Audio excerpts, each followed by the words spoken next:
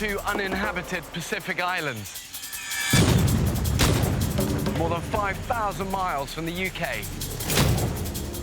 One will be inhabited by 14 British men. Go, go, go! While a separate island will be home to 14 British women.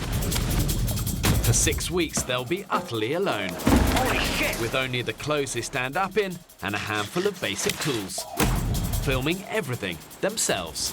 When pushed to the limits of human endurance. So thin now. Will it be brute power or mental strength that wins the day? Watch him, go no, go no! Who will have what it takes to stay alive? Tonight, we follow the women's island. Oh my God, there's Cayman! Oh my God! Survival will be harder than ever. They'll have to make fire, hunt for food, and find water. Oh. Living on the island in the middle of tropical storm season. I'm still wet, worst night's sleep. Like, surely I'm gonna die soon. Hang on! Oh shit, no, no! When pitted against the extremes of nature. And these modern-day women got what it takes to survive. Just remember to how you felt when you felt shit and leave it there.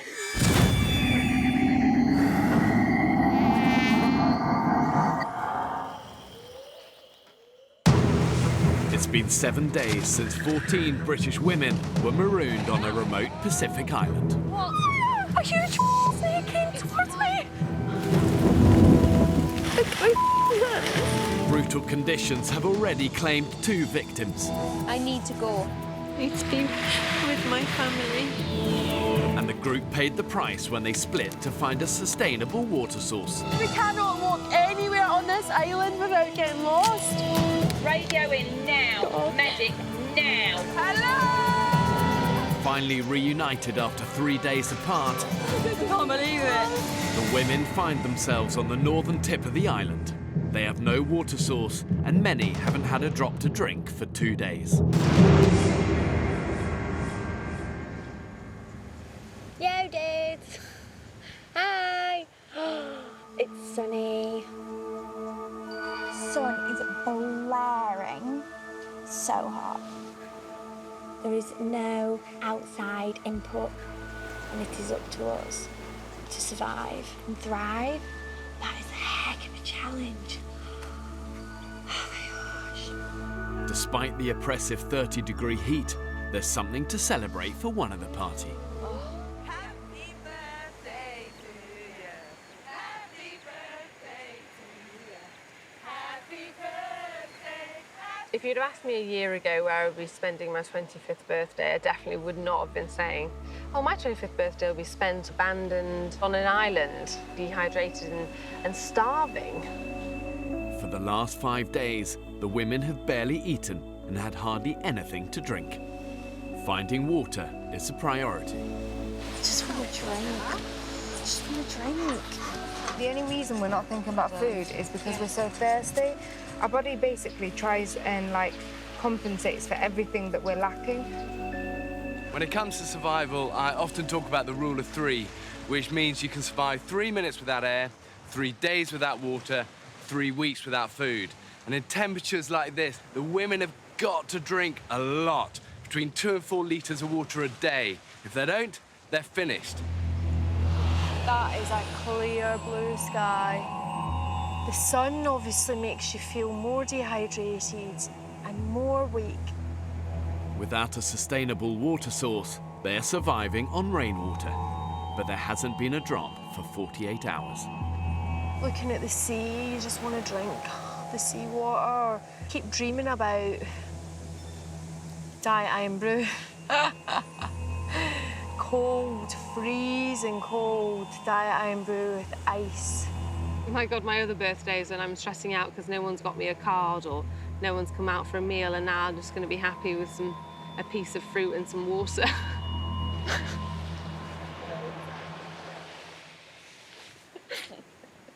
I think a bogey just came out of my nose. Eat it! Waste nothing! I've always loved adventure. In December 2013, I set off on transatlantic rowing race, 3,000 miles across to Antigua. The 30th of January, and we have just had a capsize. I have split my head open. I didn't want to give up. It'd been 96 days of pushing my body and pushing my mind further than I ever had before, but we still had to give up. So that's hard to come to terms with. I will not get off the island. I have to prove to myself that I can do it. Happy birthday, Lauren, superwoman. She's keeping us all sane. She's keeping us all sane. Celebrations are short-lived. The women have a life or death priority. Seeing the effect that dehydration has, I couldn't really have predicted that it could be so disabling.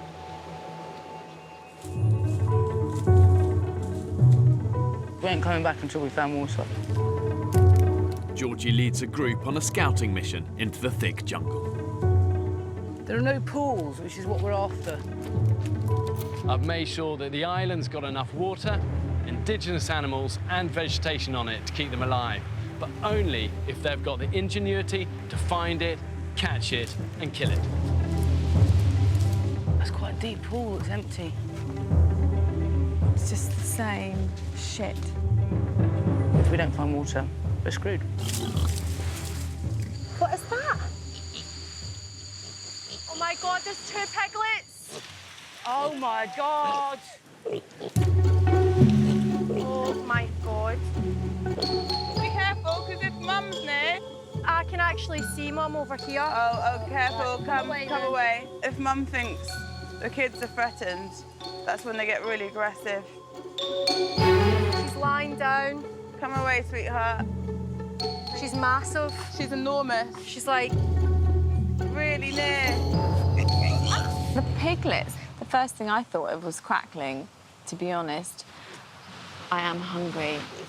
I don't think I could look into his little piggy eyes and then kill him. I'm not ready for that yet. But then again, by the time I come home, I'll probably be a full-blown fucking, I don't know, cannibal. The pigs are given a reprieve. Right now, everyone's lives depend on finding water. What are we gonna do? Can sit down.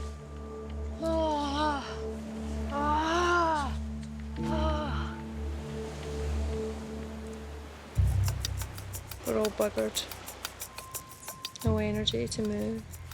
Fran, you all right? You okay? What's wrong? Whenever I stand up, I just see all black. It's such crap feeling. That's dehydration, babe. The situation is now critical. We're going foraging. Water. In a do-or-die attempt to find water, Please be careful. Georgie and Fee strike out in the midday sun. I just think I just couldn't sit and wilt in that sun down there. The weather here is brutal. You know, you got 90% plus humidity. The heat here is oppressive. So finding that fresh water source is vital. The bottom line is you go 3 days without it, you're dead. So hot today. So hot.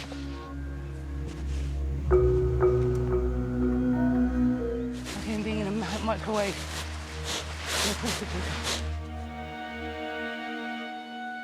I think we should look on here and then go back. Hot eating. Really fast. Ooh. Hard work. It's water. Ah, this looks good. Jesus Christ! We did it! Oh, yeah, baby. I don't give a fuck where that came from. Do you? We're drinking it. Oh! Amazing. So we hit the jackpot. Pick this out. Okay, it's not over, huh? You know what? If I die, I don't care. At least I don't die thirsty.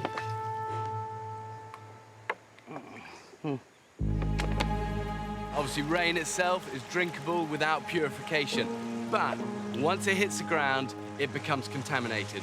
all sorts of bacteria and nasties there. And no matter how clean the water looks, You've got to boil it. Guess what I've got? Water! Yeah! I'm not going to lie to you. You drink it at your own risk. Came from a waterfall, and it tastes fine. Don't drink it. Every water from waterfall, river, whatever, has to be filtered and boiled. Because of the parasites, it's a death trap. Complete. The whole island is a death trap. The thing is, then, we need to get this fire started, because if we don't get this fire started, we're back to zero again. We're back to no fucking water. They haven't been able to start a fire for 3 days. If they're to survive, this is their last chance. I won't stop until the fire is ready, because then I know that we can drink. Yeah. Just go through that smoke, pretend it's not even smoking. So I think we've got it. Okay, stop. That's really hard. Again, it's got enough. Yeah, Well done, guys! We've got fire!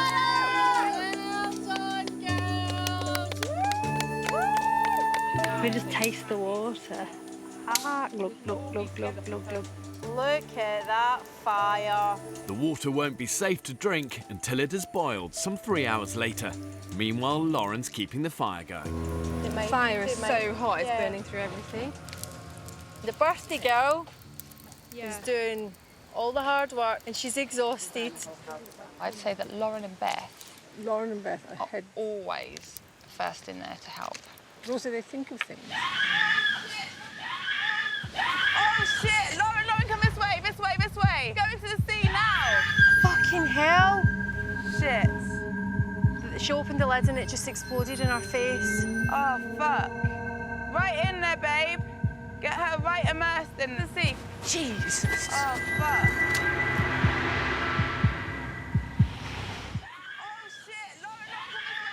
This way. Go into the sea now. Go right into the sea, because it's cold. Day 7 on the island, and Lauren's been tending a jerry can of boiling water on the fire. She opened the lid and it just exploded in our face. Jesus. What's happened? So the pressure of the jerry cans exploded. How are you feeling? Okay. Stay there for now. Keep in the water. For the moment, Dr. Belinda can't tell how badly scalded Lauren is. What you say is to run whatever it is under cold water for... Exactly. We'll see the extent of it in a minute. Just everything seems to be going a bit tipsy-turny. I just hope everything goes well, especially since Lauren's like one of our strongest people. So if she goes down, I think it would be a big detriment to us. It's like doing your water on your engine. You've got to let it cool down before you open the top screw top. If her burns prove to be severe, Lauren may have to be evacuated. Poor Lauren, she's not having the best birthday ever, is she? Dehydrated and now scalded by boiling water. I'm just going to keep dampening you and letting it cool. Hopefully she will be back to full strength soon. Lauren's face isn't scalded, and Dr. Belinda believes she can treat the burns on her arm. Especially in the blistered area. That's the worst bit. It feels like someone is singeing my arm with a hot poker. I will not let people see that I'm feeling just as weak as them, because I actually feel like some people need strength in other people to keep them going, and I'm determined to be that person. Hello! I'm still standing. Keep going. Despite the jerry can exploding, just enough water remains for everyone to have a life-saving drink. Pick your own bottle, love, they're all the same. You just used it. No, I asked for whiskey and Coke. Oh, I've went for some aloe vera original drink. And aloe vera is disgusting. I tried it with a detox and it tastes like sperm.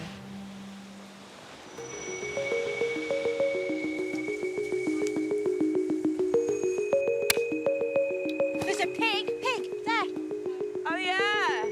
Now they have a water source, food should be the women's big priority. Piggies. Hello. All they've eaten in a week are a few handfuls of yucca and coconut. We've got two of the cutest little piglets here. Their little tails wag like dogs. They're so cute. Everything that moves on that island really should be seen as a potential source of food, and that includes the pigs. Oh, you're so cute. Come here, Sage. Onion. Oh! To befriend them is just going to make the decision to kill them 1,000 times more difficult. And really, in survival, there's no room for sentiment. Sorry, I'm just being joined here. I can hear you squeaking. What are you squeaking about?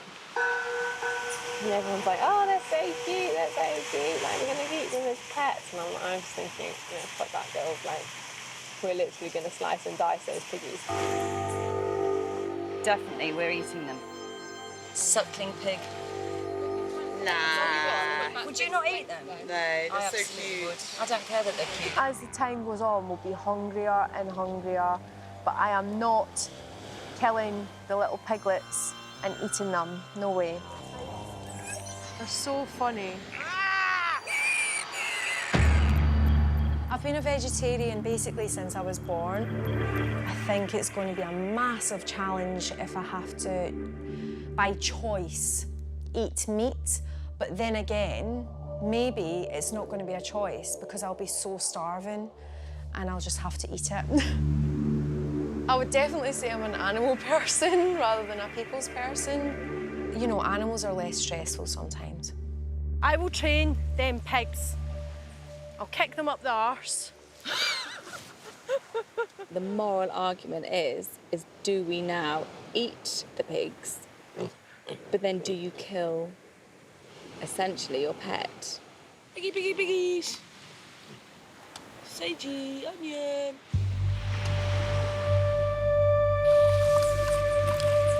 That's it, I think, and With water running low, Careful, these rocks are uber fucking slippy. an expedition party makes the hazardous journey back to the waterfall. That's it, guys, we're nearly there. Jamie, hang on. Oh! Shit. I saved the camera! Good job.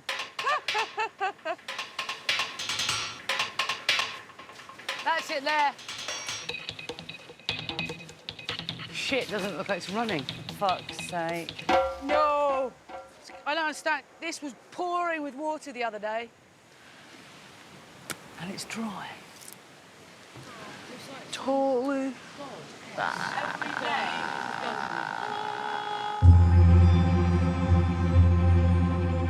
The water source may be dry, but fortunately in the tropics, the weather can change in an instant. Look at that. Never seen such a dirty grey cloud as that. Oh, here it comes! let's get water quick before they start. Can you pass me the bottle one by one and pass them over to me? Violent Pacific storms can dump an inch of water in an hour. The women need to take their chances when they can. Whoa, whoa, whoa, whoa, whoa, whoa! We need to try and protect the fire! The wood's getting saturated. They're using Georgie's poncho to save the fire, but half the group is tied up trying to collect rainwater. I fucking believe this. How disorganised can they be? Oh, hello, Piggy. Hey! Oh, they're getting shelter. Oh, it's cooking itself, really. Want to roast themselves? Let them roast themselves.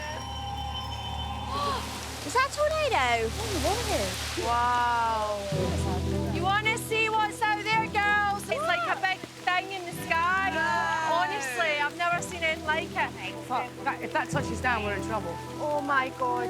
At their worst, water tornadoes are capable of travelling up to 150 miles an hour. If this hits the island, it could destroy everything in its path. It's like one of those. It's growing as well. It is growing. So that's pretty scary. We're really vulnerable here and no one can get to us if anything like that happens. So, oh, hang on. Is it dissipating or is it just curving? It's gone. Seems to just split up and gone. We get to live another day. Shame.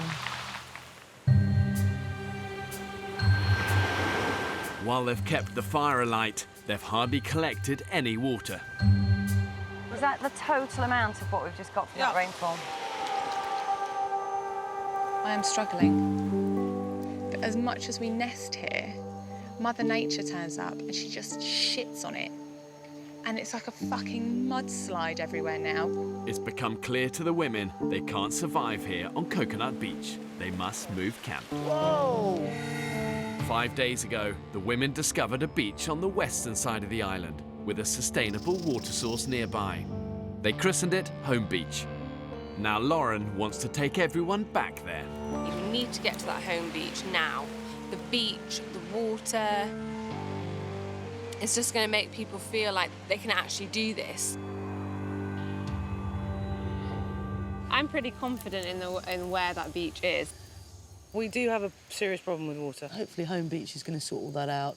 There's a stream there. Yeah, and it's just the resources. We can start making us shelters.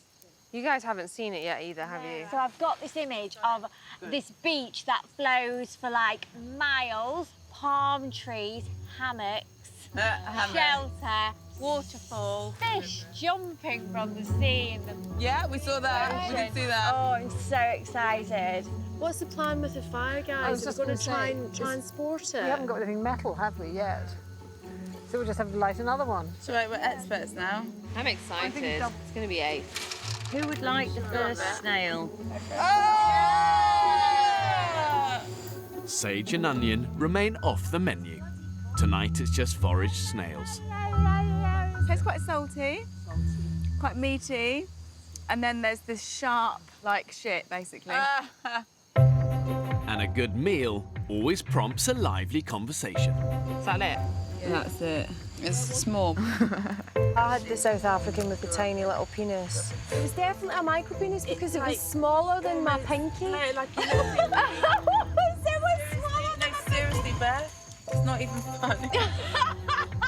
I really feel for them because no girl could feel that inside them. No. Can you imagine? Grandma, how tight you were. So what's the point? One guy who I was dating, it just felt like a little twiglet. Oh, the good thing is that they're often really good at cunnilingus. And then you have to get special condoms because they're so small and it's just going to slip off otherwise. So, do you actually get special condoms for them? You can, yeah. 6:30 a.m, day 9.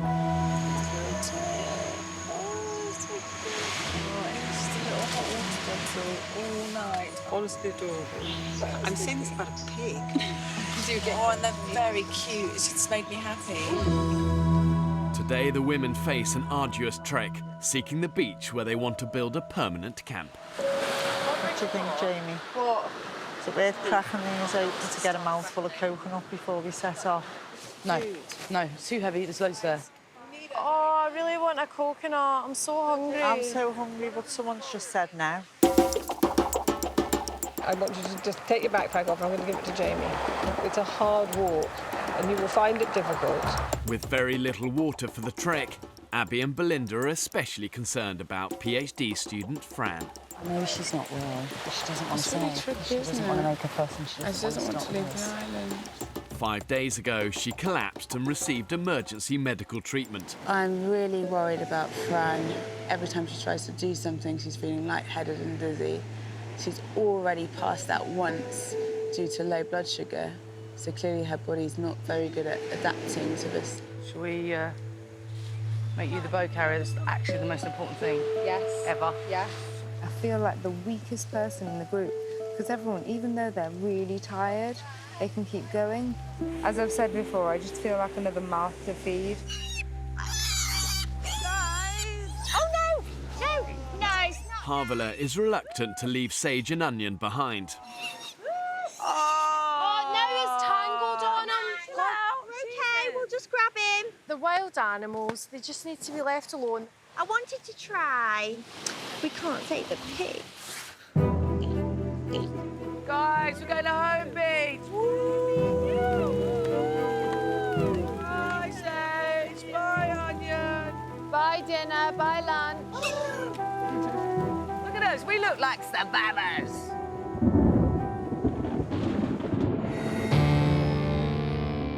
"9 a.m, the women depart for Home Beach.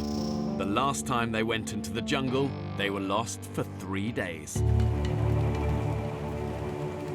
We're going down, Lauren. This time, 25-year-old nurse Lauren leads the way. Then we're just gonna like head on this ridge thing. Julie, how are you feeling? Fuck off. Fuck off. Yeah, that's how I'm feeling.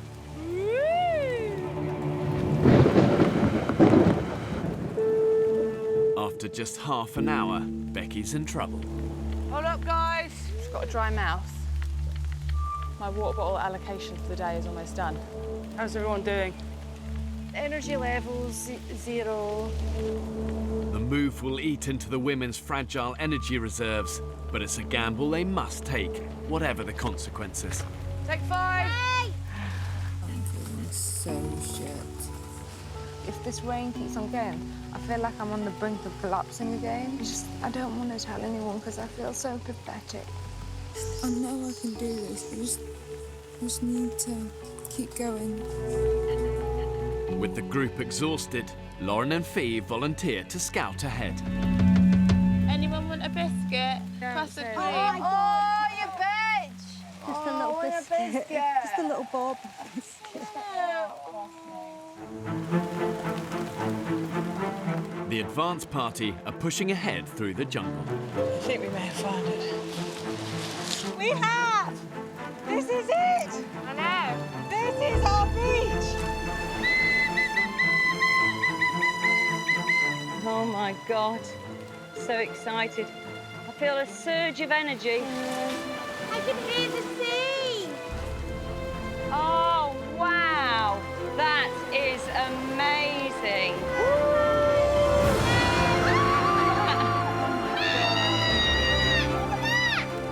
Even in the piss-soaked rain, this place looks ridiculous. I just think paradise compared to where we've been. The sea looks bluer. Everything looks better. Everything. Our pig! The pigs! Yay! They've traipsed all that way after us. I don't know whether I could eat them now. Oh. I'm glad they came. They love us. What the hell? Ketchup. Found a ketchup bottle, and I just think that's a sign. Opening ketchup.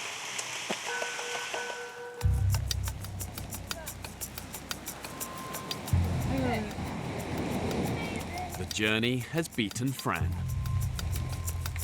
This beach is extra cold because it's kind of like open. I don't feel like I can do anything in this weather because I can't move. It's a little bit damp. Oh, thank you so much, Robin. Oh, I love you. Coming through the jungle again today in pouring rain has tipped her over the edge. She's been proper poorly. She's cold all the time. And so when we're cold, it's for her, it's like bloody hypothermia. When you're wet, you're malnourished, your body temperature just is going to drop. And it only takes a 2-degree drop to take you right bang into that danger zone for hypothermia. So the women have an uphill struggle getting Fran warm. I am on firewood duty. We need to get dry firewood. Nothing is dry. There's just no dry standing wood. It's not a little bit wet. Honestly, the place is just sodden water. I don't feel that I could cope with another rainstorm. I don't think I'm medically fit for this. It really is torture for Fran. She clearly is not a well person. I don't even have any sort of rescue meds, so if she were to collapse, it would take a while to get any further medical help to us. Stop, Bravo. This is Bravo 1, go ahead, over. Fran now feels she has no option. My body can't take it anymore. Over. Do you then want to take off the island? Yes, please. Over. I hope you feel so much better, honey. I think you might have died if you stayed. And I'm serious. Oh no, thank you. I think I would as well. I am absolutely gutted. I absolutely love Fran. She's ace. She's our little baby.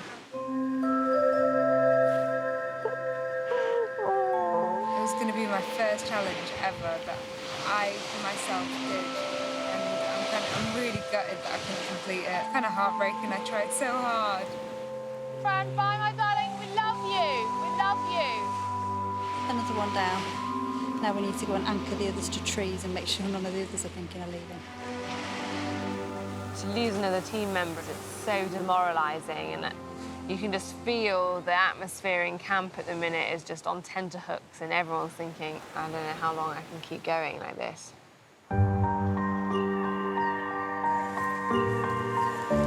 Look at this shit. I know. What the hell's gone on? The storm and an extreme high tide have washed up a potential treasure trove. Like Paradise Beach, no longer. Oh, false alarm, half a hair clip. Ta-da! Not only is it a can, it's a can with a lid. I think one of the real unsung heroes in the survivor's arsenal is resourcefulness. What's that? Is that Andrew? Oh my God. Oh my God. I thought it was Andrew. Oh my God. Here, hold that. I thought it was Andrew. Oh my God. Wait, check the sell-by date. I don't care.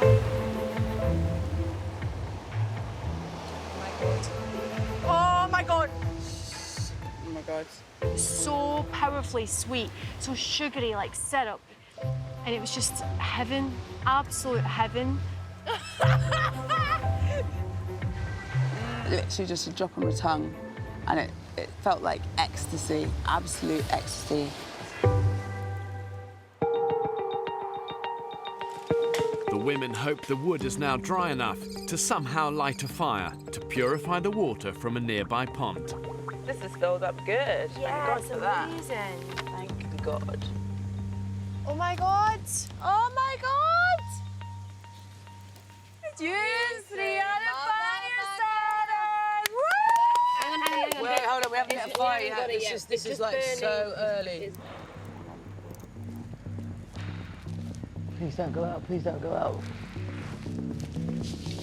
It's too fucking wet.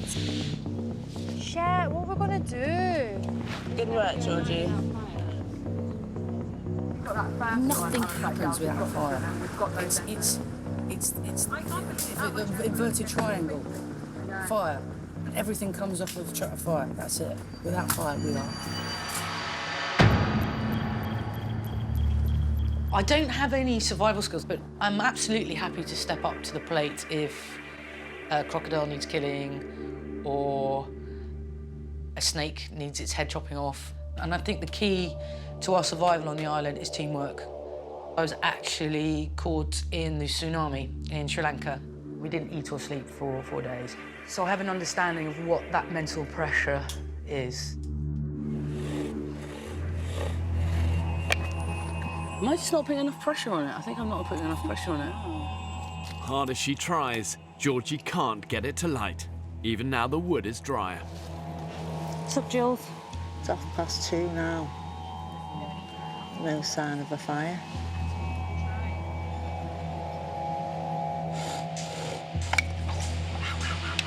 There's hardly any spindle left, is there? I know, that's the thing. That's probably why it's flicking off. Just give it another go.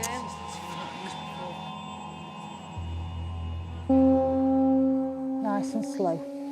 That's it. Keep it like that. The battle for an ember continues through the night. We're all getting a little bit panicked. We're starving and thirsty. Like, surely I'm going to die soon. Fucking stupid place. The women have now been without water for more than 48 hours, and they are dangerously dehydrated. I feel really drained and really faint. Dead. Okay, to you, Lauren. Me? You. Me. Fucker! It wasn't right that time, that's for sure. I think we've lost this one, haven't we? So this bow drill set, really all the parts need to be in perfect proportion for this to work. The problem is the women's drill is now too small because it's been so used. They need to start again. Their situation is now beyond critical. I feel so dizzy. It's fucking hard work when you've not drunk anything and the heat. I'm really struggling. It feels like my purpose on this island is just to be dehydrated. I'm so thirsty. Foxtrot to Bravo 1, over. I just wanted to let you know we need some supplies from you. Medical advice is that the castaways are now so critically dehydrated that within a few hours, their lives will genuinely be in danger. So really, I've got no choice but to intervene. And the women will be given a working bow drill set. Right, fire startings, bitches. Let's do this.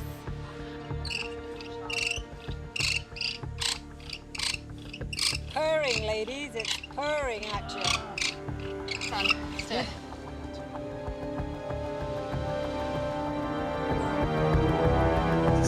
Oh, yeah. Guys, we've got fire!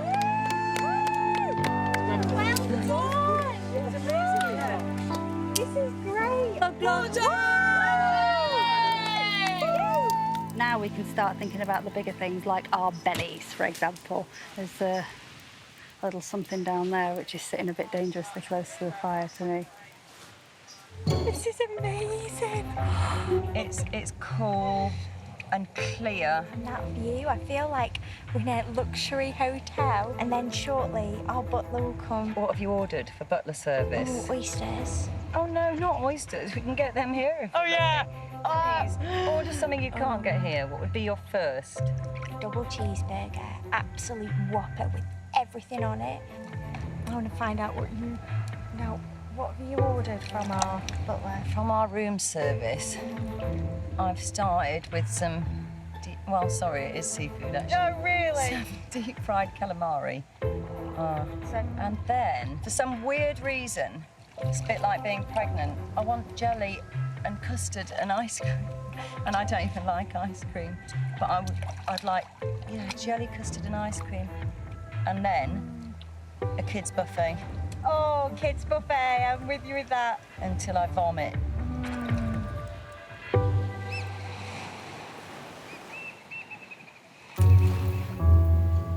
Day 12 on the island. The women now have fire and plenty of drinking water, but they're barely surviving on just 50 calories a day. It's took me, I don't know how many hours to get that many almonds. It's going to be one almond, if we're lucky. After almost 2 weeks without a meal, the group is at the point of starvation. If they don't eat soon, there's a genuine risk their organs will start to shut down. I'm fucking hungry. My tummy has gone away. I literally have no tummy, look. It's flat, flat, flat, flat, flat. My stomach's great. I'm gonna have to eat myself. Is that not the cutest thing you've ever seen? Hi, Sage and Onion. The fate of Sage and Onion hangs in the balance. The women have befriended them and now can't agree whether or not to eat them. I keep looking at those gorgeous pigs as bits of food. They're too cute. I can't. Now, imagine this. Barbecue sauce over the ribs, right? Barbecue sauce, barbecue sauce, barbecue sauce, right? Even the tail, really good, really chewy. I'd still eat it. I think we should spit roast it. Put a steak up through its bum, not through its mouth, after it's dead, of course. Obviously, I've got a completely different point of view to the rest of the girls because I don't eat meat, but Sage and Onion, the little piglets, I'm definitely not eating them. We've got 2 pigs, Sage and Onion, which have become our pet pigs. They followed us all the way from Coconut Beach here, which is a long walk for little legs. They were thriving at the other beach. What's lacking here that they could get at the other beach? They were digging up lots of roots at the other beach. It was really muddy, so the water collected in the mud, whereas in the sand, water doesn't really collect. We have to set a limit to how much we do that compromises our resources over the pigs. Over the past few days, people have been laid down with double vision retching and not being able to walk. Yeah. People are really suffering, and you need to eat to survive. Nobody wants to kill anything, but we need to eat. Understandably, a lot of people find the whole concept of killing animals, it's either cruel, it's upsetting, and yes, it's never pleasant to take a life, but in a survival situation, when it comes down to the wire, it's a simple choice, them or you. You're really upset. Everybody's really upset. Can we show of hands that we agree that we do something soon? So, Jamie, where's your mind thinking at the moment? I don't want anything to do with this. Well, who's going to kill it? Well, that's the next question. I'd have volunteered myself to do it. Just because I know that I'll do it fast. I'm going to get all dehydrated. Have a little drink of that. It's crying out more than you're taking it. Oh, sorry. You see, it was wrong to all get attached to them, wasn't it? I always say, once you've named something, you're screwed. Yeah. The reason I'm so upset is because they reminded me of my dog. And I really thought we were going to have them until we left the island. It makes everything real. It makes everything like, well... Pretty raw, isn't it? Yes! It's raw. I just want to make it the most, like, peaceful death. You know, like, if I was panicking, then it would feel that. If anyone seems a good whacker. Not annoyed at anybody, I just don't want to have any part of it. As long as I don't see it or hear it, it's just upsetting. Just gently hold them out because I don't want them to struggle. I want them to be relaxed. But I tell you what, they've had a little better life than most pigs in captivity that are bred for pork. Pork we eat and the chops I buy and the sausages I buy, they've had no life at all. I don't know another pig that's gone to bed with a load of people. Ready? Should I race? Absolutely. Yeah. 1, 2, 3.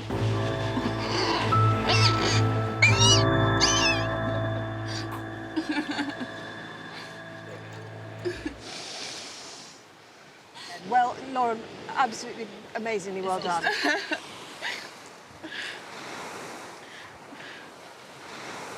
You did the job really, really well. Really well. It was quick, and it was painless. That was pretty emotional, wasn't it? It's really horrible. It's never easy to take a life, but having learned from this first kill, they actually dispatched the second animal swiftly, cleanly, no hesitation. Yeah, I'm glad it wasn't distressed. Should we get it back and get it on the barbecue? I've never ever killed an animal before, especially as a girl as well, is that I don't think we're designed to want to kill anything, and that's what has been a huge learning curve for me. You know, it's reality. That's what it is. It's brutal reality that if you want to eat, then you are going to have to kill something. Gosh, Lauren, she's the first to volunteer for the pig. She's very matter-of-fact, very hard-working. Actually, if I could channel a little bit of Lauren, I'd be very happy, because she's very impressive. We needed something that was going to kickstart us into not viewing animals as pets, but rather as a way that is going to allow us to survive. You know, it's going to give us the energy that we need to get hunting, get finding water, to find wood, because that is all exhausting work. It's very sad, but if I'm perfectly honest, I'm really looking forward to the meat. Because I think we're all in dire need of a bit of a meal. Harvey, just to let you know, the pig's on the fire. I'm not being a hypocrite. I'll look later. I'm just not ready. Thank you. There's no way I'm going in there until it's all done with. I wouldn't go in there. I'm not eating a pig. This is a really decisive moment in the women's struggle for survival. Now, they have the mindset to progress as hunters and killers. They've actually crossed a very important psychological line, and for the first time, they're behaving like survivors. Are you ready, guys? Yeah. This tastes good. Oh my God, it's unbelievably delicious. I don't like the fact that I'm eating the piggy, but it is good. I don't know about anyone else, but I feel like a wild animal. like a cave woman. What do you think that tube is? It's a testicle. I quite like things like that. Do you know what I mean? It's quite savage. We needed that. I'm not gonna lie, it was gorgeous. I could have ate it all myself. It's all good. That's it for now. Over and out. Next time on the island. You lazy bunch of bone-idle bastards! We're not even halfway through, and tensions are beginning to fray. We're not all just grand to bash on bits of wood.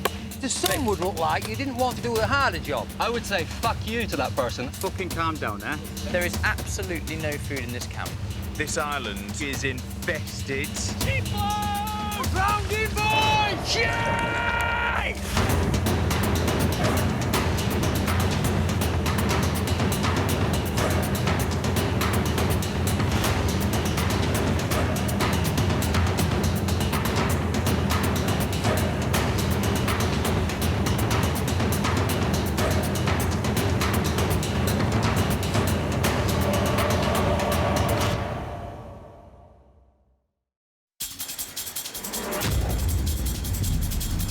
Two uninhabited Pacific islands. More than 5,000 miles from the UK. One will be inhabited by 14 British men, while a separate island will be home to 14 British women. When pushed to the limits of human endurance, will it be brute power or mental strength that wins the day? Who will have what it takes to stay alive? Tonight, we follow the women.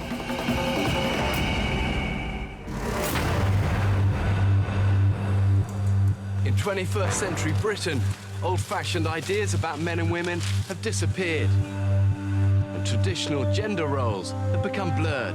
Women are often expected to do it all, combining childcare with excelling at work. Don't let that happen again. I don't know who's doing it. It's really, really embarrassing and unprofessional. But if stripped of all of the advantages of modern life, are multitasking 21st century women better cut out for survival than men? To find out, I'm abandoning 14 ordinary women to fend for themselves on a remote desert island. A huge snake came towards me. It came right at me. They will be utterly alone, It's be with my family. filming everything themselves. Right, you're filming me, filming you. That is the biggest shaka I've ever seen. They'll have to hunt for food, All right, you are. Oh. for water, Yeah, it's collecting water now. and for shelter. Oh, for f***'s sake. The women will be taken to the very edge of existence, living on the island for 6 weeks in the middle of tropical storm season. It's like a tornado. That is terrifying.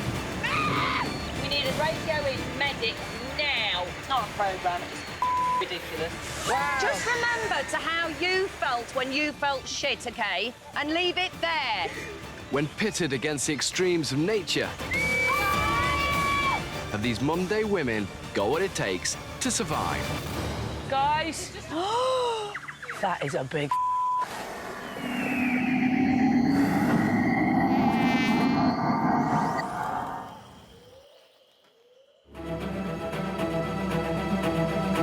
People hold a lot of their self-worth in things like money, what they're able to buy, what car they have, what clothes they have, makeup, how beautiful they are. When all of that's gone on the island, I think it all comes down to what sort of a person you are. I think you've got to be slightly mental to want to do this, right? I think you've got to be slightly off your tree. As human beings, it's the closest we're going to come to a reboot. I'm about to abandon 14 British women on a remote, uninhabited Pacific island. I want my daughter to know that her mum is actually quite brave and she's not just this person that's there to make tea. I want to show her that you can do anything. Really looking forward to going back to the hunter-gatherer, our animalistic roots and finding your own food. I think it's only by pushing yourself to these extremes that you get to find out who you truly are. These are ordinary women with no previous experience of surviving in the wild. I'm not going on because I can kill an animal and I know I can survive and I can chop down a tree. I'm doing this because I can't, but I'm eager to see if I can. It's the adventure. There's so much I haven't seen. There's so much I haven't done. I'm running out of time and I might be running out of health. How fast are we going right now? About 30 knots. We can go really fast if you want. I think people often think that to be good at adventure or survival, you've got to have big muscles. But actually, in the battle to stay alive, it's one in here and in here, not on these. Get me on the island, all of us girls. I think we will not only survive, but I think we'll thrive. This is your island, straight ahead. There's no beach!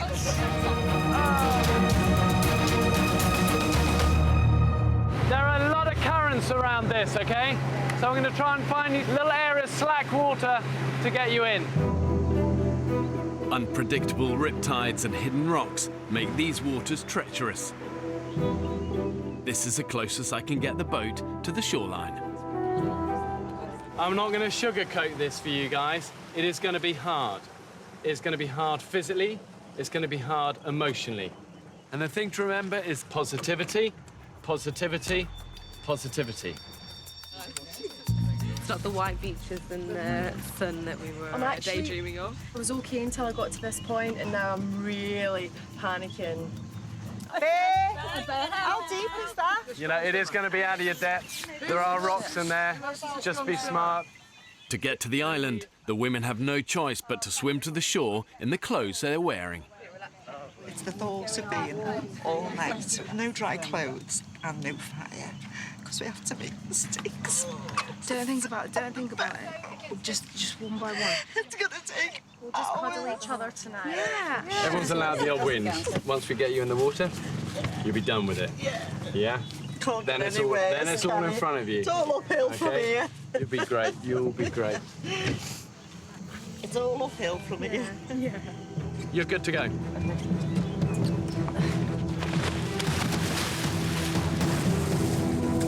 Let's go for it. The women take with them bags and cases containing their filming equipment and medical supplies. This is croc territory. Let's get you out of the water as fast as we can. Okay, let's go.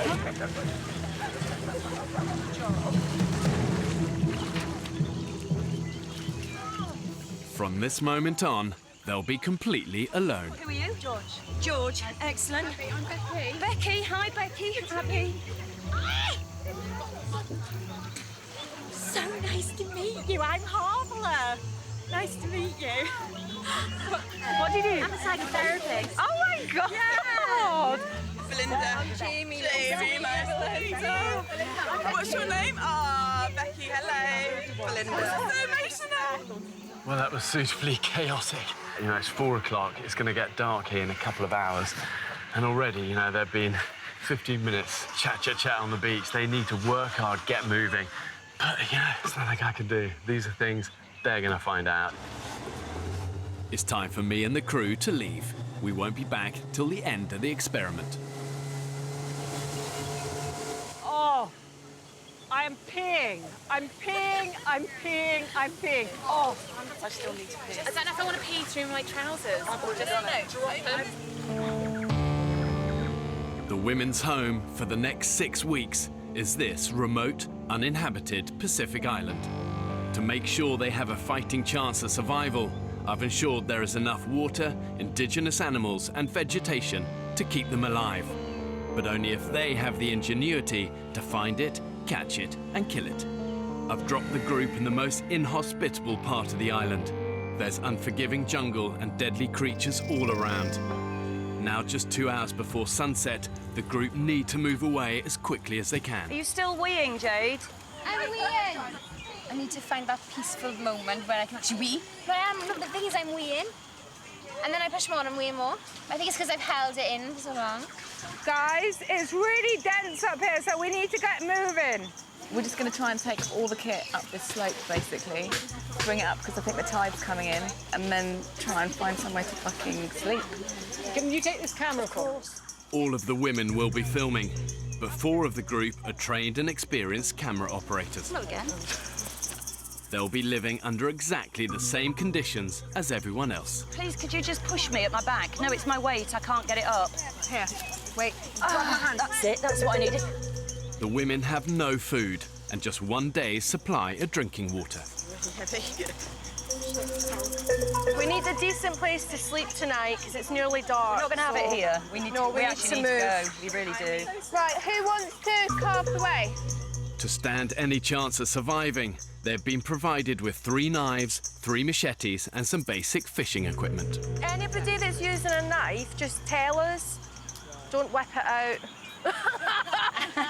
Guys, are we going right or straight? Guys, should we get together and have a chat? Because let's ask her. Let's come up, there's a clearing. With little daylight left, the group's priority must be to find a safe place to camp and quickly. We can't just come off a boat and stay in the same place. 100%. Do you want to lead the way? Make a decision. You lead the way. Anywhere you think it looks the clearest, we'll follow you. I'm not going that way, right? It's more dense and the light is through over here, so I want to go over here. Guys, be really careful when you come in on this trail. I'm still going up. Keep going, keep going. Need to get the fuck out. What? Oh. Right, stay still. We've got dinner. Oh my God. What is it? Snake. It's right near me. A huge fucking snake came towards me. I think what you need to do... Fucking hell. Right, it's going up the tree, girls. Shall I just chop its head off? It came right at me. What?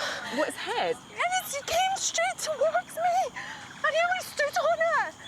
That's why I ran away. Oh, fuck. I'm gonna fucking die on this You're all right. island. You're not gonna die. You are not going to die. It came right towards me like that. Just breathe slowly and walk up to me How now. am I gonna sleep in this island? Come on. What's her name? Jamie. Jamie, come to me. Oh my God. Just come to me. Right, I'll come to you. Oh. To be honest, I'm frightened of everything. Bugs and snakes and crocodiles and sharks. But I really, really want to overcome the fear.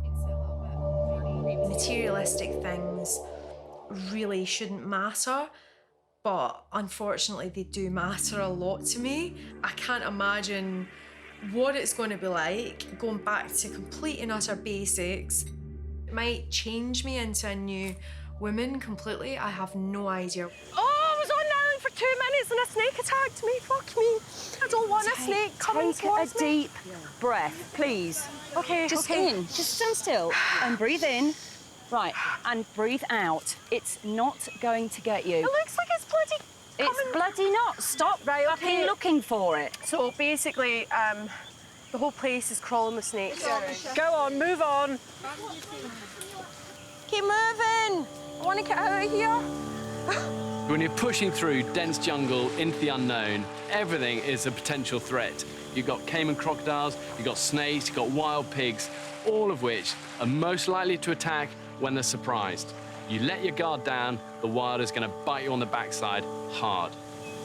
I feel like everything's crawling. It's not. You've got to try and just take your mind away and just pretend you're walking through some lovely area of a botanical garden. Oh shit, they're yucca. Oh, where? Right in front of us. Look. Oh. We got a yucca. Guys, we need to get our priorities straight. It's an early win. they've identified a valuable source of carbohydrate. We're getting too excited about yucca.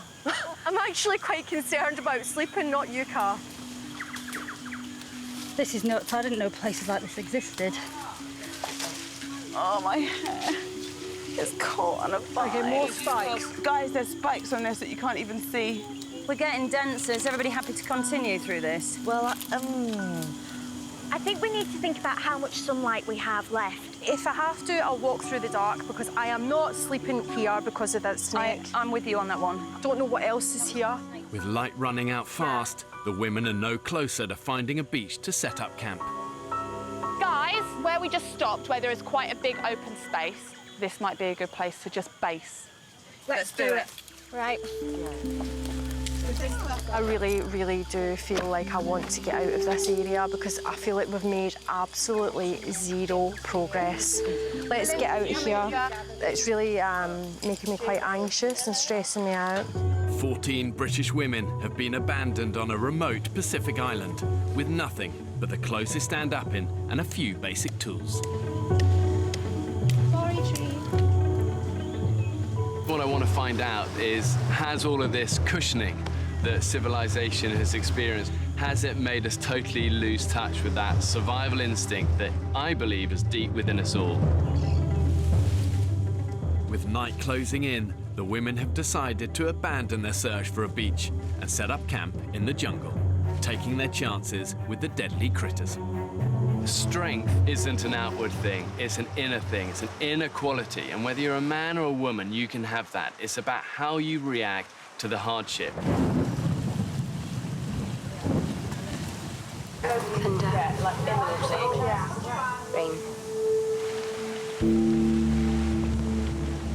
Rain, rain, go away, come again when we get off this island. Just got changed and now it's raining, so I've only got my normal pants.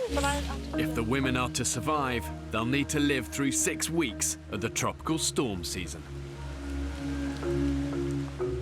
At its worst, the torrential rain can dump up to an inch of water in an hour. My current knickers and trousers are wet through, so I feel like I've wet myself a bit. I'm wearing a shitty nappy. I have dry socks though, which are in my bra, keeping even drier. Yeah, that's a good idea. Without shelter, the only protection the women have from the elements is their raincoats and ponchos. It's absolutely hideous. It's going to get dark soon. And that will mean that there's no heat at all. So we will go to bed cold and damp. And we'll have to sleep on a cold and damp jungle floor. Look at my fucking hands. I'm a hairdresser. And, like, I can't afford this.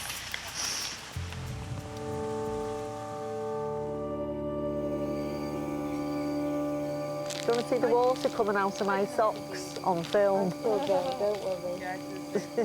7 p.m. and the women are determined to get a fire started. If you can find another tree with some of that, great, but that'll burn very, very quickly. It's cold and it's horrible. I'm trying to actually not even think about it. That's what I'm trying to do at the moment, just focus on what's going on and not focus about the dark. Because if we don't get a fire and we sit down, awful. After just 2 days survival training, Becky, Georgina and their team have made a bow and drill. And we move this really slow and low, Becky. I like it long and I like it slow. Spinning one piece of wood against another should create enough friction to produce a burning ember. I mean, honestly, who'd be a bloody caveman?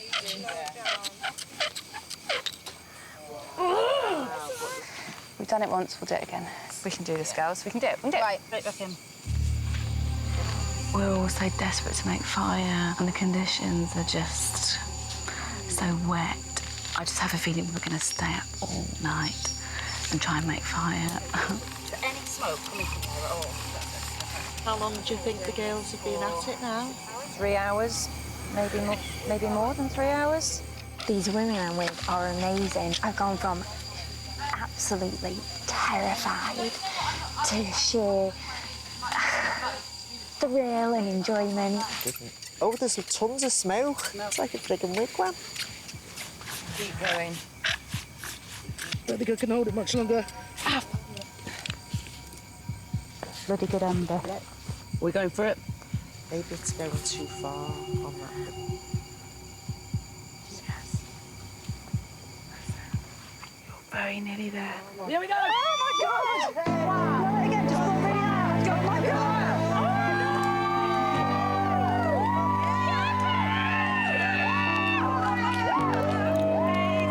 Us women just like to do this by persistence.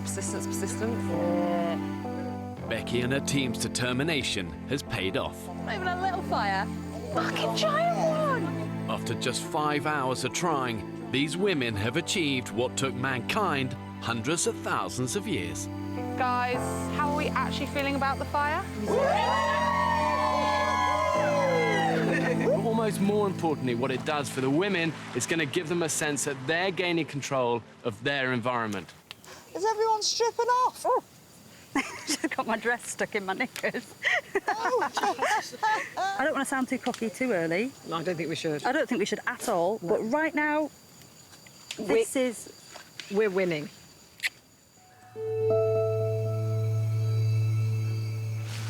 Oh! Jesus. Fuck me! What the fuck is that? Please tell me that's not a spider. It's that big crab over there. Can you see it, Jules? Oh my God, there's no way I can sleep here. Fucking hell! We're not staying here tomorrow. We're all going together and we're going that way, and we're not going to stop until we find a framing beach. Oh, no. Lady's got crabs.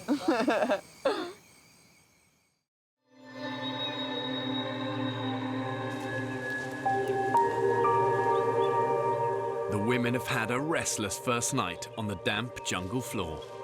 I tried to have some sleep, but the noises in the night and the crabs that were creeping up on us, I just couldn't. I just sat up all the time with the torch, the head torch like that. I did. I woke everybody up with my farts. You did about 5 or 6 big loud ones. Yeah, well, no, they weren't loud. Oh, no. You just decided to sleep where I farted. This is that yucca, and it's a bit like a potato. Despite lack of sleep, Julie's playing mum and has rustled up a little breakfast. We're very excited. We've got our first foods. Oh, hang on. Oh my God. Not as nice as normal food. When we're actually starving, it'll be absolutely amazing. The group may have found food. Add to the collection. Oh, it's swollen. But during the night, it's the women themselves that are featured on the island menu. Look at my back. I've got like a full face of spots. I can't even like wipe my eyes because my hands are dirty. Look at my nails. Basically, I cannot be dealing with this. One side of me is like, I want to do this, I love nature, I am one with nature. And the other side of me is just like, look at my fucking face. You're shitting me. You know, what the fuck, like? You always look gorgeous when you're young, you do. Don't they? Exactly. You know. We're all young. Your boobs are better than mine. Well, mine are false. Yeah. The urgent priority for the group is to find a safe place to camp, away from the jungle creatures and near a sustainable water source.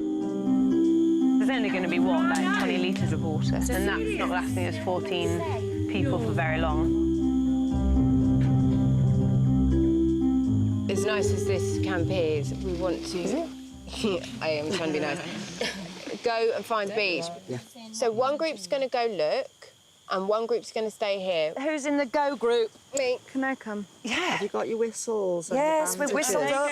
Hold on a minute. You think that you can walk right round this island? We in the don't water? know anything. It's trial and error, isn't it?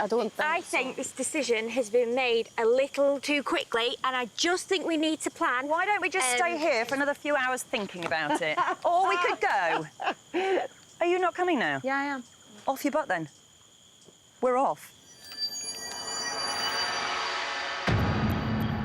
I've done the children, I've been mum, I've done my business. I'm at this age now where I need to do something for me When I was younger, I did want to do certain things, but I never had actually either the balls or the friends to do it with me, and I didn't have enough balls to do it on my own. And now I want to see if I can cope.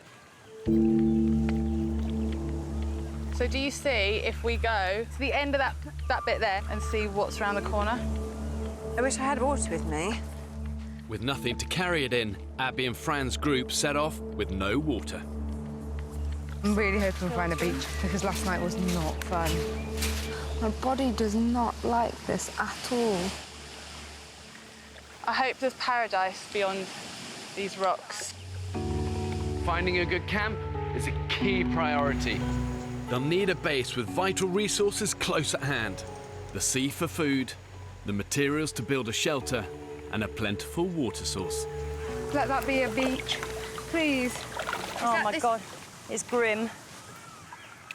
I have a feeling when the tide is high, that disappears. Yeah. What, the whole of that? I agree. And that's a mangrove there. Yeah. This whole thing's been futile around this side then. This is shit. What do you want to do? I need to have a drink. So we have a good trek to get back to Drink town. I'm like shattered. We can't let this island take its toll on us on the second day. It's hot, we don't have water. Just even trekking is a risk right now. The women have left themselves exposed in oppressive 30-degree heat with nothing to drink. I'm sick. I'll have to sit down in a minute, I'm going to collapse.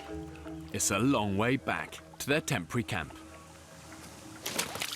Guys, we've had a fall. Oh, fuck. Okay, don't panic. Shit, no, don't, you all right? Moment. This is really funny. Oh, shit, no, wait. Sit forward, gotta sit forward. Okay, there we go. Just put your head down low, low. Don't headbutt anything.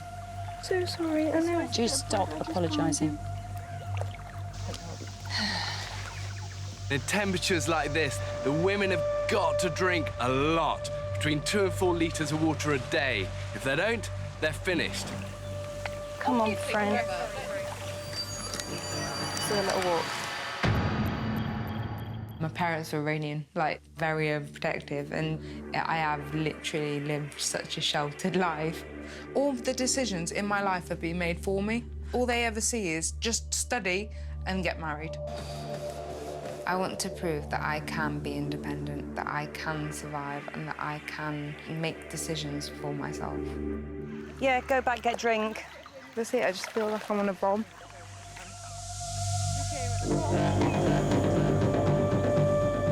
I actually just thought we'd find some idyllic beach within 24 hours, but actually the reality is we're actually only something like, oh God, a few hundred metres away from where we jumped out the stupid boat. So right now I feel a bit of a failure.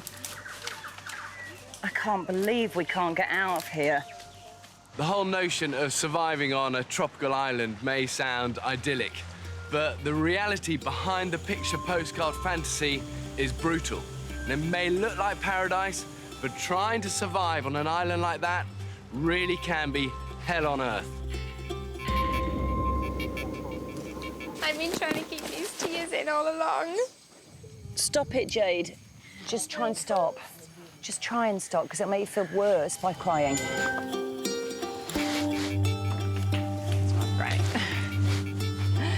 It's not great, I'm not gonna lie. Day 3 on the island. The women have been forced to spend another night of misery in the jungle after failing to find a safe place to camp with a water source. Everybody just needs to find that bloody beach, because I'm not staying here again tonight. No way. Stop with the tears, because it isn't going to do anything. It's not going to change anything. I think Jade's really struggling with just getting used to, like, island life, as we all are. I know that sounds really harsh, and I'm not being a bastard. I'm trying not to be, but Truth, yeah, I get it. I understand what you mean. I sometimes, with my children, have to just say, shut up. Do you know what I mean? To pull them round. Or can't you channel your anger through somewhere else? Yeah, I'm angry with Bear Grylls. Yeah. Go with that thought. Yes. Just go with that thought. Yeah, I'm really angry with Bear Grylls.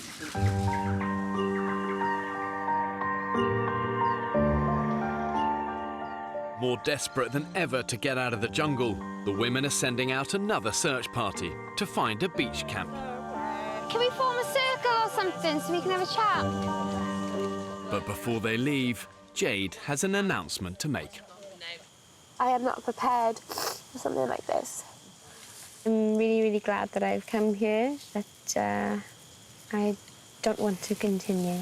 That's perfectly fair. What is it that tipped you over the edge that you just can't cope with anymore? Everything's wet, even my socks are wet, my shoes are wet. I've got bites all over my hand, on my face, and yeah, they go in, and that look as bad. Did you not think that was always going to happen, though? That we were going to get bitten and we were going to get wet? You're wet and you're cold and you're this and you'll go back and I'm ill. And I'm you'll unwell. have food. I'm unwell. I've been bitten to shit. I'm unwell. My health comes first. And if we found the beach today, and if we did find the glorious beach, that things could be so different. I don't know what to say. I know I can stay. I don't want to. Yeah, and that's, that's all honesty. Yeah. Put my hands up, you know. Put my shriveled, hanging nail off, bitten hands up.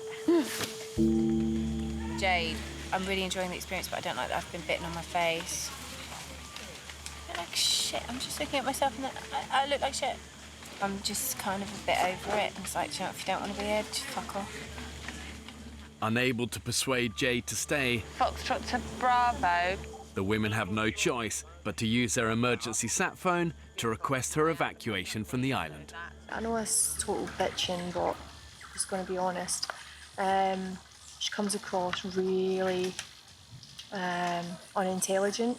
She is not intelligent enough to actually realise what she was getting herself into coming on the island. Bye, love. I can't get up. I've got nothing on my feet. After less than 48 hours on the island, hairdresser Jade is making her way to meet the boat that will take her back to civilization. What was the point of me waxing my bikini? I haven't even shown my legs yet. The truth is, for the women on this island, every single one of them will have a low point. It is just the nature of survival. This is all about seeing who, in those moments, who rises and who crumbles. Right, everyone take a whistle. Thank you. Great. The women urgently need to get their search for a camp underway and find a permanent water source. Their original supply of drinking water has run out. All they have now is one muddy puddle. We've gone that way, we've gone that way. The one direction we haven't gone is that way. Yeah, that's correct. the way I think. This time, 58-year-old Forrester's daughter Fee will lead the expedition party's hunt for a beach. I'm used to being in forests, and I'm not going to be really happy if people start telling me I'm going the wrong way. Yeah. The most important thing is that we go, and we go in a straight line. 7 women volunteer to join Fee on the trek, including furniture maker Kate. She's got the sense of direction. I'm following her. Abby, Fran and 3 others stay behind in their temporary camp to keep the vital fire alight. We will come back with a beach. Please do. Go on, move on. Fee's plan is to cut right through the dense jungle interior to the opposite side of the island. This is not a decent route. It's full of vines and everything. We're in a jungle. I know. Splitting up your group is a high-risk strategy. But if you do decide to send out an advance party... Preparation, preparation, preparation. It really is fundamental to good survival. And you've got to prepare for any eventuality. One small mistake can quickly spiral out of control. I've got our group water so we can keep hydrated. With rations restricted, they've only brought 2 litres with them in improvised bamboo cups. In this heat, that's likely to last less than an hour. I love it. I actually think that's really tasty. It is nice, isn't it? I think the bamboo flavours it. In the last 9 or 10 years, I've been made redundant 4 times. I went from being this high-flying career woman to nothing. I don't think the children have anything about me that they would talk to their friends about. You know, Daddy designs roads for a living. I don't think there's anything that makes me amazing to them. I have to finish it and have to do it and make my children proud of me. Fee? What? What about that way? That's downhill and there's lots of sunlight, which means No, we've had lots of patches, lots of sunlight. What we need to do is get up here. Fuck. George, I'm just going to forge ahead. She's going through anything. Doesn't matter what it is, Bee's going to go through it. She's on a mission. George, I have no idea if this is going to work. Who gives a fuck? At least we're trying. Fee's expedition party are now deep in the island's jungle interior. What? Ripped my trousers even more. They couldn't get any more ripped. Fluids are running dangerously low, and they still have no idea how far they are from a beach or a water source. They're just losing so much water. In unrelenting 34-degree heat, the group are now sweating a litre of water an hour. The more we're sweating, the more we're losing, aren't we? Is that us run out of water now? Yep. Yeah. Oh dear. We've run out of water, which is pretty stupid, actually, I think. God, this is nuts. Lost and adrift in the jungle interior, the women have no idea when they'll find their next drink. It's hard work. It's just draining. Like being in a spider's web. Is there any way to get fucking through? This is looking better. Wow, look at that. Sky! Woo! I can smell the sea. Fuck! If we get there, can we have a celebratory swim? I'm not wearing any pants. We'll just have to go for the full-on muff. Full Monty. Whoa, I can feel it. Yeah, it's here. Oh, wow. I can see a fucking palm tree. Woo! Unless I'm delusional, that is the becking sea woman. This is for us. Guys, we found it! Is there a beach? Yes! Oh, God. Woo! Look at this. Oh, my God. Oh, my God, it's been fun. Yes! Amazing. Oh, my God, it's like a wave. Oh, the relief. Did you ever think we wouldn't make it? I honestly didn't. We did it. I know I'm gonna cry. Come on. Oh. This is the most beautiful beach I've ever seen, and you know, if it was the most disgusting beach, it'd still be the most beautiful achievement, because that in there is horrific. We're going swimming now in that cool Pacific water.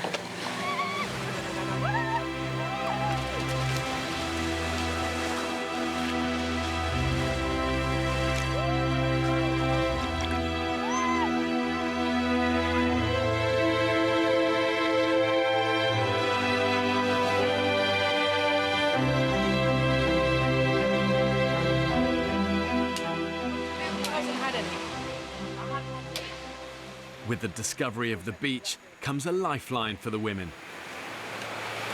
Honestly, I feel so dry and dehydrated. Based on my mouth, I was feeling like Gandhi's flip-flop. No energy. Oh. We can clean our teeth and we can comb our hair. And I found some flip-flops. The expedition party have discovered a beach, but they're yet to find a permanent water source. It looks like it might rain, so we might actually be showered on all night tonight. Shit. Going down dark, we have no water, we have no fire, the sand flies everywhere. So, you know, there is potential for it to be amazing, but right now I'm just thinking, oh my God, how are we going to get through the night? With night drawing in, the women have no choice but to sleep here and return to collect the others in the morning. I can actually smell myself. Yeah. I completely hum. Yeah. My armpits. The worst thing is our feet. Yeah. With no shelter, the group will have to take their chances with the elements. And the frustrating thing for me is we all bloody knew to go be prepared. Oh my God. 3 a.m. and the heavens have opened. Shivering, freezing cold. I don't like this. The women's expedition party discovered a beach to base their camp, but haven't yet found the key to their survival, a sustainable water source. We huddled under about, well, all of the palm fronds that we found for our bed. They're soaked through, stranded and dehydrated. What the good thing is about getting this wet is that we can wring out our shirts and suck them, and I'm really not joking. At the minute, we are barely coping with the situation in which we find ourselves. Barely. Are we? Hardly, actually. Barely. Because we didn't prepare properly. No. That is the bottom line. And now we're sitting in the fucking rain again. Incredible. In the height of storm season, the weather can literally change in the blink of an eye. You know, 1 minute you're going to have scorching sunshine, the next thunder, lightning, torrential rain. And in these sort of extreme conditions, even the thickest jungle canopy is going to give you precious little protection.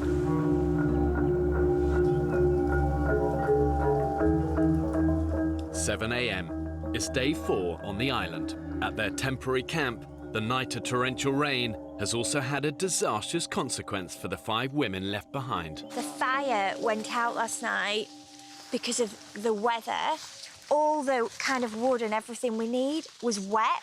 So when we put it on the fire, it just made the fire die. It's just gone out. The situation is critical. Without fire, the group have lost their only means of purifying the water from the muddy puddle. They're now down to capturing rainwater in Beth's poncho. This is what we're resorting to now. Roof water. On the other side of the island, the expedition party is also having to rely on an alternative source of hydration. I think these coconuts are making my bowels move a little bit. So I'm gonna have to go and look for somewhere to try and do a poo. I may as well just do this. Because I've got no fucking trousers. The women set off along the beach, scouring the area for a sustainable water source. We saw all those riverbeds, and I reckon this is where one of them obviously comes out, because we've got this massive drainage point of all this fresh water. Hang on. Are my eyes deceiving me, or is that a huge water source? It's slightly muddy, but it's not salty. Yay! We found water! We just need to find a container now to boil it in and fire. The discovery of the water source means the women can use this beach as their permanent base. Right, let's get going. But before they make a camp, they face a daunting trek through the jungle to collect the others. Have we got any water again now? No, we've got nothing. Have we not got any coconut water? Nothing. We've got nothing. So we're going on this trek knowing that we're going to get absolutely fucked and dehydrated. Now, honestly, I have no idea if this is right, but we've made a plan, so we've got to stick to it. Navigating under thick jungle canopy is always going to be difficult. It's going to be unpredictable, you don't get reference points, you haven't got the sun to guide you. And embarking on a journey like that in 30-degree heat with no water, really, you're on borrowed time. You need to do it like you mean it. Let me show you. Brilliant.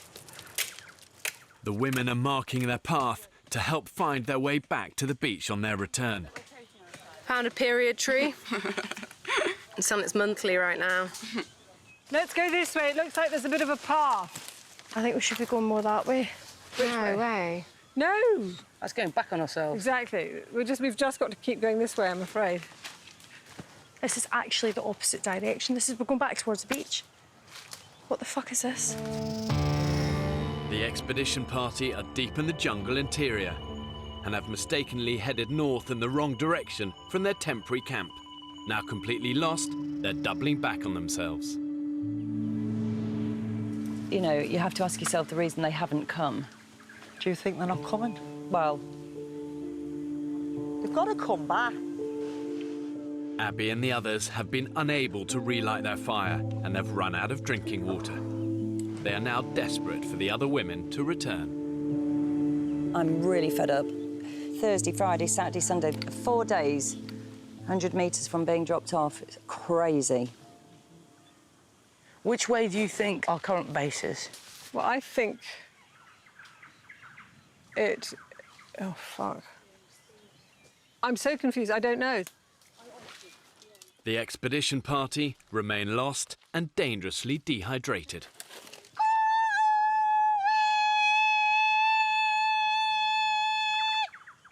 What just happened there? I was just calling so that hopefully the base camp will be able to hear the hello and make a sound back.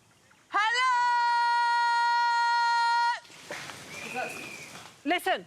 Hang on. Shush, shush. Blow again. It was a one-whistle response. Yeah, that way. They definitely whistled. I wouldn't be surprised if they couldn't find a whistle at the other camp, and that's why they didn't reply.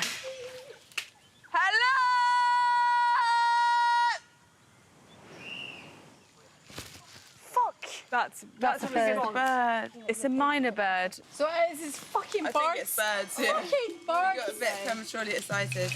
Right, where the fuck do we go now? Moving through jungle, you get wall after wall of dense undergrowth.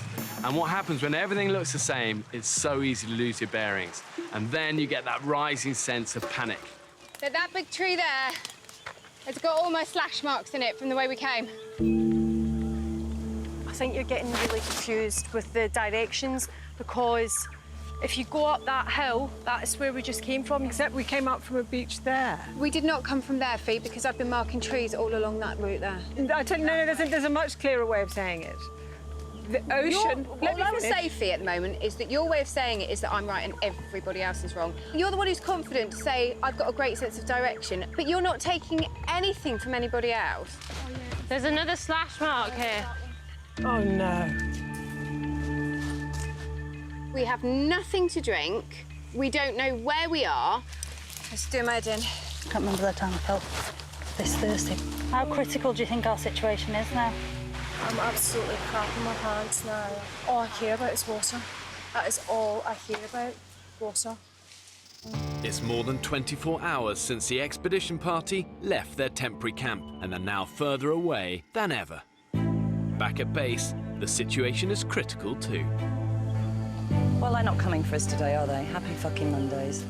The women left behind are struggling to find dry wood to relight the fire, and without this, they can't purify the remaining water in the puddle. And they've barely eaten for 4 days. You think we should start a fire? Yes. Do you want to start clearing all that shite off the fire, Fran? I can't, my heart's beating like that. Well, so's everybody's, Fran. We're all in the same boat. What for now? Let's not be bitchy, please. People can manage and people can't, and we'll have our ups and downs, but let's not bitch. I'm sorry. No, come and sit here. Don't talk. Just come and sit here. Come and sit on the comfy chair. And sit there.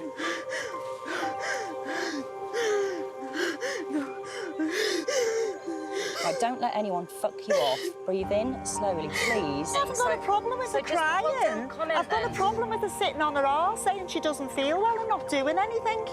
All our hearts are beating fast. Julie, you just order me about all the time. Because you do not. I do. Oh my God. No, that's not true. That's absolutely not true. I trapped the first day. I've been trying. We're in day 4 now. She needs a fucking rest. And that's it. Thank you. Just remember to how you felt when you felt shit, okay? Yeah. And leave it there. Tension in the camp are really high. Oh my gosh. It's just so hard. And I'm not going to leave this, so I've got this for I don't know how many days. Next time on the island. I think that's genuinely shitty, walking away and letting the rest of us die in a big way. We need to find food. That's the big issue in the camp. Woo! Yeah! Get it! This island either wants to decompose you from the outside in.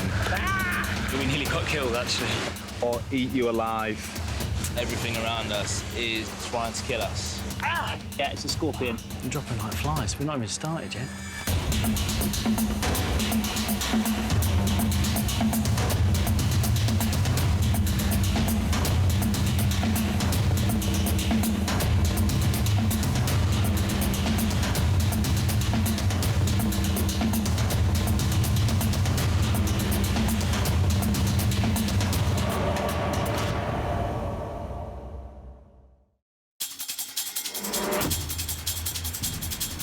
Two uninhabited Pacific islands.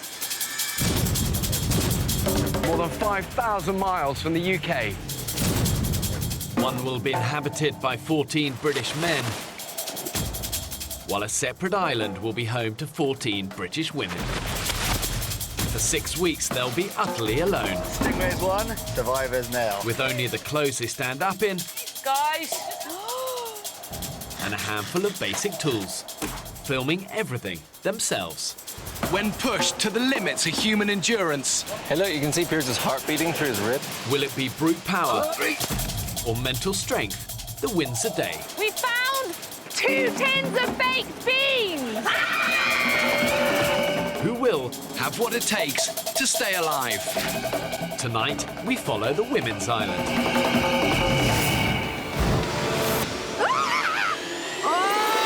Survival will be harder than ever. They'll have to find water and hunt for their own food. That is the biggest shaka I've ever seen. Living on the island in the middle of tropical storm season. How on earth are we expected to survive in this? When pitted against the extremes of nature. Hello!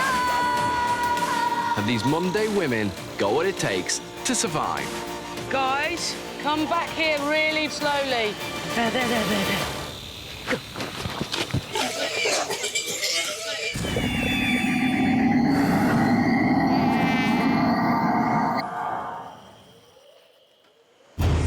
It's been almost 3 weeks since I dropped 14 women off on this remote Pacific island. Radio in now. Medic now. They're 3 people down. I thought she'd hang on in there. And with fewer women to hunt and food running dangerously low, Like, surely I'm going to die soon. spa owner Abby, one of the oldest of the women, has kept the group together. Do you not eat them? No, they're so absolutely cute. would. I don't care that they're cute. She encouraged the others to make a difficult but necessary survival choice. To eat their pet pigs. I don't know about anyone else, but I feel like a wild animal.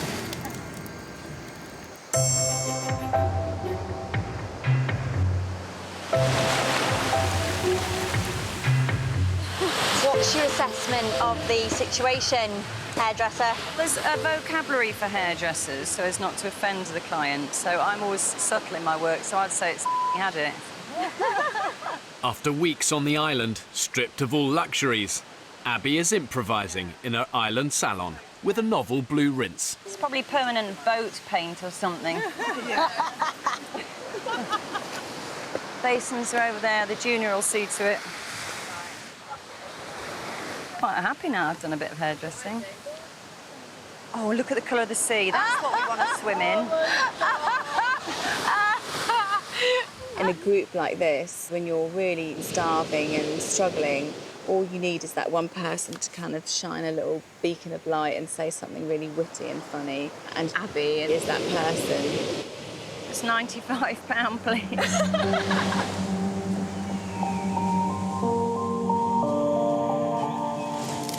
Oh, yeah. Oh, the oven's broken. Thanks, chef. Oh, my God. It's been days since the women ate the piglets, and they haven't had a decent meal since.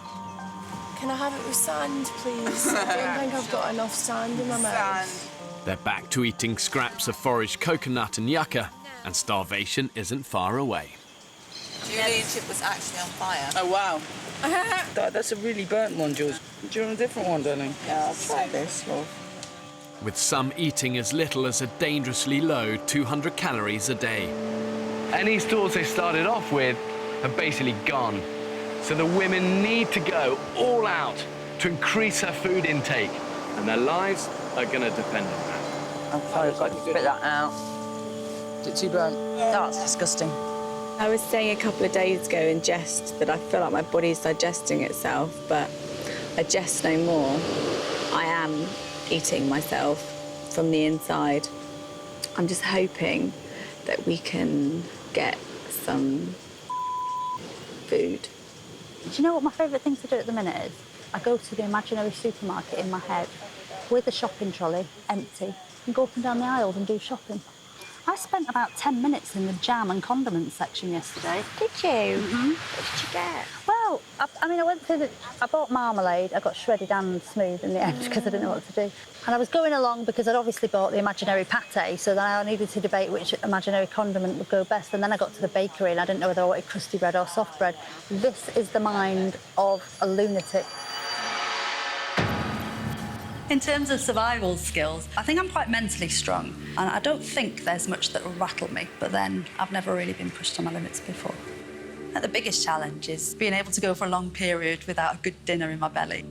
I don't think myself as a natural hunter-gatherer, but in 34 years, nothing's got between me and a meal yet. So if there's food on that island, I'll find it.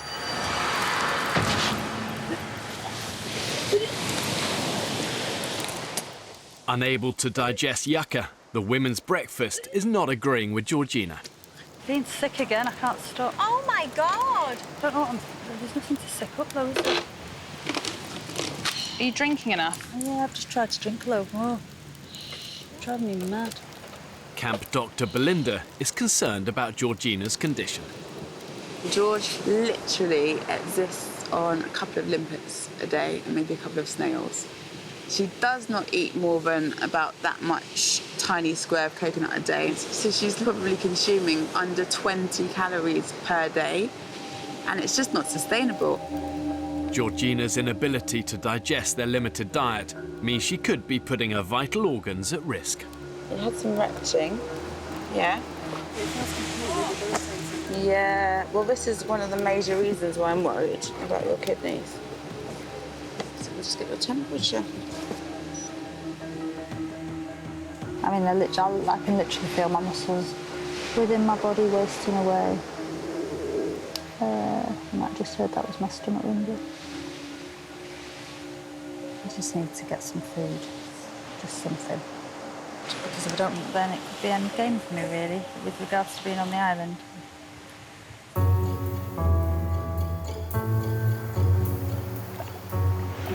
Off we go.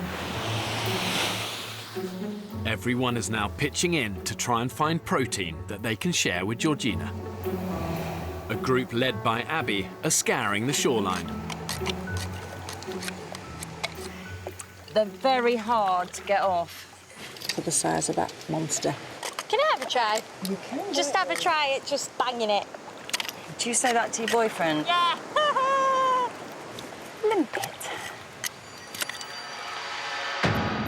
So you've got the cool, the warms, and the naturals. So that's got a slight lilac-y tinge in it, but it's nice. I run my own business. Sales for the last month, it's really, really good. You know, I like being in charge of people and a team. I'll work at something till I am successful at it. I have a bad back. It causes me quite a lot of problems and quite a lot of pain. I get through it and I don't let it stop me doing anything anymore. I'll snow ski, I'll ride, I'll push myself. Good lad. First day we came up, they were on that back wall. Just no bloody limpets. It's like we've eaten them all. Down there. Yeah, well, I'm not going down there to get that. I'm not risking my life to get a friggin' limpet. No chance.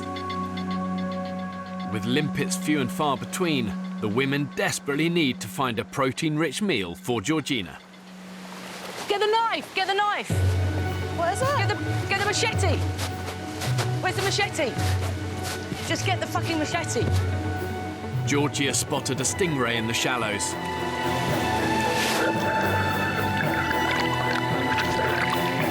Wow, it's fast. Oh, no chance. How fast did that move? That was like lightning fast. Where did the bottles go? The miss has cost them a potential 4,000-calorie meal. We would have had a proper belly food, you know, proper belly food, as opposed to this much dried coconut every day. We're going to do a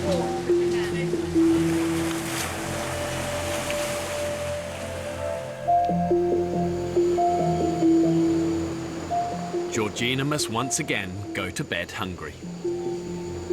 But she's not the only one who's suffering. I've got pants as my pillow and smelly socks. 47-year-old Abby has been dealing with back pain since a horse riding accident in her teens. Oh, God. Abby's not happy. She's in pain. So I hope she's okay. Since arriving on the island, she's been sleeping on the hard ground. I have nowhere comfortable I can go. Honestly, it's laying down on the floor. I think my back's absolutely screwed. It's really hard to explain because it's not something you can see. And it is my health, and it's not something that anyone can help me with. I don't want to be a liability to anyone else and not be able to do the things that I came to do, which was to help and be a grafter.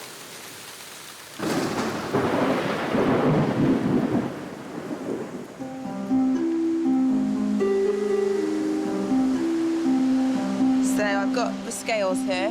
I've calibrated them and set the dial to 0. But it's all the women's health that's a concern for Dr. Belinda. After noticing the steep decline in Georgina's physical condition, she wants to closely monitor the group's weight loss. Harvey! I used to go to swimming club, right, every Monday. I feel like I'm back there. If I am 10.5 stone today, I'll be a happy bunny. 135 pounds. Got my goal. In 21st century Britain, we're all obsessed with body image. But when the pounds are dropping off because of starvation and malnutrition, it's a dangerous mindset to have. And it really is not a cause for celebration. But you can see your waist is tiny, turn round. Let me see your tiny little waist. Oh, look at that little waist.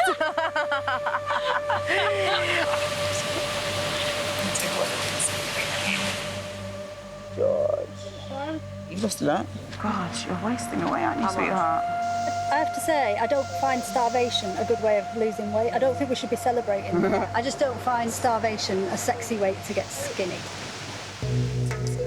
Georgina has lost a dangerous 21 pounds in weight, and collectively, the group have lost almost 10 stone, the weight of an entire person. We're at a critical stage where our bodies have got no food and so can't sustain themselves. We're not on a diet. We're starving.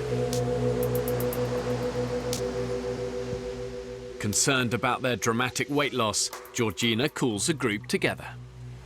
I do feel like I may have nosedived in terms of food deprivation a lot quicker than the rest of you. I can see that I've been a lot weaker than the rest of you. And I really do think that food still needs to be #1 priority. I just don't know how long we can sustain 5 limpets. I don't think we can. I think we're all a little bit in denial about how critical it is that we start finding food.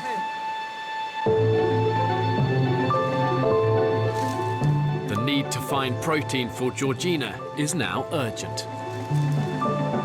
With only a few hours of daylight left, a group led by Lauren are setting traps in the hope of snaring a pig. Nice little track, isn't it? Unless you're wanting to survive off shredded old bits of coconut and the old yucca plant, then it's time to face up to the facts that I'm going to have to maybe, you know, get a bit brutal. Okay, ready? Yeah, it works. Yeah.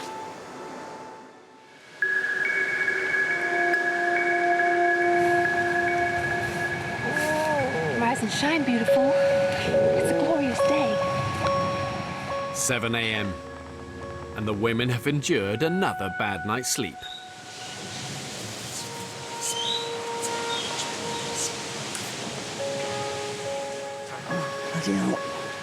In pain, 47-year-old Abby confides in her closest friend, Beth.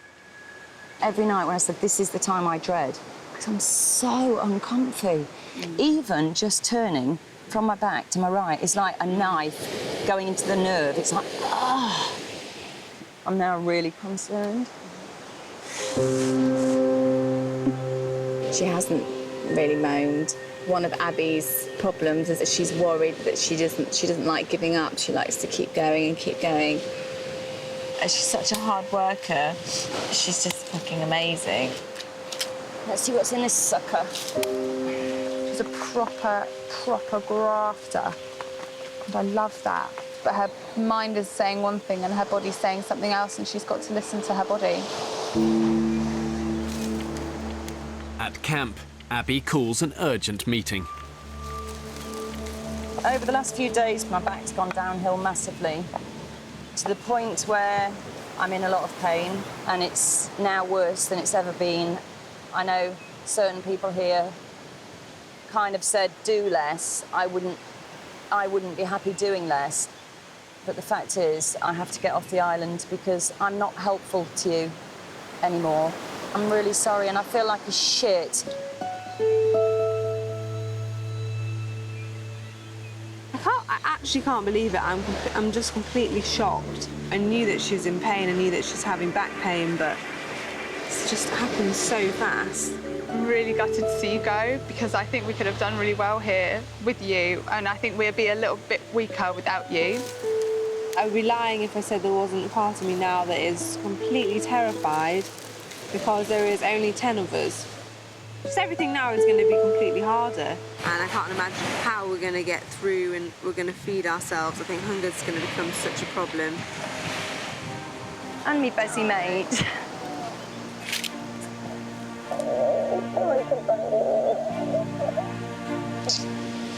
So sad. I'm annoyed for her that she had to go because of her back. And then I'm annoyed for me that I'm gonna have to stay out here. But we just got on really well and it was just really nice to know that she was there. Bye. Oh, I miss you already, come back! I don't know about you, but I feel thoroughly fed up. Yeah. I felt as the group gets smaller and smaller, you're like, how are we meant to do this? Exactly, that's exactly how on earth are we meant to do this? Exactly. Yeah, it's shit. It's really shit. The group has lost Abby, one of their most valued members. Now they'll each have to work even harder to find food for 34-year-old Georgina, who is dangerously weak from starvation. I don't have the patience for that, Lauren. Neither do I, really, but I really want to eat something. The women haven't caught a single fish since they first stepped foot on the island. They're attempting to set nets for the first time. I'm literally solely focused on getting through the days and getting food. And I'm going to go after it, and I'm going to get it. And I'm going to get it for the other girls as well, you know. I feel sorry for George because he's just been absolutely nailed by illness. And so failure is not an option. Whoa! That's not even stable at all. On a desert island, one of your best sources of food is obviously going to come from the sea. But none of the women are experienced in sea fishing, so the reality is it's going to take them hours and hours of painstaking trial and error, being patient, if they're going to hone their skills. It's as sturdy as we're going to get it. Who knows? Could be fish tonight.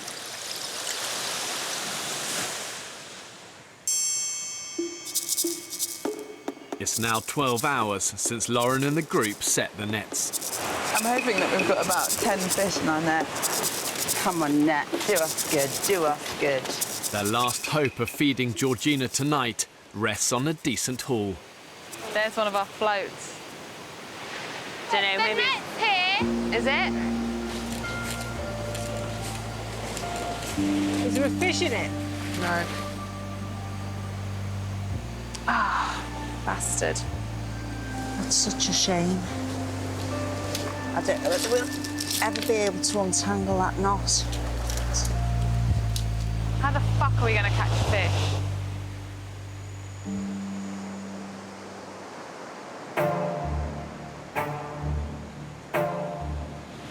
I feel pathetic today. No. Honestly, I haven't been able to function at all today. With no fish and Georgina's health hanging in the balance, it's a race against time to find food. To make sure these women have a fighting chance of survival, I've made sure that the island's got enough water, indigenous animals and vegetation on it to keep them alive, but only if they've got the ingenuity to find it, catch it and kill it.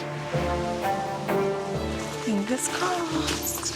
Yesterday, Lauren and Beth set animal traps in the island's jungle interior. They're going back to see if they've been successful. Something has eaten the bait, but not set off the trap. Got the knife. It's not a game, and it's a long time without food, and we can't survive without food. I think it's about time that you know, we get out there and start hunting some animals. One of my main things that's pushing me for this challenge is finding out who I am. Can I survive? Can I hunt for my own food? We don't do that nowadays. Super cheesy lasagna. Cheesy dip. Johnson cheesy dip. Put some tomatoes. Just think it's getting back to our animalistic roots and what happens if you have to go hunting for it, kill it yourself, skin it or whatever, and then cook it. It's been set off. It has. Oh my God. Lauren. Oh my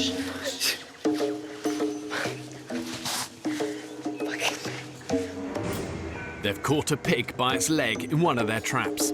That is one huge pig. I can't believe that. Before killing it, Lauren and Beth decide to return to camp to plan and prepare their tools. Oh my God, we're going to eat tonight. I know. Like we've never eaten before. Yay! Georgie, we've caught one. We've caught a pig. You are kidding me. No. Because there's a pig in the trap. We've literally walked and then heard this noise. Yeah. Oh my God. Oh,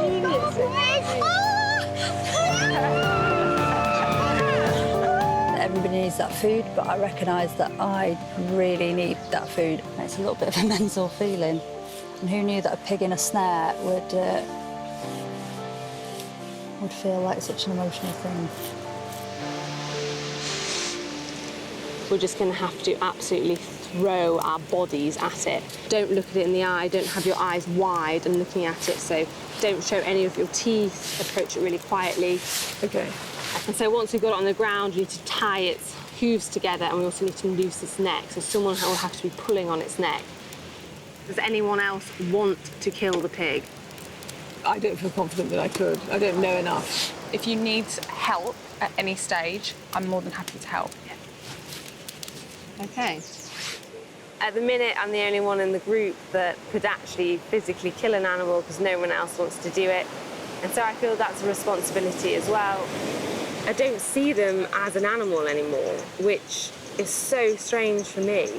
I love animals to pieces, but I just feel completely detached from that now. It's been over an hour since Lauren and Beth found the pig in the trap. A decisive kill is now crucial to the whole group. I'm going to go for the head, then for the legs, ready to get to come in, noose, and on the other side of the leg. Once we've got it, get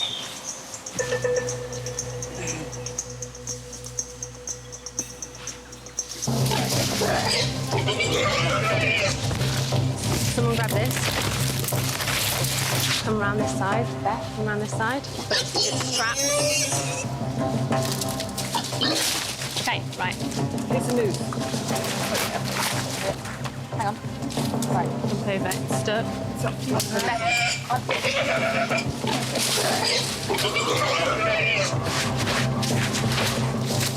Try and...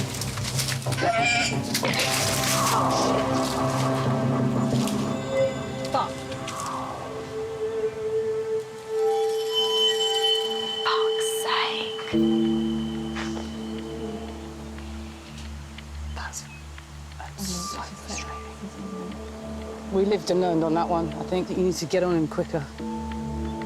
I feel like I fucked that one up. Damn it! Damn it, could have bloody eaten, and now I feel like we let down everybody else. You know, the ones waiting at camp thinking, oh, they've got a pig and we're eating tonight. And George isn't very well, she's being sick. So, yeah.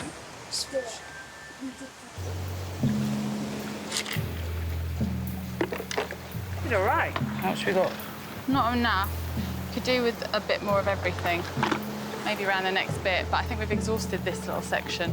With the hunt a failure, Georgina has no choice but to join Georgie and Becky on another bleak search for shellfish. So hot, isn't it? Yeah, it's really humid. Really hot.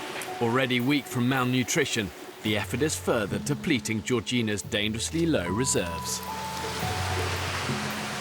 The function of my being is struggling. I just feel like the switch has been turned off every time I stand up. really know what to do about it either. It's like a vicious circle. You need the energy to get the food. But you haven't got the energy without the food.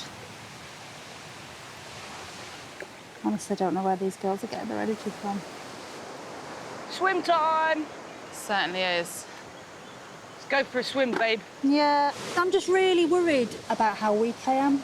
I just don't want to be the person who's like a dead weight. You're not going to be. But I feel like I am. It's just so not like me. Honestly, it's like the lights have gone off, and it's really quite alarming.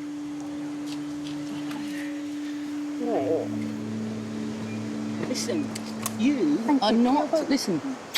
are not leaving this island, right? For one, listen to me. Listen. You are not leaving this island to the fucking end game, right? I don't care if I have to carry you on my fucking back, and nor does she. And you would. And I would. Totally. And I would.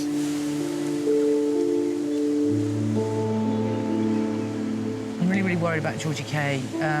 Literally, I'm watching her deteriorate before my eyes. She's not eating the yucca, she's not very keen on the limpets, and I'm just really worried she's not going to make it, to be honest.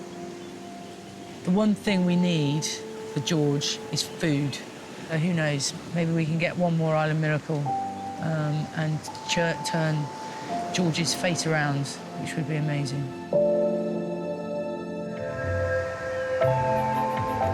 So far, all the women's attempts at hunting and fishing on the island have failed. Oh, like pot noodle? Yeah. Desperately hungry, they've resorted to scavenging for nourishment on the beach.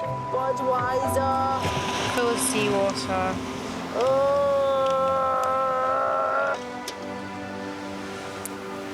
What's that? Some perfume. Some men's perfume. Smell that? Oh, now I'm getting horny. Oh, first time I've thought about a man. Jamie could hump this smell. Maybe if you wear that, I might start humping you. Oh, God. The women have been living on an extreme low-calorie diet for weeks, and the health of one of the group is causing grave concern. I'm really worried about George. She sleeps all the time. She's been sick. She's just not well. I don't know whether she's going to last. Who am I going to talk about food with? We can't afford to lose anyone else in this group. One rich source of food on the island is its bird life. Catching one of the island's larger birds could mean 2,000 calories to share with Georgina. Now, I have no idea if this will work. We can only try. Psychotherapist Havila has fashioned a bird trap out of a stick, some string and a coconut. I'm going to put my trap in here. This is quite good territory. Birds are often flocking here. We don't want to get nice, pretty birds. But to lure her prey, she's going to need bait. Where's the hermit crab? I don't want to do this. Not very good at machetes. Hello, beautiful. Go on, go to Daddy. 1, 2, 3. My dad has been a pigeon racer from a young age, so I understand birds. I know how to handle them. I know what to do. And if it comes to it, I'll kill one. No. I wouldn't take any pleasure from it. I don't really want to kill anything, but I could, if I'm hungry. In those situations, what needs to be done needs to be done.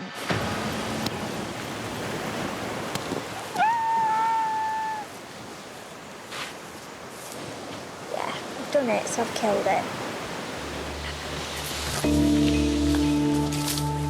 Havila will need to return in the morning. So dinner tonight will be once again a handful of limpets at around 7 calories a pop. So I think we've got 5 each, I think. I don't know if you want to count them up. Pop that in your mouth. Thank you, bit hot. It's like a lollipop, I can't fit it in. I know what it's like, and it's not a lollipop. From here, it looks like a bell end. This tastes like her boyfriend's ball. How I would imagine testicle taste. And those limpets, bloody hell, oh my God. It reminded me of if I was to put my boyfriend's testicle in my mouth and take a bite, like a rubbery consistency, and then a pop of like juice and goo. And oh my God, I now can't get that image out of my head. Makes me gip thinking about it. By the way, she's never teabagged him. What does teabagging mean? Who's going to explain that one? Put the testicles in your mouth. Why? Why not? Oh, Jilly, you dirty bitch. Classy.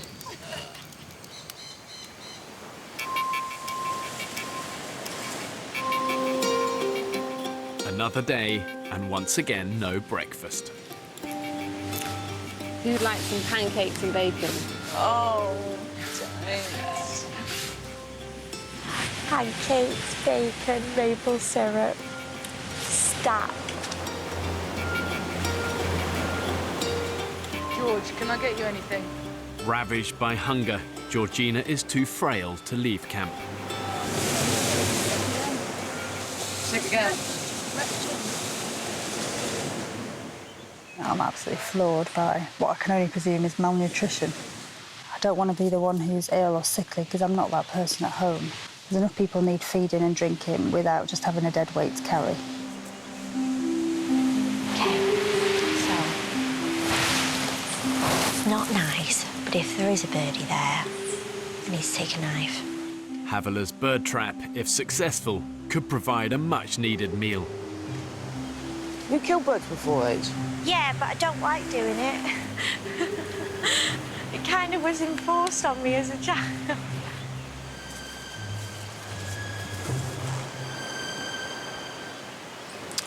Insects have eaten my bait.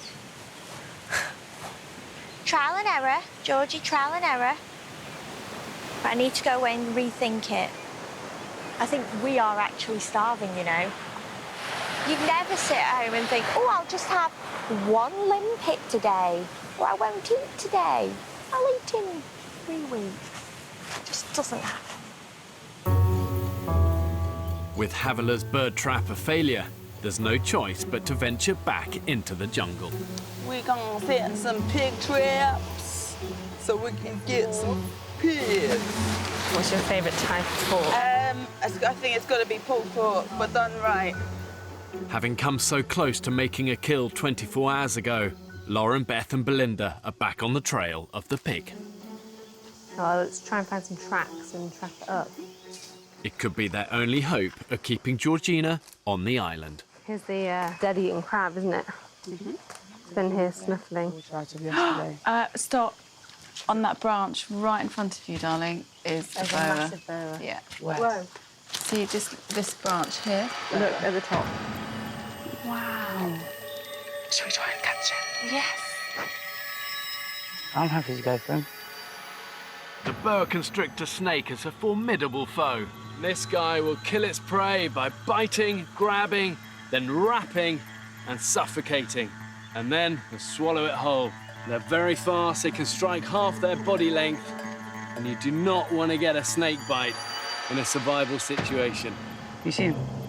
I think he's gone actually inside, going down, so he's probably going to come out in a minute. Well, he's out. He's going down! Sorry. He's out. Okay, now he's in striking mode. The way to kill it is to pin its head. If you control the head, you control the body. And then either stave its head in with a rock or cut its head off with a machete. But if you can catch them, this is great survival food. Look at all the meat on this guy. Whoa. Right, there we go, there's your op. Well done, Beach. Got him. Well done, well done, well done. I didn't get him. I didn't get him. She didn't. Man, you can even just do a machete on him. Hold. No. Hold. Good one, good one. Well done, well done, well done. Okay, well done, guys. Well done. Well done. Bye! Yeah! We seized the opportunity and just went and did it. Oh, wow. Sorry, Mr. Snake. Snake starters followed by limpets and snails. This is really going to lift the spirits on camp, which is great. Let's go home. I wonder when on our jungle trekking days, how many things we went past without knowing. Guys? Yeah? Guys? Come back here really fucking slowly. Where are you? Shh. Don't shout. There. There. You see it? Oh, yeah. It's a pig. Fucking hell. Is it dead? It's not dead, it's just closed its eyes. Here's the thing. Do we jump it now? Yep. It seems like too much of a gift from the gods not to do it easily. Basically, me and you, we're going for the head, with the trunk, bang down, try and get the noose around its neck. They're going to come in straight after, tie its legs together. If we need it, smack with the rock in front of them. We can't always stay, we just have to fucking go for it. We're stronger than that pig. Completely. I'm 100% committed.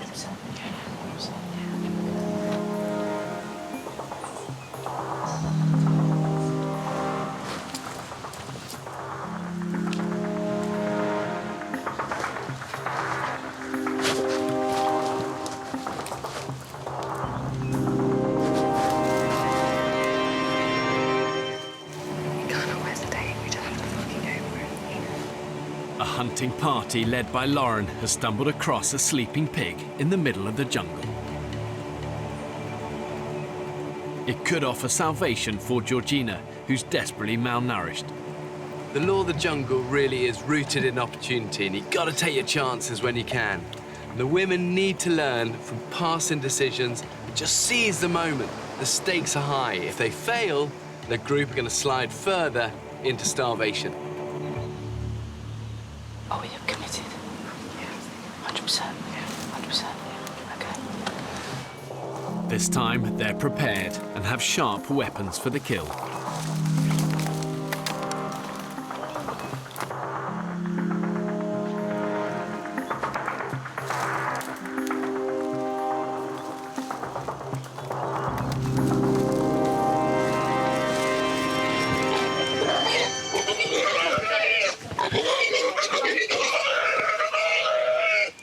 Yep, got both legs. Okay, well done. All right, everybody. Okay, hold on. Let's take five.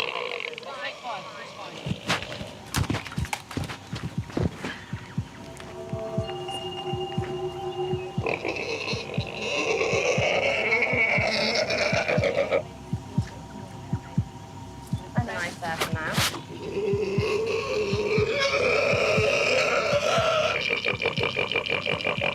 Then what I'm going to do is hands going like that and down. And remember, you've got to do the double hand.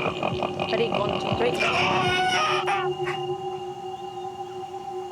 Okay, everyone? Everyone okay? Yeah. Yeah? Good. You okay, Beth? Yeah. Okay, I'm just going to put the knife to the side, out of the way. And we'll just wait. Just wait. Gosh, that's horrible, isn't it? You're amazing, Lauren. Amazing. That was fucked up. I don't know why I'm laughing. I'm it's nerves. It's complete adrenaline. Wow. Good work, team. It's quite amazing, wasn't it, really? I'll never forget this. What a day.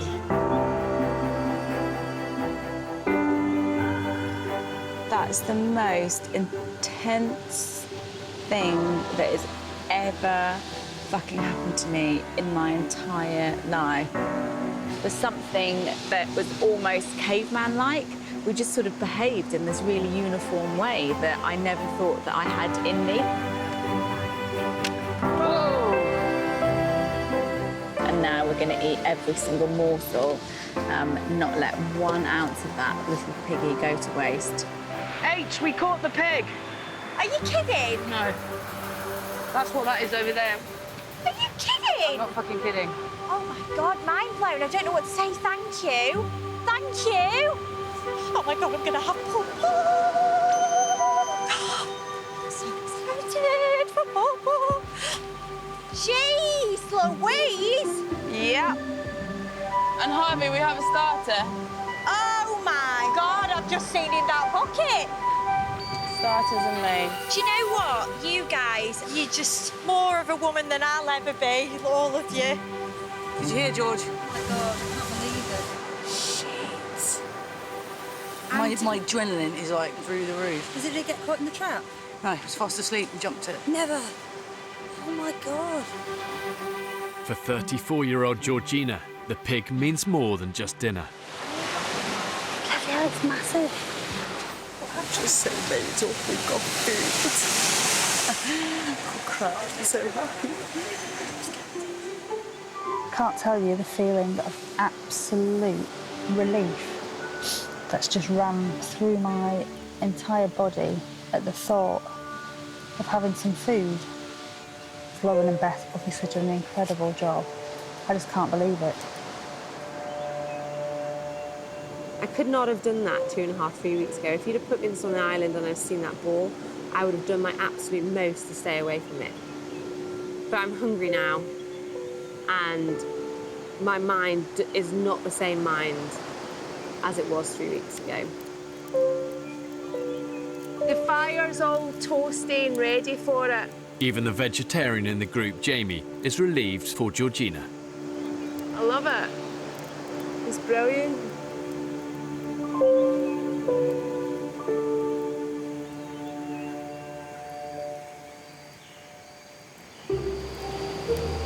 They are big legs on that thing, aren't they? Oh, going to be a lot of meat tonight. The women will now have to butcher, skin, and carve their kill. It's not pleasant. Dead pig smells. Inside, I'm like, I'm gonna be sick. I've got to do it to survive. Oh dear. A little bit of shit came out. I'm starving of you.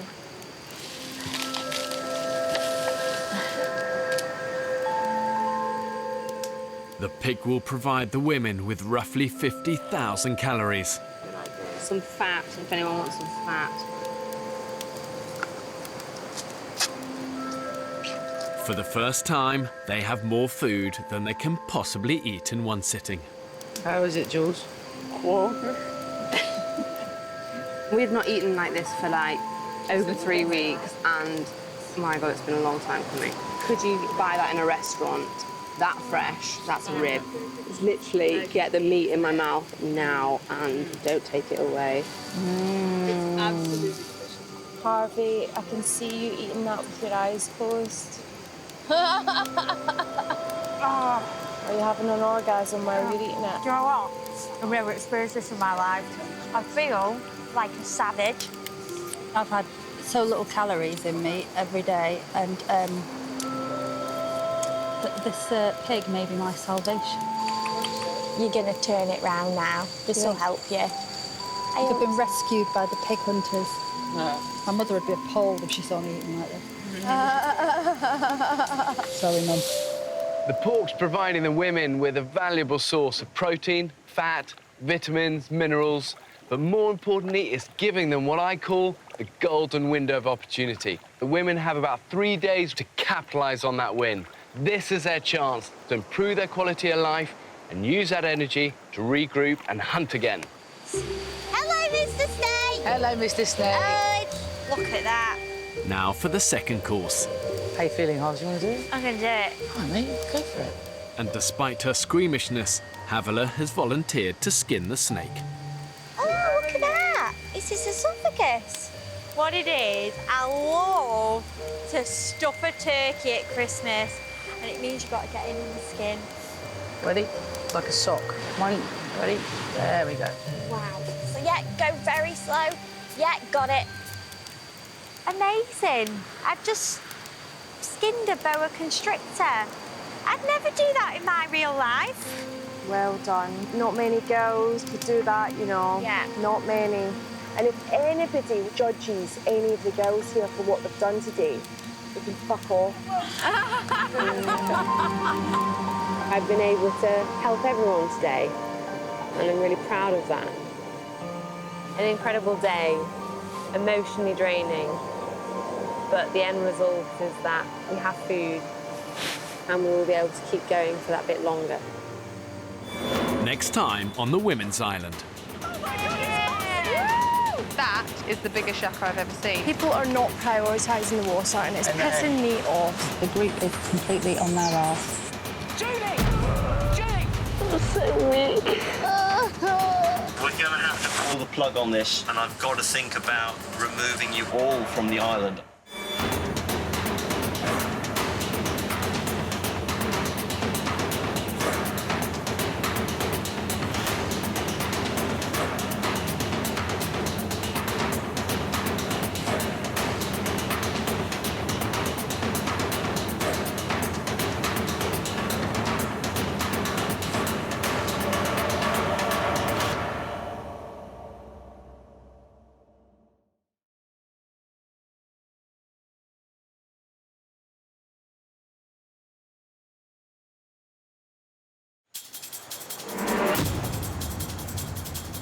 Two uninhabited Pacific islands.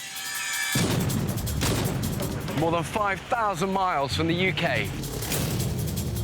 One will be inhabited by 14 British men, while a separate island will be home to 14 British women. For 6 weeks, they will be utterly alone, with only the clothes they stand up in and a handful of basic tools. Filming everything themselves. When pushed to the limits of human endurance. Will it be brute power?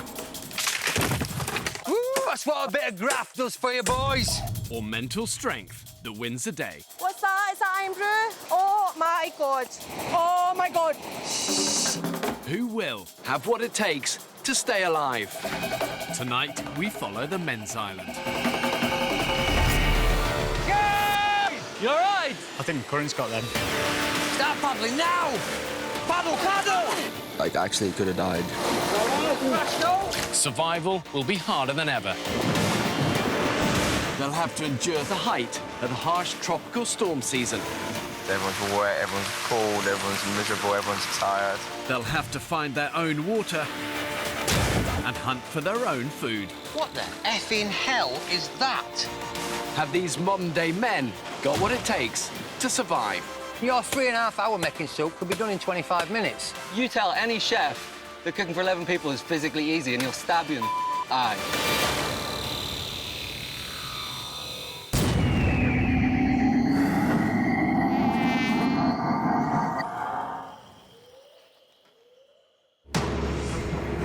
3 weeks ago, 14 British men were cast away on this remote Pacific island. Woo! That was the damnedest thing I ever did. Living on the edge of existence. OK, Vic, I go now, go now. Right, that's it. Until 47-year-old Vic... Here we go, puppy dog! ...led them to capture and kill the island's #1 predator. We just caught a prehistoric animal. But despite their best efforts, they've not been able to repeat the success. Trap empty. The onset of starvation looks upon us. And feast has turned to famine. Hey, look, you can see Pierce's heart beating through his chest. Boys, there's no meat on you. I think we're going to run into some really hard times in the next couple of weeks, and we'll see. It'll test everybody's mettle, mine as much as anybody else.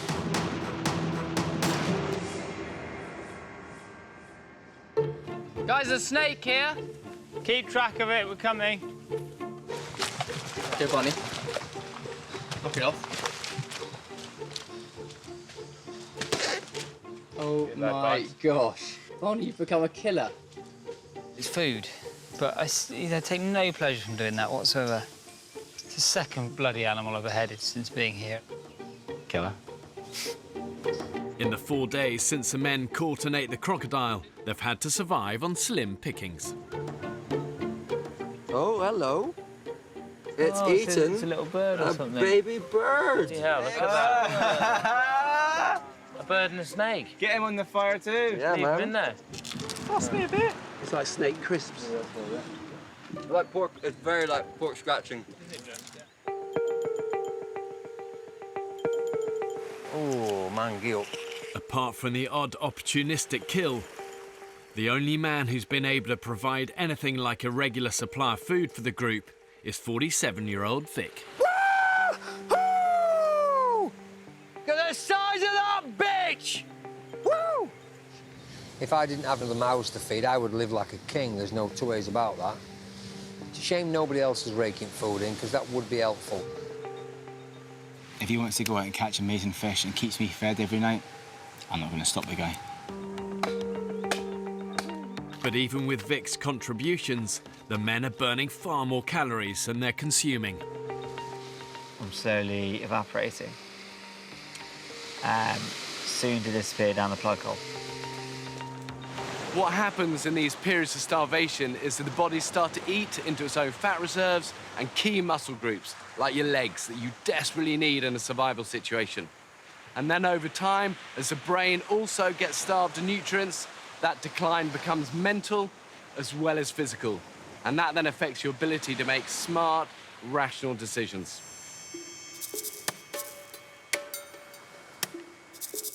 Yeah, that's new, that's fresh. This is dry as a bone, this stuff. We got it. Every day, the men face a round of essential back-breaking chores, I feel pretty tired. which leave them little time or energy for hunting. With no food to sustain them, the group's cook, Sam Brown, is doing his best to rustle up an edible lunch from leftover fish bits, crocodile bones and limpets. Put the stew on, we're boiling the bones down, we're going to save the big bones so we can make a stock. And I'm trying to feed 11 people in the next hour or 2 hours. A lot of the cooking has fallen on my shoulders. I'd rather do it and do it well than watch someone else f*** it up and go hungry or have to pick fish scales out of my food. Oh, f***'s sake, guys. What? I'm filled with limpet guts.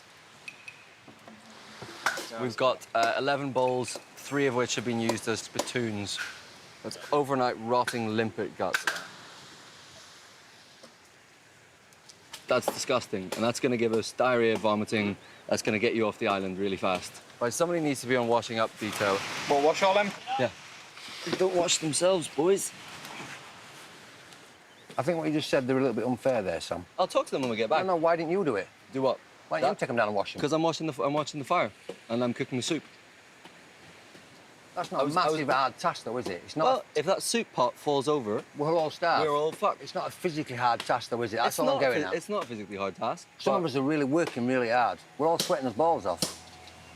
We are. Okay, mate, cook a pot of soup and we'll talk. That's all I'm saying. There are 1 or 2 people that are fantastic at avoiding what they're meant to do and lucky busy doing very little. I kind of think, like, if a tree falls in the forest and Vic's not there to hear it, it doesn't count. Like, only work that he does or work that people do right next to him counts. Fuck that shit. For the men on the island, they're spending every waking hour in each other's company, and they get no respite from the intensity of that situation. And in many ways, it's little surprise that they're starting to turn on each other. Okay. This should be good. After a morning of hard labour, the hungry men sit down, hoping to enjoy Sam's soup. God, it smells funky, doesn't it? Smells like crap. There is some distinct smell of poo about this. Smells a bit like dog shit, doesn't it? Yeah. I just couldn't swallow it. I literally couldn't swallow it. Ugh, almost made me puke.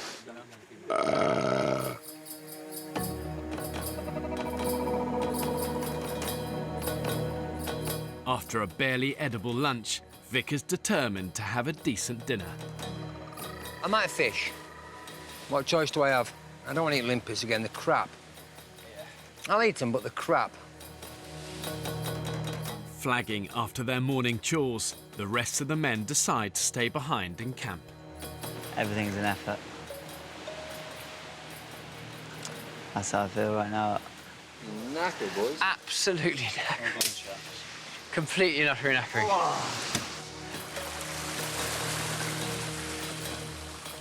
Nobody asks me to go fishing, but they know I'll go fishing to get food.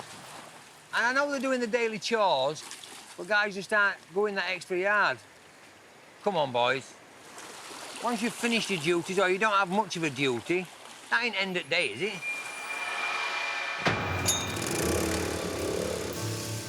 I am prejudiced against everybody that isn't me. Because if you all did it my way, it'd be a much better place. I provide for my family. I'm a good father. I'm a good husband, I hope. I hope I'm an excellent lover. I don't know how I'm going to cope without speaking to my wife and kids for that length of time. I've no idea. Really don't know. No idea. Gives me goosebumps. Not sure. Dude, you are an absolute fish-tickling bastard, aren't you? Late afternoon. You want a hand with them? After 4 hours of fishing, Vic has single-handedly provided dinner for the rest of the men. That is so hard. I'm fucked. Nobody been and got any coconut, no? No.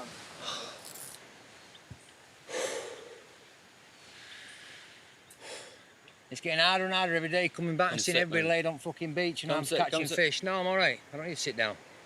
I need coconut. I need water. Coconuts we're getting tomorrow. Fucking hell. Thought we were going out for coconut or something. How difficult would it be for 2 or 3 lads to go across and get a bag full of coconuts? What do you want me to do that as well? Fed up of the group taking him for granted, Vic's made a big decision. Bollocks to it, I'm not fishing anymore. Somebody else go fishing. I might have a couple of days off, see how everybody fares then. It's somebody else's turn to step up to the plate. Wowzers. You've done incredibly well, Vic. Yeah, you really have, You've done it absolutely brilliantly. You absolutely nailed it. Thanks so much. I have a couple of things to say, and I'm unsure whether to say them now because I don't want to spoil the atmosphere or save them to the end of the night. So, do I do them now? Say them now? Let's have them now. OK. Today, I spent fishing all day on my own. But we're all sat round here happy as pigs in shit eating, though, now. And I went without a buddy. Perhaps you shouldn't have gone without a buddy. But if I hadn't have gone when I went, we wouldn't all be eating.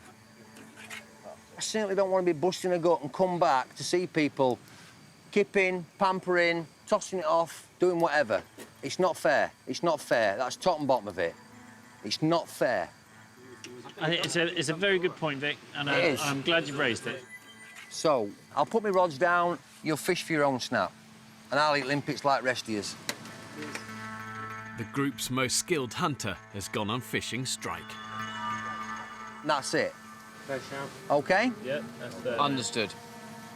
The burden of finding food will now fall on the rest of the men. We are knackered. We're screwed. We have relied solely on fish, rod catching, most of them from Vic. But tomorrow, I'm a bit worried because I'm not sure the guys are going to cope. It scares me.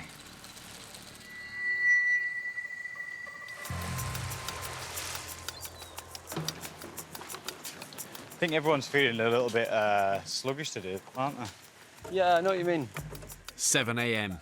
Dan and Sam Brown are on the early morning water run. How are you feeling after your little debate yesterday? Oh, with Vic? Yeah. Pretty good. I think Vic was just maybe trying to pick a bit of a fight yesterday. Yeah, he likes to push buttons. I think he likes to niggle. He likes a little... Yeah. You know, he has a sort of like, oh, I'm nice as pie, da-da-da. Fuck off, he is. Where's my hat? Last night, 47-year-old Vic, the group's most successful hunter, announced that he was going on fishing strike. I'm absolutely knackered. Are you? Yeah, I am, yeah.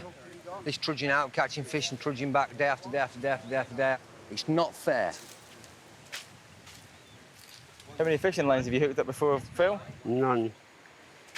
The burden of finding a fish supper now lies with the other men. There is absolutely no food in this camp. There's no reserve. There's no larder that we have here at the moment. So if we don't catch anything today, we don't eat. Right, so where are the points to go fishing? Although refusing to fish himself, Vic doesn't want to go hungry, so he offers the men some advice. Get your hook and put it through the limpet at the top, OK? Then turn the limpet and come back through the soft gel. Feel, boom. But hidden on that, I would say just hidden and right on the edge. Yeah. Because they nibble on the edge and they want them to just nibble it and get caught. You undermine me every time when I start telling about stuff and it's rude. Oh, sorry. Please don't do it. Sorry, Vic. OK? I thought I was adding to you. No. So, if you put 2 limpets on... He was very quick to swipe at me. And I think maybe Vic has lost perspective a little bit. He thinks that he's the kingpin and that he is providing more than anyone else and doing more than everyone else. I don't know if he feels he needs to contribute, so if we all think he's contributed, or... I don't know, but it's rude. You shouldn't do it.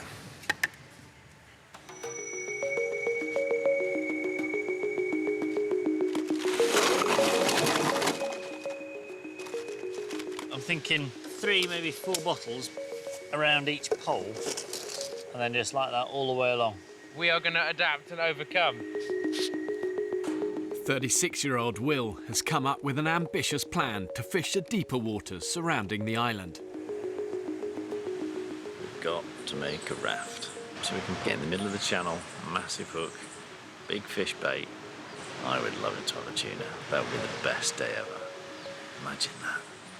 Sashimi. We don't have any oil drums or anything. What we've got on this island is shed loads of empty plastic bottles. Fingers crossed she'll float. Right, let's get cracking. While he waits for the men to find him food, Vic takes the opportunity to make a bed for himself. So unlike the others, he'll be protected from critters on the jungle floor. Look at that natural twine. What an absolute biscuit. Yeah, I'm happy with this so far. I don't have a double bed, I'm afraid, so I can't interest my wife in sleeping with me this evening. So I'm just going to single it up. Having isolated himself from the other men, Vic's thoughts are increasingly turning to family. I had a very unnerving dream last night about home, which was very horrible, woke me up in not such a pleasant mood. I'm missing home desperately, keep thinking more and more about my wife and kids every day. I could do with a kiss and a cuddle off my missus, squeeze the life out of her, bless her.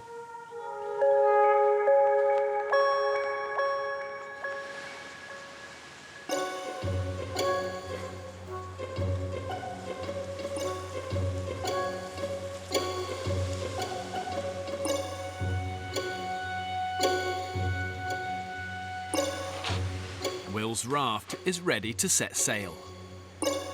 I came up with the idea I shall name this raft after my 2 gorgeous daughters, Freya and Pippa. So we call it Fripster. Nice, mate. You're getting the axes, I'm getting white. I'll get the guys. Even. It looks like a bunch of bottles attached to some planks, because it is a bunch of bottles attached to some planks. But our livelihood and our dependency on food relies on it. So go on, Fripster. Fingers crossed for the inaugural launch. Get some fish. I named this boat Fripster the First. Long may she catch us fish from the deep. Right, on we get. Are you ready?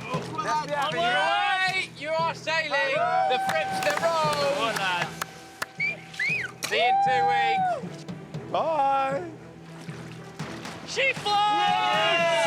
She floats! I think one of the real unsung heroes in the survivor's arsenal is resourcefulness. Being able to look at an everyday object and think of clever, ingenious ways of using it to help you. The risks are big, but the spoils could be even bigger if that raft succeeds. Bigger strokes, mate. Reach. After a huge joint effort from all the men, apart from Vic, the raft appears to be a success. Most of the group are now out trying to catch supper. I've not got the patience for fishing, I'll tell you that for nothing. leaving the gruelling job of firewood to Vic and IT consultant Kyle. Kyle, why do we need a shitload more kindling today than we have done? It's not heavy stuff, is it? Yeah. Kyle's still quite gifted at doing very little. But that's the problem with intelligent people, because they think they're cleverer than the people that they're help doing the job for. They think they can outthink them. When it comes to manual labour, Jesus Christ, lads, stop getting all crazy. It's manual labour, which is every job we've got. I think on this island there will be people that come off physically bollocks, regardless of diet, whether we eat or we don't eat. And there'll be guys come off who aren't. And if we're not all hanging out of our arse at the end of this, somebody hasn't been working hard enough, have they? Would you agree with that? No, it could happen where we're not all spent. We work hard as a team, we achieve a lot, and at the end, we're not all sort of hanging out of our asses. That could happen. What the fuck are you talking about? I'm talking what you're talking about. I'm just talking English. I'm uneducated. You have to lower it down to my level. Didn't you understand? The term we use in Yorkshire, layman's terms. Yeah. Every job is a manual job. Do we agree? Yeah. Yeah. So if we all plough into that 100% manually, we will all be bollocks at the end of this journey. No, I've already said I don't think right, at the end of this. Say it again then. All he goes on about is this is a physical place. Every task in here is physical. Whoopie-doo. You know, that's brilliant, but we're not all just grunts that have been sent out here to bash on bits of wood. You can talk your way around whatever you want. Top and bottom of it is, it's a physical island. Every job's physical. We should all be bollocks.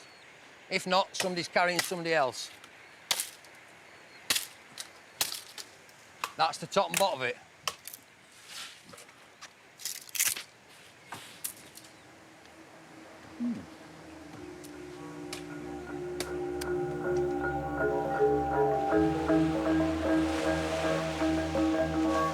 Mid-afternoon.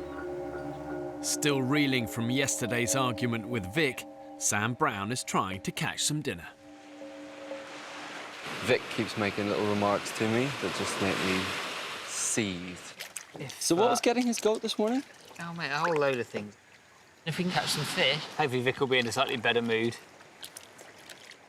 After 3 hours on the water, Barney and Sam haven't had a single bite. So what are you thinking with this rod? I'm thinking, I don't know, maybe they always say patience is a virtue, don't they? And I'm quite impatient. That line tight? No. No, no bite. Oh, fuck it, let's go in.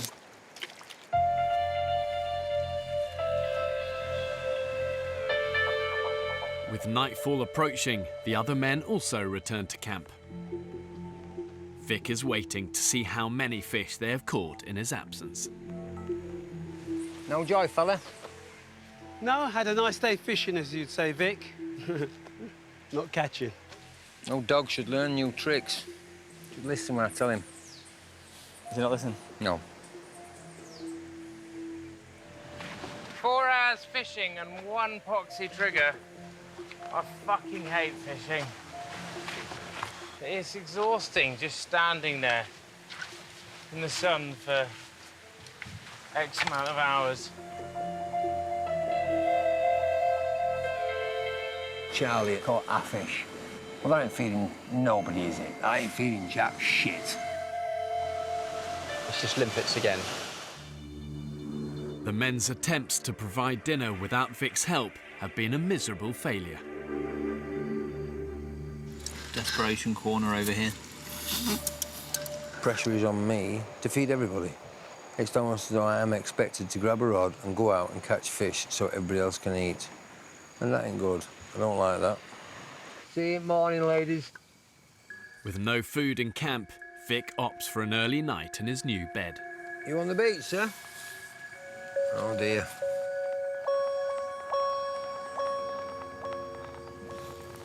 Oh, yeah. Let me get myself ready for bed. Oh, dear God, yeah, that's lovely. That is... He has to remember that we are a team here, and with certain things, he is quite selfish. Does not get any better, does it? For a family man, I might have expected him to be more considerate of others. Oh. Oh, boys, you don't know what you're missing.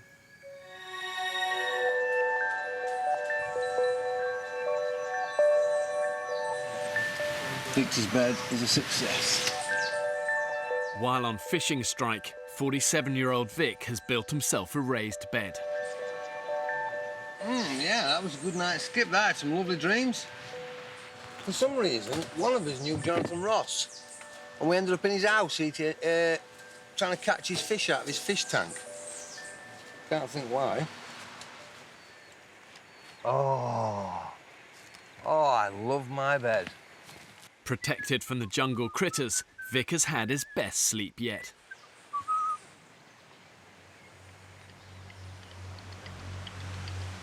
While the others have had their worst. Oh, my legs are bitten to shit. My arms are bitten to shit. Sleeping rough on the jungle floor, the men have been attacked overnight by a swarm of sandflies. They're everywhere, he's covered in them. Yeah. You must have, 500 bites or so. I'm just not having a good reaction to them. And they're starting to swell up. You may think on a desert island your real enemies are the crocs, the scorpions, the snakes, but actually it's often the little things you can't see. And worse of these are sandflies. They're super itchy, 10 times worse than a mosquito. You scratch away, it's hot, it's humid, and that's when the bites can become infected. They have had a massive go. Oh. This island either wants to decompose you from the outside in or eat you alive.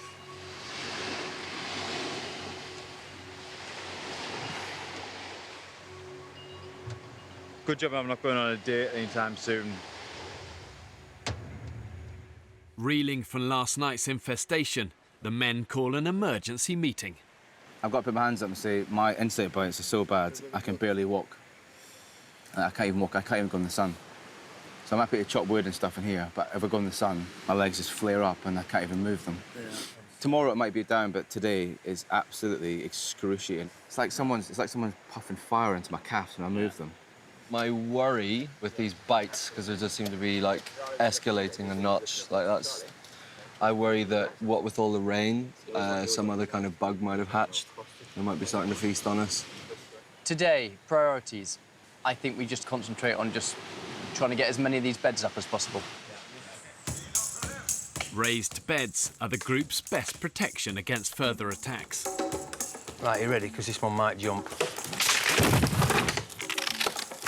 Having built his own yesterday, Vic temporarily ends his work to rule to lend a helping hand.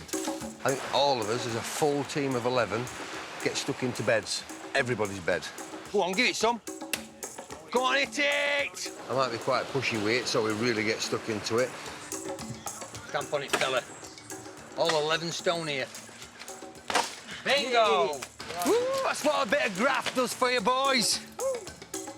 Right, Mein Führer, what do you think? Perfect.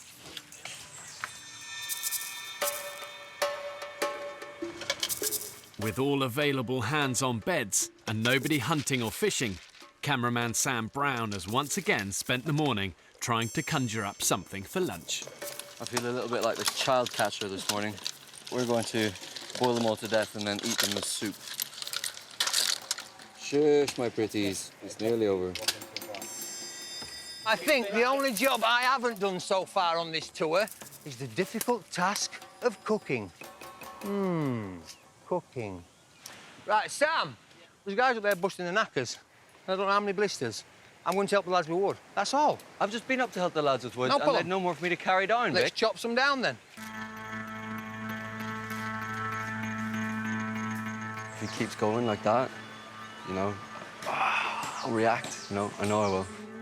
It's good for us to vent. Fucking hell. Shit!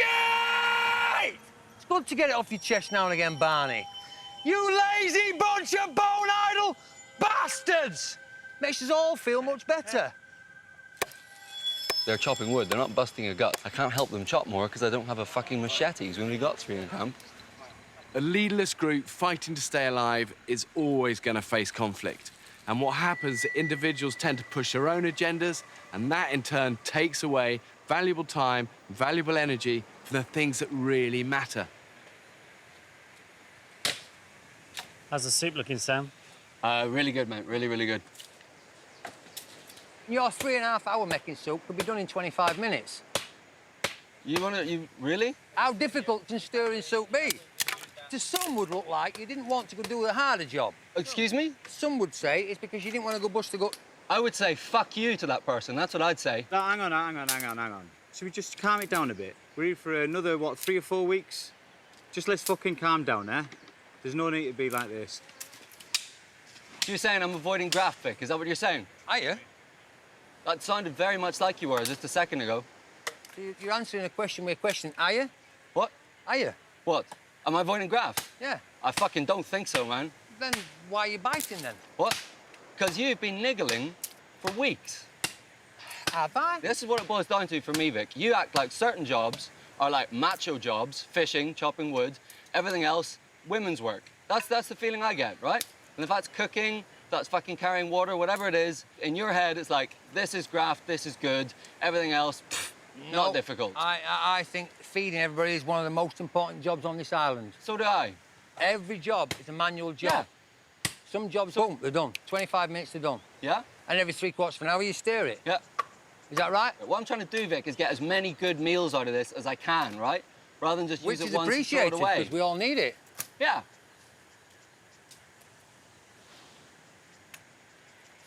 So maybe just keep your comments to yourself if you don't know about it, huh? I thought we were allowed to air us comments. Yeah, well, it's great, but if you want to fucking, like, if you want to piss me off, you're going about it the right way.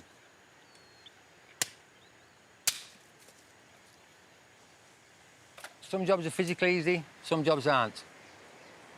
Is that a better way of putting it? You tell any chef that cooking for 11 people is physically easy and he'll stab you in the fucking eye.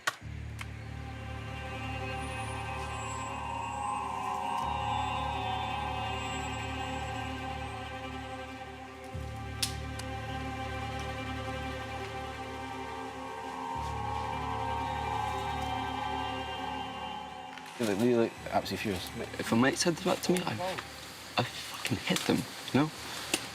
Someone at work said that, we'd have trouble, you know? Fucking, but I don't know. I take... There's no good way to take that, right? I take that as like a stab at my integrity. Fucking man. I look forward to sitting down in some 25-minute soup at some stage.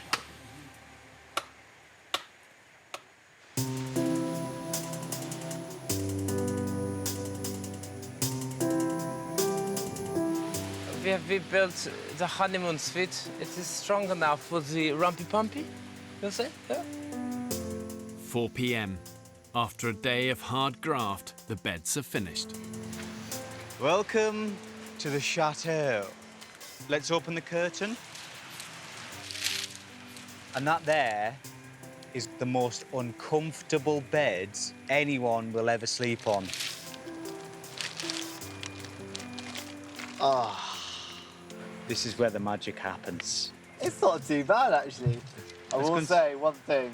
What? Right above your head, a lot of daylight. That, Pierce, is my skylight.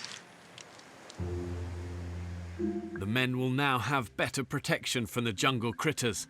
But the day of hard physical labour has left them hungry and shattered. I am running on empty. I feel like I'm lugging my body about. I can't even stand up straight. I'm starting to sway, starting to slur my words a bit. Since Vic went on fishing strike, the men have survived on Sam's leftover soup and slithers of coconut. And Vic isn't impressed. If I eat more of this shit, I'm gonna puke. It's horrible. Coconut. Yay! Makes you shit through iron needle. Mother Nature, you can be a cruel, cruel mistress. Do you know that? She's not gonna beat me. She certainly ain't gonna beat me.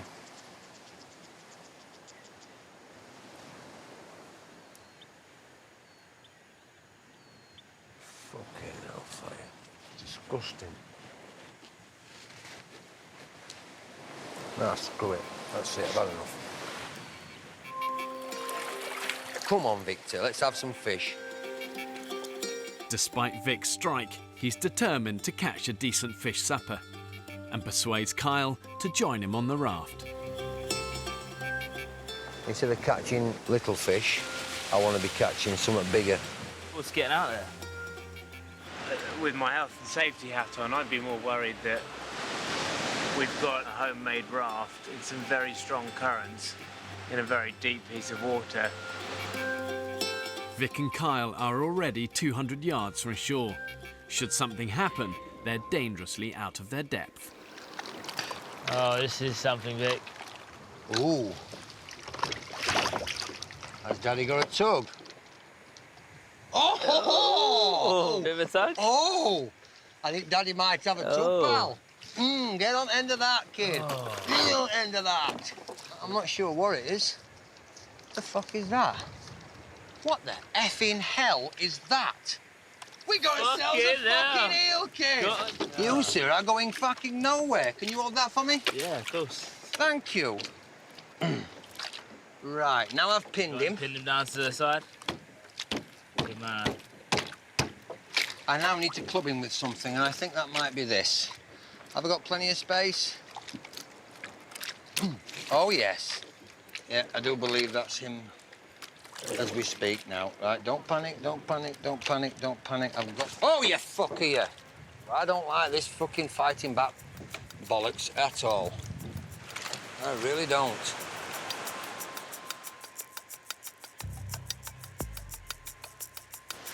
They're 200, 300, 400 yards out now and still going. One of the most precious resources that the men actually have is their own energy. When you're living hand to mouth, struggling for every mouthful of food, the temptation is to go to greater and greater lengths to get that precious energy. Well, that's it. I can now tie you up safely. But here's the danger. The more malnourished the men get, the more their judgment gets impaired. That's when the small mistakes become full-blown emergencies, and that can happen in the blink of an eye. Sure, that's pulling us back. One hell of a tide, isn't it? They're getting carried. We are going backwards. Right, go on, paddle, paddle, paddle, don't stop. Vic and Kyle are attempting to paddle back to the beach. I don't like liquids, mate. No, neither do I. Start paddling now! But they've been caught by a powerful undercurrent. Paddle. Paddle, guys! You all right? I think the current's got them. Come on, let's go. Fucking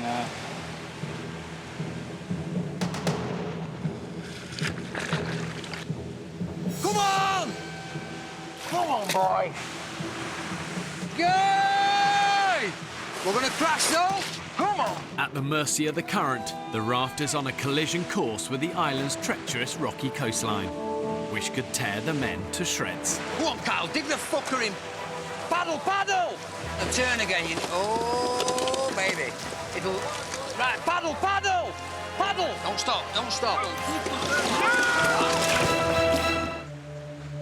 Is everybody safe? Everybody okay? No injuries? Thank the Lord. Thank the Lord for that. After surviving a near-death experience, the men are shaken, but physically unscathed. It all got mangled up and chaffed up. Their raft, though, is destroyed. That must have been fucking scary, man. Yeah, it was. We were getting smashed on the rocks and all sorts, so do appreciate that. Sam and Dan's swift actions saved Vic and Kyle from annihilation on the rocks. Fucking hairy, mate. Like, that was... I think that was the closest I've been to copping at this trip. Thanks for coming and helping us, guys. Let's get back to camp before dark. And first light tomorrow, we'll try and salvage as much of this as we can. With their raft in tatters and Vic's eel lost to the ocean, the men now face a second night with empty stomachs.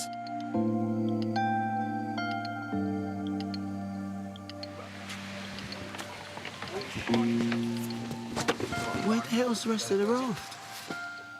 So shit, is that the raft? Fripster is no longer, boys.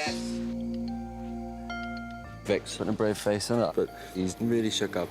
He could have just been knocked unconscious, brain splattered out on a rock. He could have died. Like, actually, he could have died. Vic's near-death experience isn't the only thing on his mind.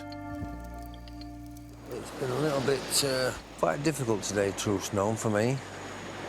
It's coming up to the 5th, which is the date of my first date with my missus. And I'm missing her immensely.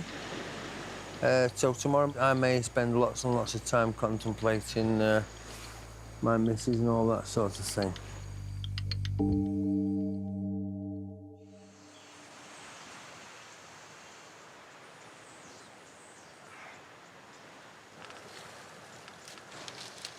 Morning.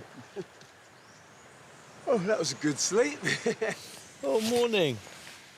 After a savage sandfly attack 24 hours ago, the men have spent their first night raised off the ground in their own beds. Good morning. Oh, last night was wonderful. Last night was the best unbroken sleep I've had by a mile. This time it's Vic who hasn't slept a wink. Vic looks like he spent the entire night sitting on a fence post. The poor bugger looks absolutely drained today. Victor looks a little bit edgy today. I can see him cracking a little bit. Hopefully he's all right. You know, he's not the kind of guy who would show his emotions. He's definitely that kind of old school British macho male.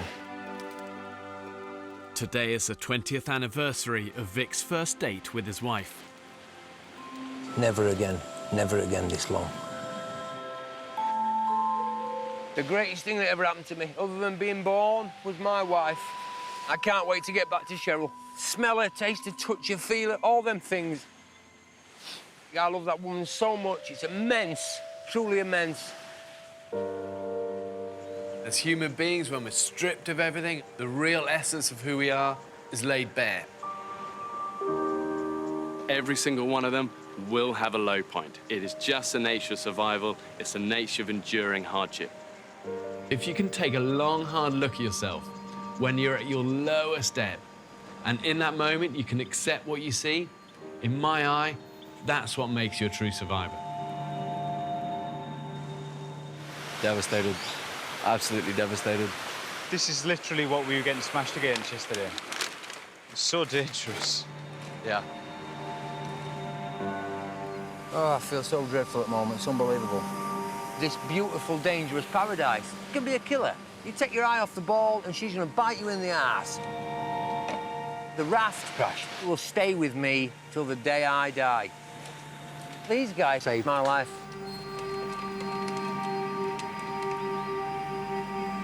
In camp, Vic calls the men together for a chat. I'd just like to say if I ever offended anybody, upset them unduly and it weren't deserved, then I apologise. It won't happen again. I worry immensely about providing for me and mine. So perhaps that's why I compensate for working so physically hard, like a fool, like a donkey. I've got a fantastic wife and kids, but I have this overwhelming urge to provide. It drives me more than anything else. And the fear of not being able to do that is terrifying. Terrifying. Vic, the man that said a few weeks ago, he does not see the point in crying, cried. The way that you describe your wife and your family, I find inspirational. I've never known a man to come away with a group of guys and to say, I love my wife to bits. She's the best thing I've ever experienced in my life. I never hear that. And that's one thing I'm going to take away from you. I'm going to take that. Every time you talk about Cheryl, like, I feel like she's in the room. Don't get me wrong, but you've pissed me off more than just about anyone here. But overall, mate, you're worth every ounce of you. You've lifted us up more times than I can say. We'd be seriously worse off if you weren't here. I weren't expecting this. I'll be honest with you, not at all. I expected difficulties and hungers and confrontation and conflict, but not to find something out about me. That was the last thing I expected. What a great bunch of blokes these really are. What a great bunch of blokes. I ain't never going to see eye to eye with them all, but on this island, it's a family. It's the island family.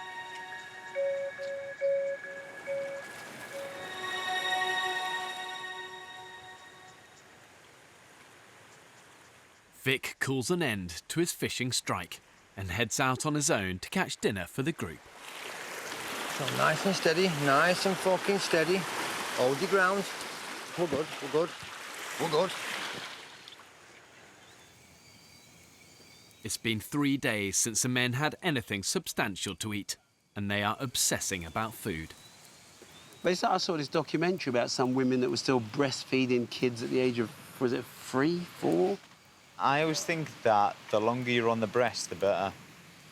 What, 8, 9? Yeah, I think if you're taken off the breast too early, it becomes short. Stunts your growth.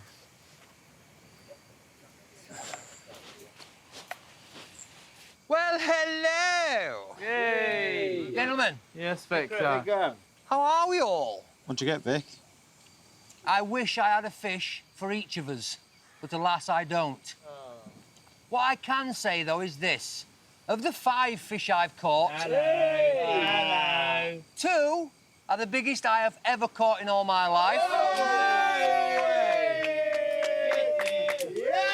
And one of them is the size of a small dog. Yeah, boy. Daddy brought home the bacon. They are massive, Vickers. For he's a jolly good fellow, for he's a jolly good fellow, for he's a jolly good fellow, and so say all of us. He's back to normal Vic fellows. Shouting and whooping and getting fish and stuff like that, everything that he loves. Look at the size of that bitch. Oh.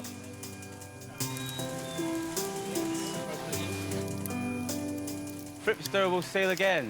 Fripster 2 will sail again. I can't get the Titanic theme tune in my head. That was like Titanic. See, if I was Kate Winslet, who was Leonardo?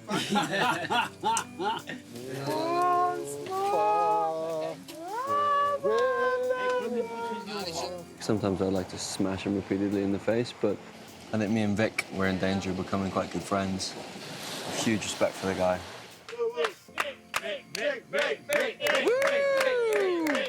When in doubt, send Vic out.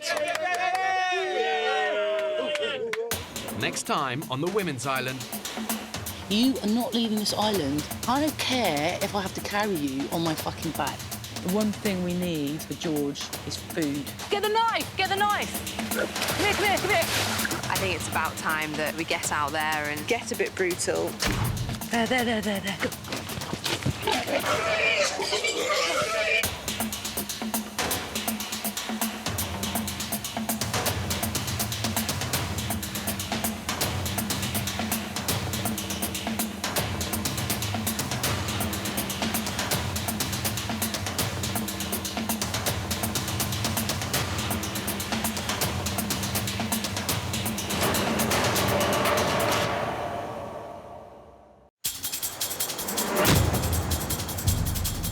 Two uninhabited Pacific islands.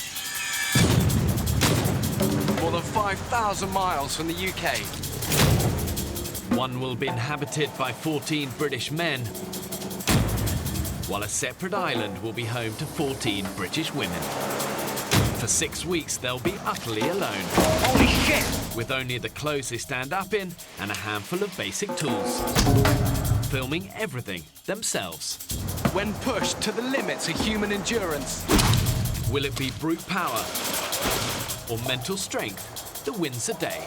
We just caught a prehistoric animal. Who will have what it takes to stay alive? Tonight we follow the men's island. This is crazy. This is absolutely crazy. This could be the worst decision we've ever made. This time, it'll be harder than ever. They'll have to endure the height of the harsh tropical storm season. Bring it on, Mother Nature, I say. If this is the worst you can do. They'll have to find their own water and hunt for their own food. You lazy bunch of bone idle bastards!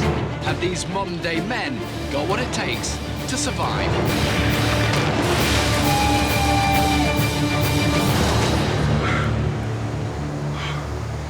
That's the hardest thing I've done.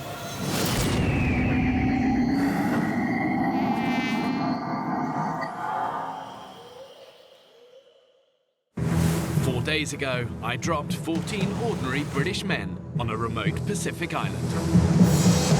Yes! They've eaten next to nothing. Limpets are horrendous.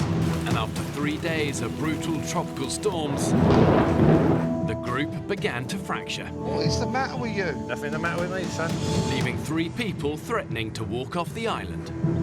I cannot face another day on here.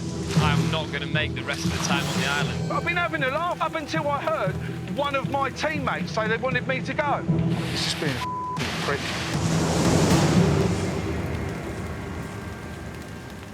You don't want to be scapegoat. Absolute bollocks. I'm not having it. I am going off this island because I'm not being held responsible for that. 22-year-old graphic designer Joe, builder Andy, and now construction manager Paul are all threatening to leave the island. It's affected you more than I thought it would have. I came here to get away from shit like this, not deal with it every day. So we are 3 men down in 1 day when the odds are against us at the moment. And without a full complement of people, we're going to really struggle. You just made this survival thing probably twice as hard. Okay, slightly less tactfully, guys. We've stood here and talked for an hour. If it really is going to be 11 of us today, us 11 have got a lot of work to do to get through the rest of the day. So if you guys are not prepared to commit to the rest of the group, boom, go. Sweet. I've made my decision, I've had enough. I want to go now. Basically, we've realised that a candlelit dinner with a glass of wine is a bit better than being here. Look, we knew it was never going to be easy. But it's not the survival bit that's got to me, it's just all bullshit. I think that's genuinely shitty. I think that's walking away and leaving the rest of us and letting the rest of us down in a big way. Not only is it a selfish thing to do, I think it's the most selfish possible time you could go when, like, all hands are needed. With Paul having made a definitive decision to go, the group are hoping that other builder Andy will now change his mind about leaving. Don't leave because of someone else. If he's going anyway, stay and get amongst it. How can I possibly stay, man, when a guy is leaving because of me? If you had left, he would have still gone. Andy, you So stay, that means- we can accomplish 6 things at a time instead of 5.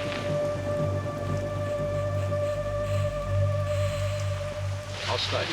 I'll stay. Awesome. Well done, Andy. I'll stay. Yeah! Good boy, Andy. That's really, I'm really pleased about that. It's less worry. And it's a heartache to see the others go, but you know what? We're stronger. We're stronger with 12 and 11. As the weather breaks, Paul uses the emergency satellite phone to request his evacuation, along with Joe. This is Paul. I would like to come off of the island. It's either me or one of the others go, and I don't want me to be used as a scapegoat. So I believe I am stronger than that person and wouldn't regret this decision. It's going to make everything so much harder. We've not been here for 5 minutes, really, and we're losing 2 members of the team. I'm an happy man. I want to be a happy man with a tub of Pringles and a Mars bar. You can only encourage them so much before you end up spending a third of your day encouraging somebody not to leave, when that could be better spent time getting the things we need. Water, fire, shelter, food. Having lost valuable time, the priority for the 12 remaining men is to finish a shelter before another storm hits. We are running on empty, but we are being stubborn and persistent. Fortunately, Andy decided to change his mind about leaving. At this point, there's still so much to do. We need all hands on deck, so losing 3 people would have been a massive blow. Right, Piers, I'm off. You off, mate? Well done, mate. See you again, eh? Yeah. See you being blighted. When look at you go. I turn round and shake your hand, mate, but we're No, it's fine. Yeah, we're sort of structurally integral at the moment. See you later. I don't want to spoil fun, gents, but is there any possibility you could step out of the area while we just start running these struts across? Continue your conversation, just sort of 10 feet over there.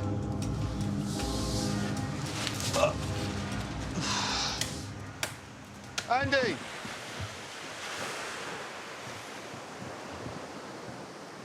He didn't even acknowledge me.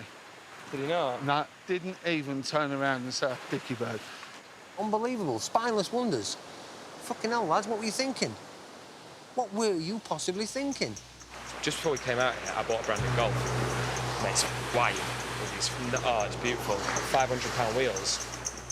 Lovely view, though, isn't it? After just 5 days on the island, 14 men are down to 12.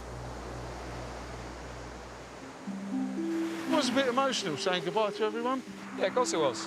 But, I mean, in a short time we've been here, we've made quite a strong bond. But... Oh, yeah, of course we have. Now the dead weight's fucked off, let's get on with it. Ain't got the time to it, we've got to build a fucking house for tonight. When people leave a survival group, the positive thing is that what it does, it galvanises those who remain, making them even more determined that they can survive. The new group may be less in number, but it will be greater in strength. No, genuinely, I can't believe that after 5 days we're down to 12 people. It is a shock, isn't it? Come on. It's a massive shock. I mean, do you think you'll stick it? Yeah. The whole thing? Yeah, I ain't got no doubts about that, yeah. We've been talking about for the last kind of 2 days, really, that it would be a great shame if anybody left. But I now think we need to look at it positively. And as harsh as it is, perhaps we've streamlined, actually, and more determined. I think those who've stayed, you know, have showed a certain determination. We've got no personality clashes now in the camp. Everybody gets along, everybody really likes each other.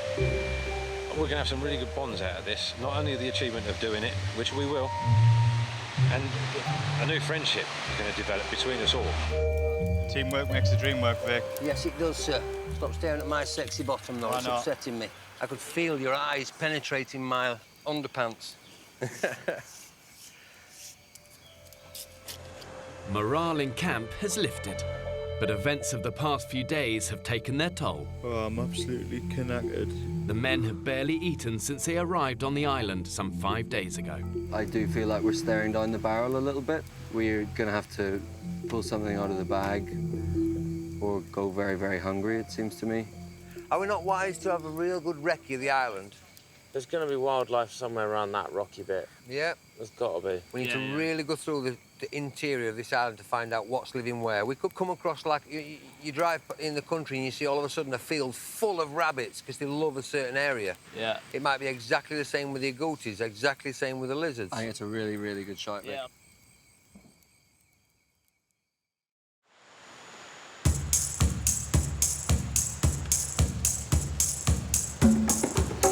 Come on, boys. 5 a.m. the following morning, the hunt for food begins. No heroes today. We don't want anyone losing a leg or arm or anything like that. You've got your stick there, haven't you, fella? I've got a stick. Can all grab a stick if we need one. Are we ready to dance first? A hunt dance? Woo! Yeah! We have an alpha male in our family, and obviously in my house I'm it. The dogs know I'm in charge, my wife lets me think I'm in charge, my kids look up to me as if I'm in charge. Alpha male, you know what I mean? I'm Johnny Weissmuller, I'm Tarzan, I'm all them things. I'm looking forward to being able to know that I can, come the zombie apocalypse or whatever world issue will befall us, that if push comes to shove, I could still provide for my family. My dream is for them guys to go, that's my dad, that's fantastic, my dad did that. Iguanas live up trees, is that right? Yeah, keep your eyes absolutely peeled. Shit, I wish I had my glasses. To ensure that these guys have a fighting chance of surviving, I've made sure there's enough water, indigenous animals and vegetation on this island to keep them alive. But they've got to have the ingenuity and the skills to find it, hunt it and kill it. Whoa, look. Raise. Fuck, they're shallow, aren't they? We need a weapon. We need a spear. OK, try that. Come on, boys, let's get one of these. They're going deeper. Stingrays one, survivors nil. Anything that's heart is beating in its chest, I will eat it. Yeah. My biggest observation about living in a jungle is how quickly you lose your sentimentality. When I look at something, I'm not thinking that's beautiful or look at the little creature. I'm thinking, can I eat that? Hurry up, there's an iguana. What's that? Just straight through. Oh, yes. Right, you keep your eye on him. I'm gonna go out and round, push him back to you. What's the mouse? Stamp on him with your flip-flops. It's there. I could see it. There's some stingrays, guys. Get it. Okay, go. Get him! Oh, Andy, get him! Oh, get him behind it. Oh! Cut him off. Get him! Get it. Oh!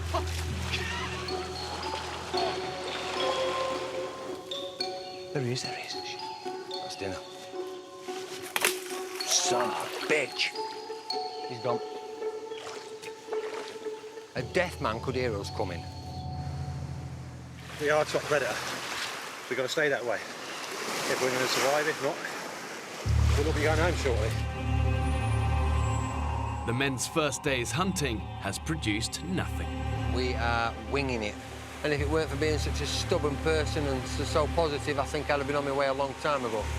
Just starving and dehydrating slowly is not a nice way to go. The monsoon is coming. Here it comes. Here it comes. Back down the hatches. In the middle of the night, the men are woken by the most vicious tropical storm yet. Fucking pissing down. It's amazing, from nowhere you get that really big wind. Yeah. Whoa. Where's the pan to protect the fire? Fuck. Fucking hell. Shit. Wow, it's coming in. After yesterday's exhausting and fruitless search for food, the men must now spend precious energy saving their fire. This is where we dig deep, boys. This is where we dig deep. But for some, it's becoming too much. Just really tired, like unbelievably tired. Got a lack of dry wood is the problem, really. Lack of dry wood. So tonight's going to be a bit difficult now. Barney, these things are eating testers, my man. I know.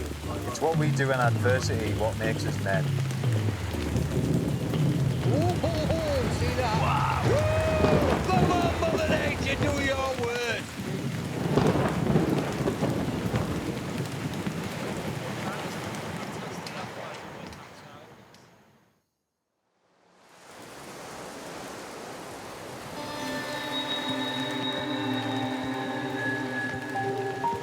About 8 o'clock in the morning. Hammer it down, which it has been since about 4 o'clock this morning. And when I say hammer it down, I mean hammer it down. It's relentless. But anyway, my body's starting to take a toll now. I've got blisters all over my feet. I'm shivering and shaking all the time. It's just bloody horrible.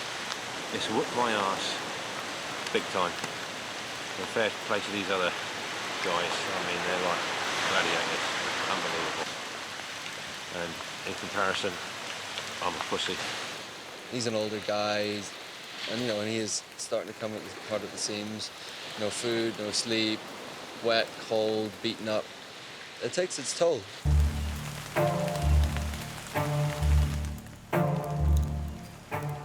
How's the wood looking, Dan? Terrible. Everything's just absolutely soaking wet. After a night-long struggle, the men managed to save their fire.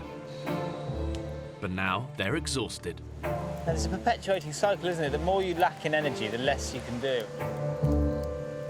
Having barely eaten in the last week, belly's rumbling. Their situation is getting desperate. We need to find a solid source of protein and carbohydrate, or we are going to seriously struggle. It's getting to the point now, if we don't eat properly in the next few days, I can see other people leaving this island. Hunting we will go, hunting we will go. Come on, let's rock and roll. The men head out once again on the search for food. But today, 51-year-old builder Andy is too tired to join them. You all right, mate? You OK? Not really, no. You look exhausted. I'm not sleeping at all. Maybe 20 minutes. And even when I am lying there, my brain's still whizzing away, It's starting to drive me fucking nuts. And I just hope you all. Oh, mate, what? I'm worried about Andy. Yet again, he woke up this morning to say that he's not had a decent night's kit. What can you do, you know? Come on, fella. It's all right. How about this? Let's me and you build a bed with some comfy bedding and a roof. Let's make that, and you've got a decent bed. Right, come on, me and you. Let's go.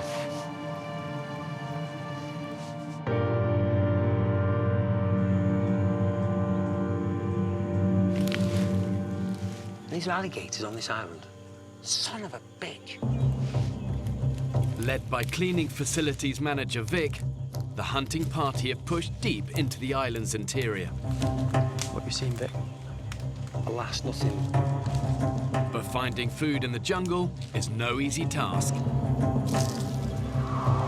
Wow. It's just full of ants and eggs. Snake! Where? And danger lurks around every corner. Somewhere here is a brown snake. Smell like shit off a stick. This is good bait. Shit. Scorpion here. Whoa. I do not want to get stung. Yeah, he's gone. Shame. Bastard. I could taste him from here. There's a lot of things that can kill you on this island. Snakes, spiders, crocodiles.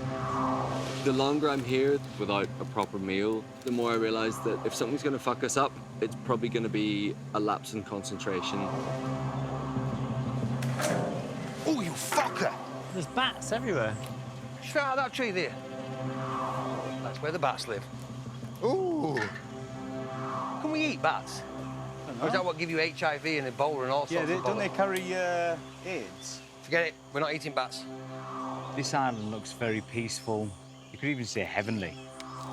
But if you look just in a little bit more depth, this place is an accident waiting to happen. So why are you doing this then, fella? I think because my life has been like one adventure, you know, moving from Tenerife, Lanzarote, America, all that kind of stuff. But then last 17 years, I've been stagnant, doing nothing.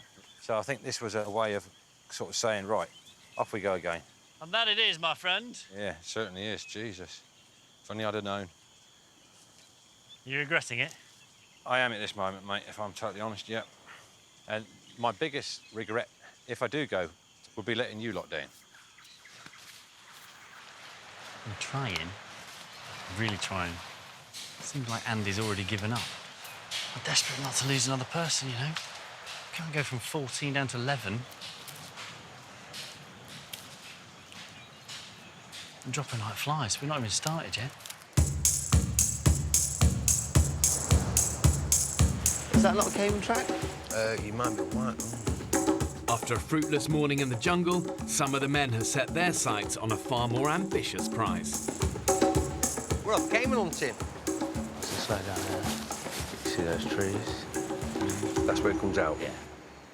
28-year-old website consultant Kyle has spotted a crocodile at the end of the beach. 4 of us are going to go that side, 4 of you this side. Keep your eyes behind you. Which the men are hoping to ambush. He's going to see you when he comes out.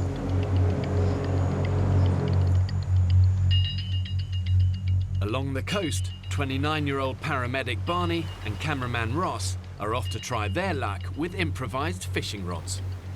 I'm going to be incredibly positive. We're going to get at least a couple of fish. Yeah. At least a minimum of a couple of fish. Good. I've delivered 3 babies in the course of my 7 years in the ambulance service, and that's a pretty special feeling. But it's not as glamorous as everyone makes out. You soon realise it's largely dealing with drunk people in gutters, vomit-ridden kind of students.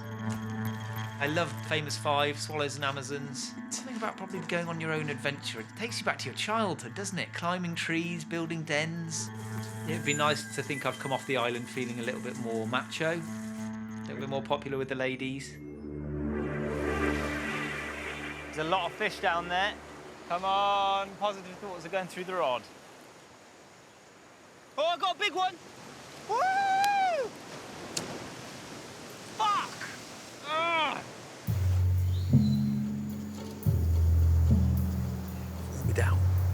men have been attempting to stake out a caiman for almost 2 hours. But so far, they haven't seen a thing. What do you think? I think some of our hunting team is always ready in action, ready to go. Like a coiled spring. It's fantastic we get caiman, but you also need to get water, fire, and food. I am starving. Go on then, mate. Plus, everyone's just getting eaten to shit by these sunflies. Well, let's return to camp. Start to finish, absolute joke. Everybody just went up there, asked about it. We had no plan when we got there, no nothing. We were like Keystone Cops. So that's going to be great. Right, I'm going to gamble this. Oh! Hey? There you go. I'm a bit bouncing it. Yeah. Mate, don't get any fucking better. Yeah. You ain't got to worry about creepy crawlies. OK, how about this? If a decent night's kit tonight, we'll stay. I will do that, I promise. OK, are we happy? I'm happy, mate. Yeah, you're a wonderful man. Top man. I'm going to hold you to it, you know. I know you will. Hey, come on, bring in the love.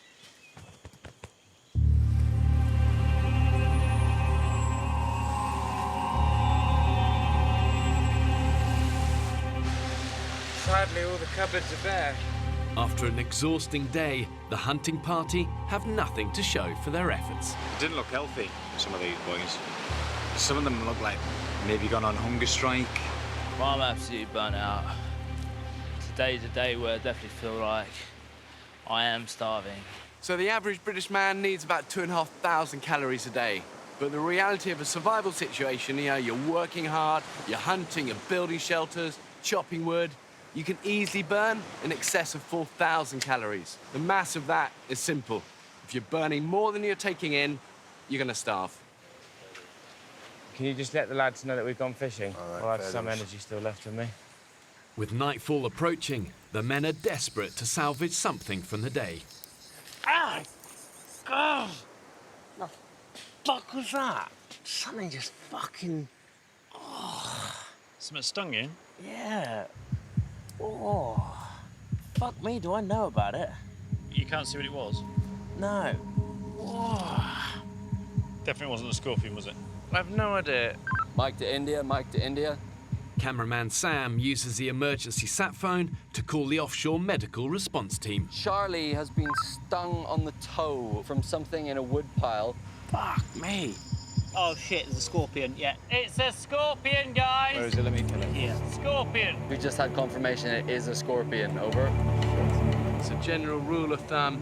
The bigger the pincer, the smaller the stinger, the less deadly the scorpion. Bark scorpion, enough venom in that stinger to kill a man. Not good, man. Not good. I don't know much about scorpions, but I think there's a kind that's very, very poisonous. We were told before we got here that that could kill you. Fuck, man, that's not what we need. The medics have asked Sam to urgently identify the type of scorpion that stung Charlie. Ah, dude, Is it painful? Yeah. Okay, so that length, that is what, 2 inches long? So he's got big claws, which is a good thing. The bigger the pincers, the less the venom, apparently, so fingers crossed. He doesn't look like a bark scorpion, does he? To treat it symptomatically and keep the response camp updated on the condition of the patient, over. Copy that, will do. Fucking, mate, it's so sensitive. So, good news. From the description of this little bad boy here, from that pincer, that probably means he's not super toxic. We're gonna keep an eye on you, make sure that that doesn't swell massively and you don't get any other allergic reactions. It's like someone's driving roasting hot needles in and out. Yeah. I think you're milking a bit now, mate. I know, I need to suck it up, don't I? Oh, wait, come on, you're supposed to be English. Thankfully, it wasn't particularly poisonous, but it must have hurt like nobody's business. Poor guy. I do not need anything over, thank you. Seriously, keep your weight off it. Oh, actually, maybe. Keep your weight off it. Easy. No pride. Not nice to see anyone like that, really. The boy is what I would like to call OTG. He is out the game. The medics have advised Charlie to stay off his feet for the rest of the day. Let's go and be the saviours of today. Go on, then. Okay, rods. With now only an hour to sunset, paramedic Barney and cameraman Ross set out to make a last-ditch attempt to catch dinner for the group. Yeah, let's go. But to get back to the headland where they've seen most fish, they face a treacherous scramble across the rocks. That's quite high, isn't it? And the tide's coming in fast. So I feel there is a bit of a risk, actually. But I'd like to take risks. We're not going to gain anything by walking back now, are we? Let's do it. Oh, no, wait, no, sorry, hang on. We have to wait for the tide to go out, and then we're making that gap there. So the Pacific really is just a vast ocean. It's actually the largest in the world, covering over 60 million square miles. You've got these fierce ocean currents, they swirl around these little islands, and if you get swept out into them, you really genuinely don't stand a chance. The next stop that way is the Galapagos Islands, if the sharks don't get you first. Now.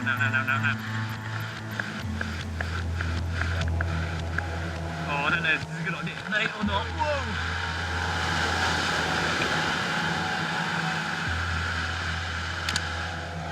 Taking quite a risk just to get a fish. Because we're all so hungry. And you've got to take risks, haven't you, really? What do you think? Is this a bit dodgy, or? Good. As long as we're on the same wavelength. Sea's a lot rougher, though. If we get swept off it, we're mincemeat.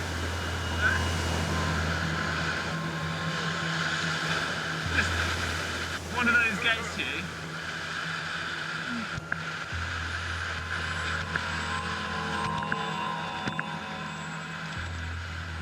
You okay, Ross? Barney and Ross finally reach the point where they want to fish, but it's now going dark. You ever think you could do something like that? God, no. Not in a million years, do you? Cool, isn't it? Ah, it's so exciting. It's like proper survival, isn't it? It's not armchair survival. Oh, mine's now. Ross? Quick, mate. Quick as you like. Fucking lost the camera. Are you okay? Let's get up out of here, mate. Fuck!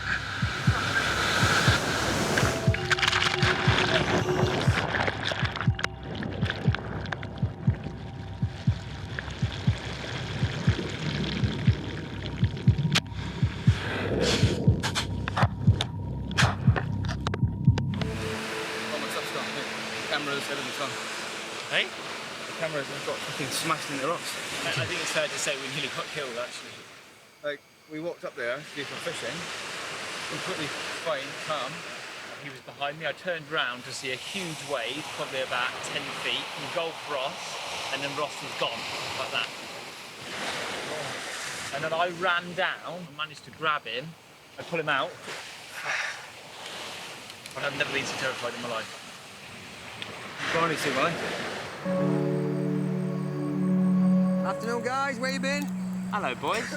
I'm shaken, to say the least. Oh, my God. Oh, Dave, do you want some water or something? Make some room for the guy. There's a massive wave crashed right over me. It swept me straight out on the rocks. You know when we were fishing? Yeah. Straight out, like that. Grabbed the rocks back up, and then another massive one took us both down. Can we please say no more fishing at night then, please? Yes. Yeah. You are a true team man, aren't you? It's really made me realise just how careful we need to be, and how careful I need to be, and about how vulnerable I am. Despite feeling as a young guy that actually you're invincible, out here, it's just not the case at all. You all right? You're fresh, near-death experience. Yeah. Fuck, you look shaken, man. I am shaken. Have a drink. Shaken, yeah. We did get some fish, though, right? Seriously? Get back That's out what there. you take from that. Tell you what, this is one hell of an adventure, isn't it? It's turned out to be a real and then a mice game, this. Good night, everybody. I'm sorry I'm not being rude, I promise. Get some rest, mate. 51-year-old Andy hasn't slept well since arriving on the island. I'm absolutely exhausted. Concerned he'll leave if he doesn't get some quality rest, the group are hoping his new bed is the answer. Andy's got the skill set that we absolutely desperately need on the island, you know. He's a builder by trade, so he could shortcut so many of our processes. So, you know, I want him to stay. He didn't, you know, I'm sure he didn't come on the island to fail. So if you have a decent night's kit, then you're not going to leave us. That was the deal, wasn't it? If I have a decent night's kit. All right, then.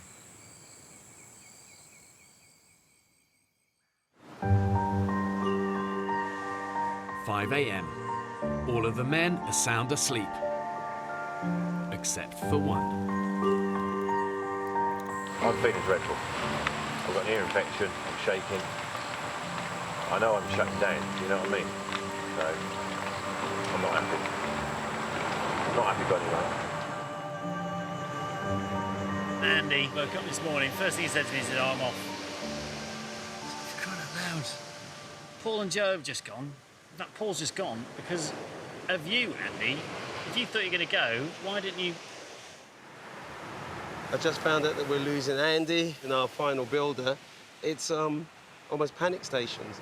Are you suggesting we're leaving? Are you fucking bollocks? Right, I'm walking away. I'll log you tied to a tree before you fucking go. Andy's threatening to leave is all very well, but I lose patience. Part of me just wishes if he's going to go, he should just fuck off, really.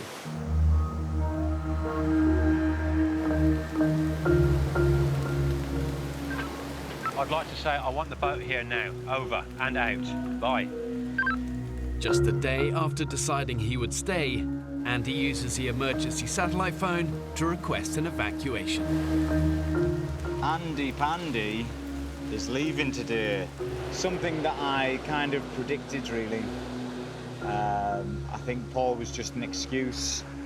So really, it was a shame that Paul had to go because Andy was always going to go in the end. Take care. I can't give myself or you guys anymore, I'm sorry. What can you do, you know? We're down to 11 people after not even a week. It's just embarrassing. When people leave a survival group, the remaining members can often feel this sense of desertion, betrayal, maybe even a little bit of jealousy. I mean, who wouldn't want to leave what for many of them really is a living hell? But ultimately, losing a negative influence will be a good thing for the long term of the group. Feeling pretty tired today. What you could do is some food. 8 days in, with barely a thing to eat, and delayed by Andy's departure, Fucking little fish. the men resume their daily search for food. I don't know why people choose to do this in their free time. Fish? Yeah. I don't do a lot of it. Father-in-law lives it. Absolutely fucking lives it. He's a dick. Every day is a winding road. While the others hunt, 29-year-old Barney has volunteered for fire duty. I'm happy actually just hovering back at base. The group are worried that his near-death experience yesterday has knocked his confidence. He literally got swept off the rocks. He's got bumps and scrapes, and if it wasn't for Barney saving Ross's life, things would have been really serious.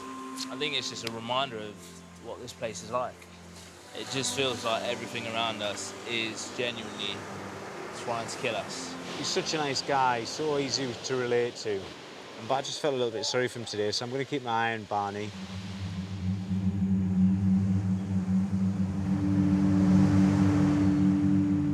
I think he was crying now just before you got the camera. He is finding it really tough. He is seriously lethargic, looks seriously homesick. He needs to get himself back on his feet. Having already lost 3 men, cameraman Ross is worried the group could soon be in danger of losing another, and persuades Barney to join him on a fishing trip in an attempt to lift his spirits. I thought you looked really low and that you weren't enjoying yourself and just looked like you wanted to get out of here. I was a bit worried that you might go fuck it and leave. You know? I think everyone's having their low days too, right?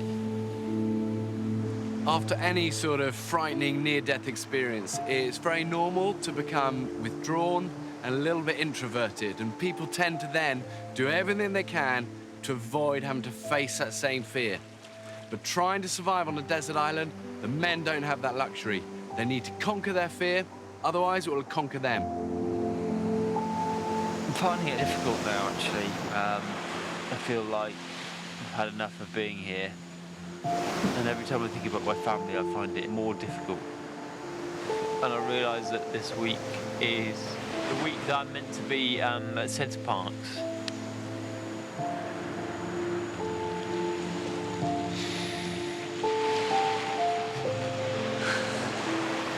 But I just wanted to kind of apologise.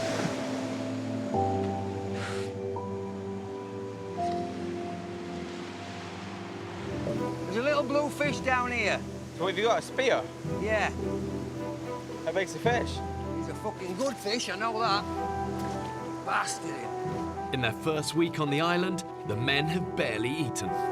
That spear's not worth donkey poo. Fucking rubbish. All of their attempts to find a decent meal have ended in failure. No luck today, but that's why it's called fishing and not catching. Today's lunch for 11 famished men is slim pickings from the jungle floor. Guys, Taste it. this is exciting. Scorpion. It's got a few ants on it at the moment because we killed it about half an hour ago. Oh. But who's up for an elite? Yes, please. Fuck it, I'll eat it. Heaven in your mouth. Burn the ants off. Da, da, da. Where's the Well, how game? come you're giving it to him then? Why can't I have any? Oh, because you're too northern. I'm too northern. I'm feeling victimised because I'm the northern one. That's it, you can all kiss my ass. You're a brave man, Dan. What's it like? It's pretty gross. Is it? It's like eating crispy poo. Is it? Yeah. I'm glad it was you then. In a survival situation, every mouthful counts. Tell you what, better than limpets. Is it? But one scorpion between 11 grown men is nowhere near enough to save them from starvation. It's hard to concentrate and noticing that energy is so low. I'm so bloody burnt out. Man, this place wears you down. Really does. Just tried standing up and then started got the standard head rushes and then really I was just sort of rocking backwards and forwards. I don't know, only for a few seconds, but enough to put me on my arse. It's getting to the point now, if we don't eat properly in the next few days, we're going to drop like flies. Despite their rapid physical decline, the men have no choice but to keep on hunting. It's quite a daunting thing, really, isn't it? The idea that we might come across Heyman today. 37-year-old Sam has persuaded Barney to join him in a bid to keep him busy after his accident. I can't convey how tough this whole thing has been, actually. Far, far tougher than I thought. I'm really, really struggling to stay focused and to keep up with the rest of the team. There's a berry on this tree here, look. Doesn't look edible, does it? Shit the dog! Shit the dog! What? Look at that! A big, big lizard under here. It's iguana, and I can see it's a big one. Yes, keep going. Yes, there you go, good. Okay, you see him there? I'm gonna flick him out. Okay, here he comes, here he comes, here he comes. Here he comes, here he comes. Okay, watch that tail. Okay, you got him, you got him. You got his tail? Pull him, pull him, pull him, pull him, pull him, pull him. Pull him, pull him, pull him. You absolute star! What a star! Oh my gosh. Hang on, let's talk about this, because actually we could use our meter live, could we not? Oh my gosh. Well done, mate, well done. Oi! Woo! Get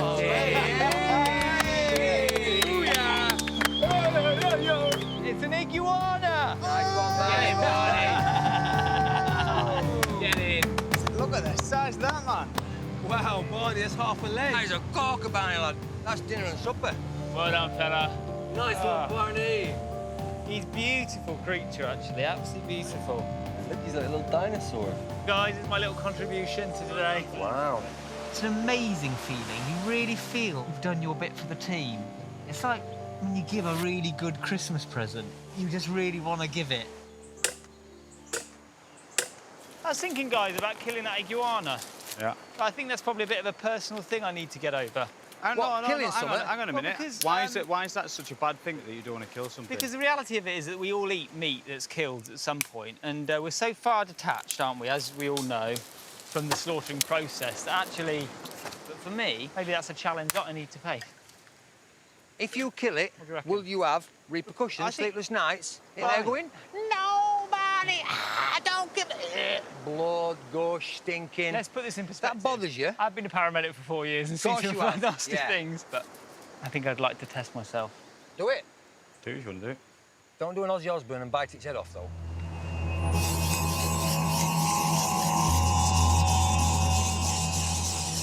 Barney, how are you feeling? It suddenly feels much more real when you're having to sit here like the executioner, you know.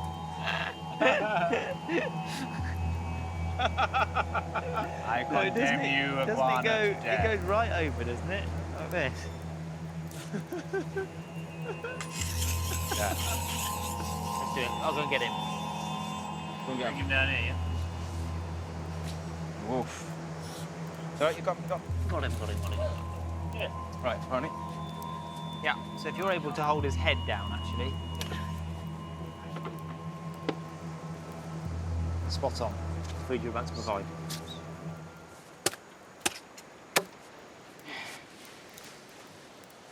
Great effort, Barney. Well done, Barney. You want it, mate? Yeah. A couple of my really close friends have got iguanas, and I really don't know how they'll view this. I don't think you... I hope they understand that this is completely a survival situation, and their pets are not in danger. They can leave me in the lounge without them. It's a very mix of emotions, because you really have provided, and everyone's got some food tonight, including myself. Hopefully it gives you a greater respect for the animal than if I would just sit round tonight having somebody else killed it.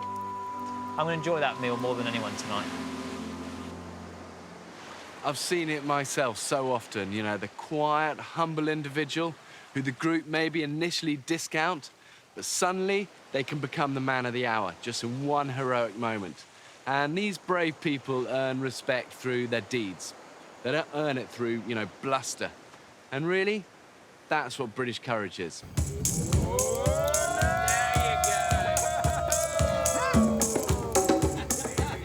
After a week on the island, the men can finally sit down to a decent meal.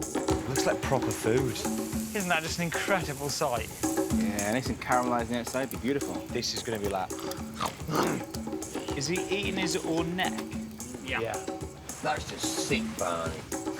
They do say that Mother Nature watches what you do, and if you work hard enough, she rewards you. Today she did. Good job, Barney. Here you go, guys. Well done and congratulations. Well done, teams Ocean 11s. Yes. Let's have a little taste, pass them on. Oh, it's delicious. Really lovely. Oh, so good. The first time we've eaten something which is ridiculously, amazingly brilliant. Oh, that's like a good piece, Barney. Yes, it is, mate. Oh, yeah, Barney boy. There's more meat on this than I thought. Turtles. Hey. Oh, yeah. 11 of us sitting around like cavemen, just gnawing and slurping and chewing and staring into the flames. Great. Grr. You've now literally cut his face into. There you go. Yes. Feeling increasingly manly as the day goes on. See what it brings the group. It all feels worthwhile. No complaints with this at all. Yeah, great. I think the head might be my favourite bit. With food in their stomachs, the men's thoughts turn to Andy's unoccupied bed, which is now up for grabs. No wanky in the individual bed, please. Okay, I've completely misunderstood what it's for. Does anyone not want out here? Dude, after the third night, every morning. I woke up prouder than a honeymooner, though. Seriously, you could want like a single man A-frame. Come see me in the morning. Buzzing tonight. Buzzing. It felt like a bunch of 11 mates sat around the campfire on a wee holiday, eating great food. Fantastic 14 is now the excellent 11. I'm under no illusions that shit times will come, but in the meantime, I'm going to embrace the good, and the good is right now. Help! Becky! Next time on the Women's Island. Radio in now. Medic now. Oh my God. What's just happened? Just collapsed. Oh, don't you dare! The group are still separated. Everyone needs off here. It's not a programme, it's ridiculous. I can't navigate, and I can't walk, and I'm just fucked. I'm an old fox.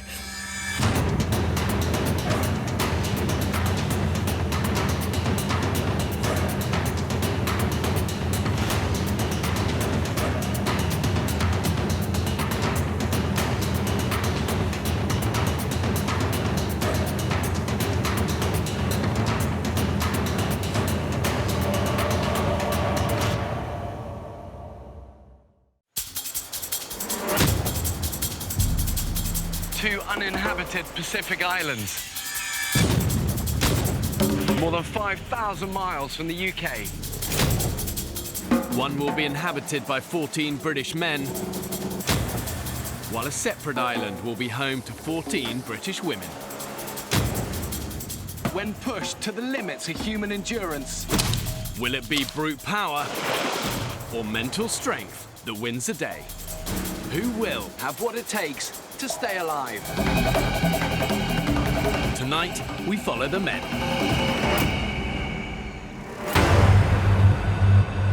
In Britain today, we've never been further from our hunter-gatherer origins. Doors are opening. But I want to know, when stripped of everything, has modern man still got that instinct to survive? To find out, I'm marooning 14 ordinary men on a desert island. This is crazy. This is absolutely crazy. This could be the worst decision we've ever made. This time, it'll be harder than ever. They'll have to endure 6 weeks in the height of the harsh tropical storm season. Bring it on, Mother Nature, I say. If this is the worst you can do. They will be utterly alone, filming everything themselves. We have two choices. One, we go down the 40-foot ravine. Holy shit! Or we keep going through this arsehole of a jungle. They'll have to find their own water and hunt for their own food. We just caught a prehistoric animal. You lazy bunch of bone idle bastards! Have these modern-day men got what it takes to survive?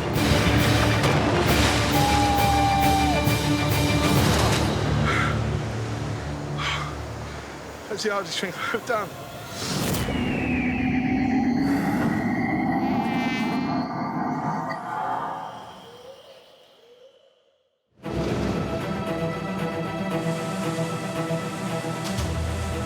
I personally don't think men are as strong now as they were, I wouldn't even say 50 years ago, even 5 years ago, because we have it too easy. The interesting question to ask, actually, is if we lost everything, what would happen to us? It would be nice to think I've come off the island feeling a little bit more macho, a little bit more alpha male, a little bit more popular with the ladies. I'm about to abandon these men on a remote Pacific island to see if they can survive. They will be utterly alone. My eldest lad's 19, he's at university. He only needs me for money and a lift. And the youngest one's too cool to hang around with Dad. My dream is for them guys to go, that's my dad, that's fantastic, my dad did that. I don't think I've done anything that's put myself at risk, really. But I'm scared when you're sticking a graphic designer on an island with no other skills whatsoever. Anything could happen. These 14 ordinary men do not know each other, and they have no experience of living in the wild. At the moment, I don't enjoy day-to-day life. I've got a stressful job, I've got a newborn baby at home. I want to go on the island to get away from the day-to-day bullshit. I think everyone in life does take certain things for granted. Electricity when you turn on the light, having a warm shower, having breakfast. When it's not there and you wake up in the morning and go, where's the next meal coming from? It's a man test, isn't it? OK, guys, we're getting closer. You are very remote here. The next stop that way is New Zealand. What I want to find out is, has all of this cushioning that civilization has experienced over the last 50 years made us totally lose touch with that survival instinct that I believe is deep within us all? OK, guys, I need you to be my eyes for any rocks. There are loads of rocks here. It takes an extreme situation to find out what people are really made of. What you're about to embark on, it will be the toughest thing you will ever do. You can do this, all right? You can do it. The men's home for the next 6 weeks is an uninhabited island in a remote Pacific archipelago. The 11 kilometers of coastline is dominated by treacherous cliffs and rocky headlands. Vicious swells and powerful ocean currents means there's no easy way onto the island. I'm going to try and get you guys as close as I can, all right? But you will end up swimming. If any of you guys are weak swimmers, it is a good time to save. I've never swum this distance before, not even in a swimming pool, but I will get there. I will get there. Age won't stop me doing this. It's not often in one's life someone actually challenges your morals, challenges you physically. And this does. That's why I want to do it. Who can't swim confidently? Confident with unconfident, yeah? Let's go. The men must make the 75-meter swim to the island fully clothed. Help each other, help those who are weaker. Let's go, let's go. Strong undercurrents mean the men need to get to shore as quickly as possible. Get in! Doing good. Go, mate. Keep going. Keep going. Okay, go. Get out of the water. Go, go, go.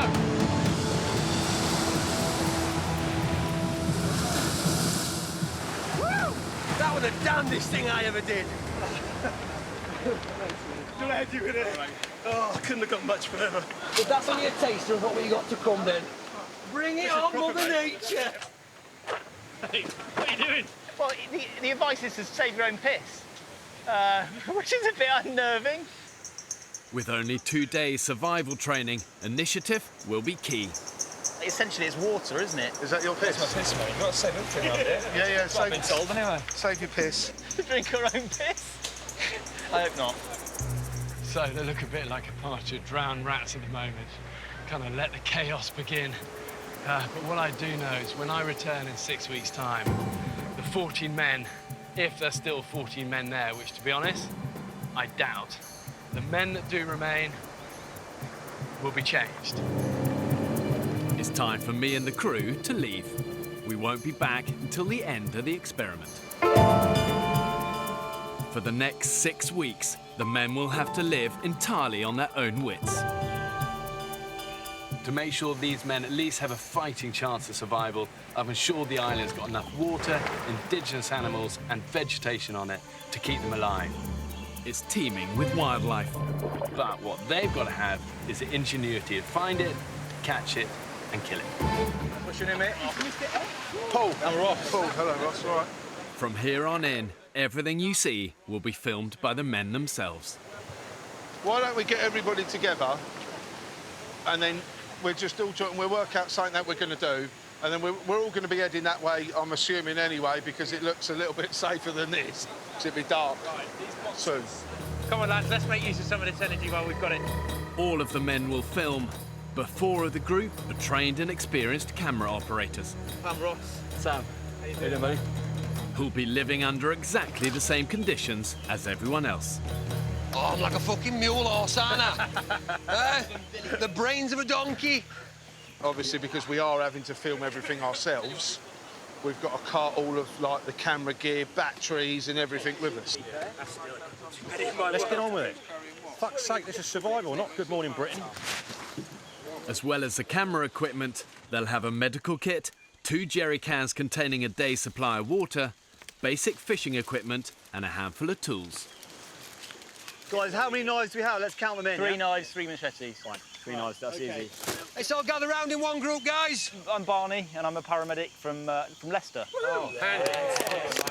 I'm Andy Bennett, builder from Milton Keynes. We've got a fucking builder, everybody! Yay! Let's hope he's not a cowboy. My name's Piers, I am a doctor. Did you say Yay! I'm Kyle, and I'm a website consultant. Woo! My name's Paul. I invented the dice. I'm a construction contracts manager. It's 4 p.m. With only 2 hours of daylight remaining, the men's priority has to be finding a safe place to shelter for the night. If they can't, they'll have to sleep rough on the jungle floor, alongside potentially deadly scorpions, snakes, and caiman crocodiles. We're assuming that the north side of the island would be nice, beachy, sandy, flat seas. Paul thinks the group's best option is a beach. Let's go. And he's convinced they have time to cross the island to find one before dark. Who else was imagining sunny beaches when they thought about coming out here?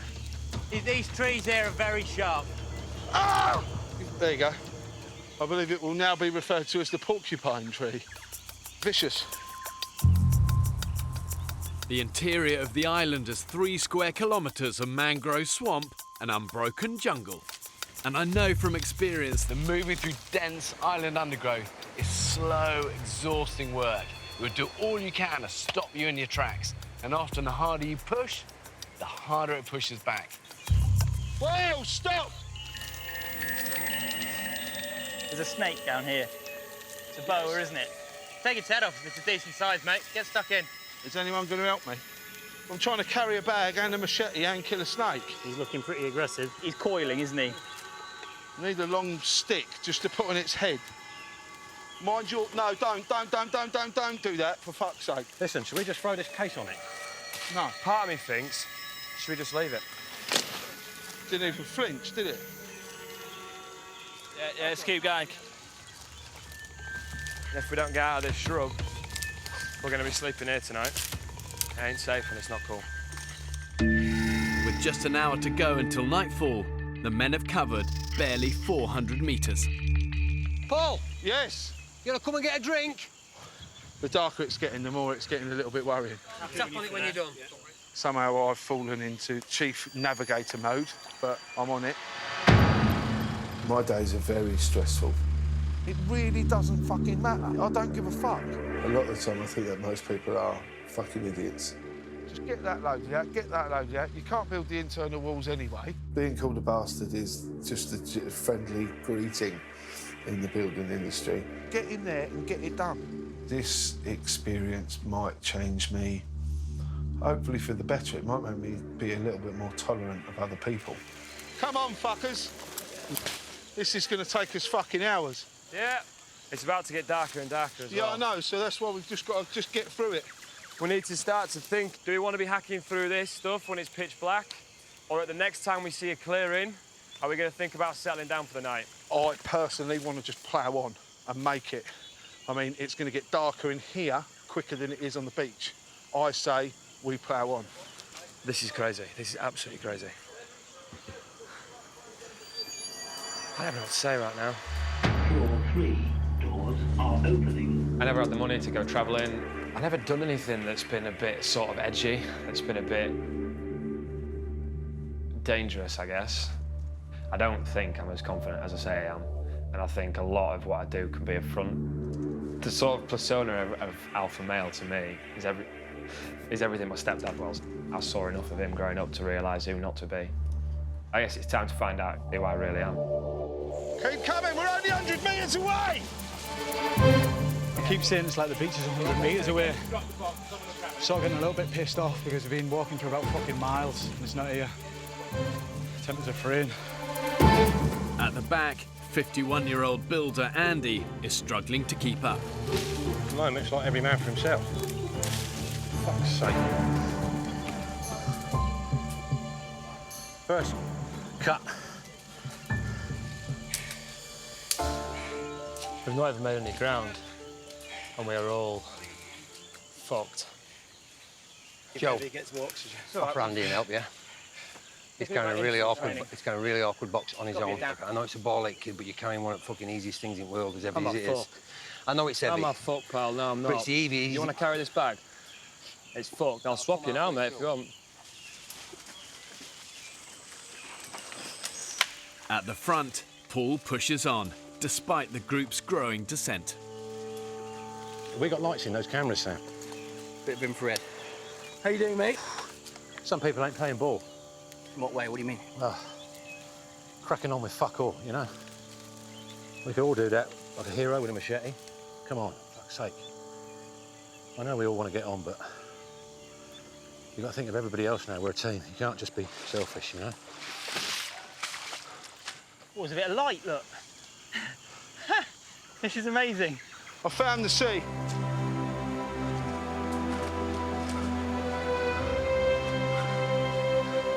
Ah. Ah. Oh. Yeah, to go beach! Come on! We're boys! Come on! Booyah! Beach! Pina coladas.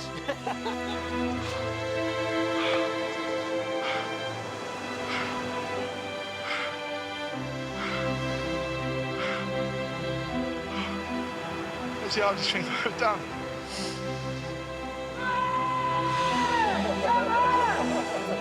Fuck! See, I never thought I'd be so happy to see the beach in my entire life. Well done, mate. Well done.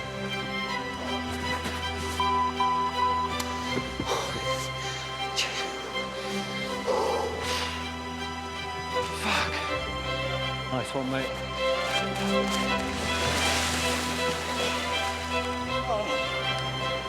Never doubted myself. Never underestimate your own abilities.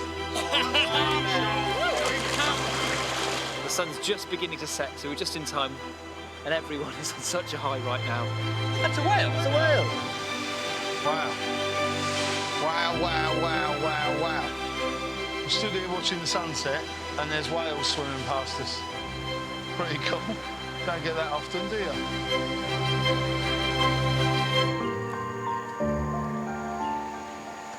You're right. About 2 minutes sleep, I think, one time. 16 hours ago, I dropped 14 ordinary British men on a remote desert island. I haven't slept for a minute.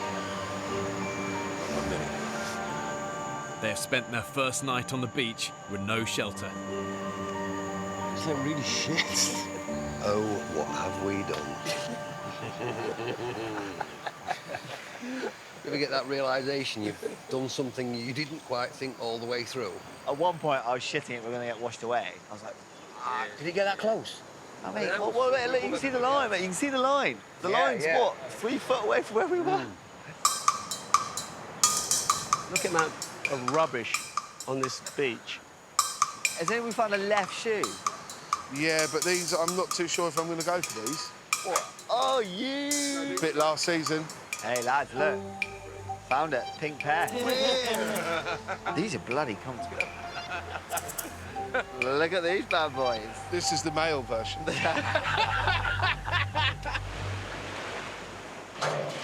The men came onto the island with just a day's supply of drinking water. Mouthfuls. But after yesterday's arduous trek in 34-degree heat, it's all but gone. Tropical storm season, really, there shouldn't be any shortage of water on the island. And obviously rain itself is drinkable without purification. But once it hits the ground, it becomes contaminated. All sorts of bacteria and nasties there. From experience, I can tell you, animals aren't fussy about where they crap. Oh my God. The amount of crap that's in there, it's fucking horrible. Without boiling, this rancid water would almost certainly give the men stomach cramps and diarrhea. It's not salty, but... I'll tell you what, I've had hangover shits that smell better than that. Guys, can we... Like why a don't northern we all Stephen kind of gather in and have some sort of confab about what we're going to do today? Yeah, I think that might be a very good idea, Piers. Go on, guys, gather round. Right, plan of action, lads. Yeah. We 100% need to try and make a fire now. If we don't make a fire and something to boil new water, we're going to be in bad shape by tomorrow morning. Food is becoming a priority very quickly for a lot of people. We're going to have to get something substantial to eat fairly soon. Right, meeting adjourned. Shall we dance, sir? Let's go. The men decide to split up. Having eaten nothing since they arrived, the majority of the group head off to look for food, while engineer Dan and builder Andy take on the fire lighting. It's quite a lot of pressure to get this fire going. You're down? I'm up, yeah. Right. To me. Awesome. That is not an ideal start, is it? That in one stroke. Oh, lads. I shot my load. Round about here, there's about 6, maybe 10 snails and shit, yeah? Along the coast, 47-year-old Vic has decided to put Joe, the group's youngest member, to work. We should definitely have put some fucking shoes on. That might have been a wise idea, fella. Oh! Just anything. Limpets, crabs, give 'em a crack. Snails. You spot them, fella, and I'll club them. Do these snails bite? I feel sure something with legs is going to come out there, innit? And nip me. Don't put your finger where you won't put your dick, because it might get bit. And this, ladies and gentlemen, is how the nearest we get to Michelin star. Will we put it on a bed of anything?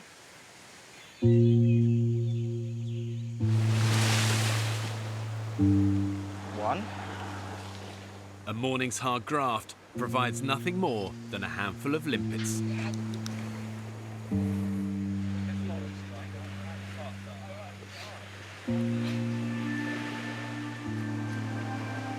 Give it a good old cheer. Fucking hell. Yeah. Yeah, tough.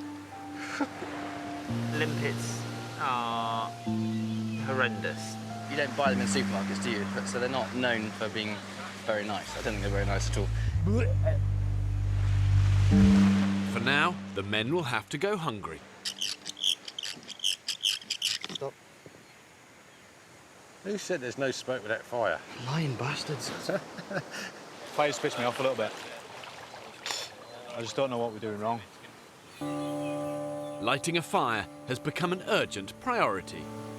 It's 34 degrees in the shade, and the men have had little to drink in the past 12 hours. We've got no water. None at all? None. I had a piss 20 minutes ago, and it was like pissing lion's golden syrup. I had to push it out.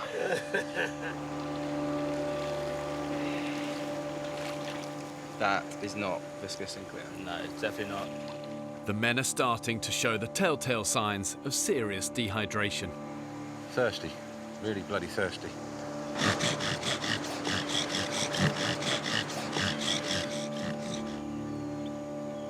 Gone out, hasn't it? Fuck all. The vultures are circling already. Can you look at the size of that? Jesus. That's prehistoric. How about your glasses? Do you reckon we could... Can I try your glasses? Try it, mate. Yeah. With their need for fire now critical, web consultant Kyle has an idea he wants to try. We've got Andy's glasses. Just basically using the sun to focus that in one point is giving us quite a lot of heat. Come on. Don't think that's going to work, the old glasses. Let go, let go. Oh, go on, Andy, lad! Sticks. Get the little sticks. Preparation. Where's the next lot of sticks? Where's the rest of the shit? Where's the rest of the stuff? Sticks. Fucking sticks! Get up there. Get up there, get up there. And again, this way, right side, fellas. No, right, right, put it up, high. Breathe it. Go on, Andy. Are we going to walk in, then go to the burning fingers? Blow hard. Blow hard, he'll go. Come on. Go on, the big blows. That's it. Come on, it's nigger there. Keep going. Keep going, keep going, keep going. You got it, you got it, you got it. Everybody else. You got it, you got it, you got it! Twigs. Keep going! The little twigs. Yeah. Twigs. Behind you! Behind you! Twigs.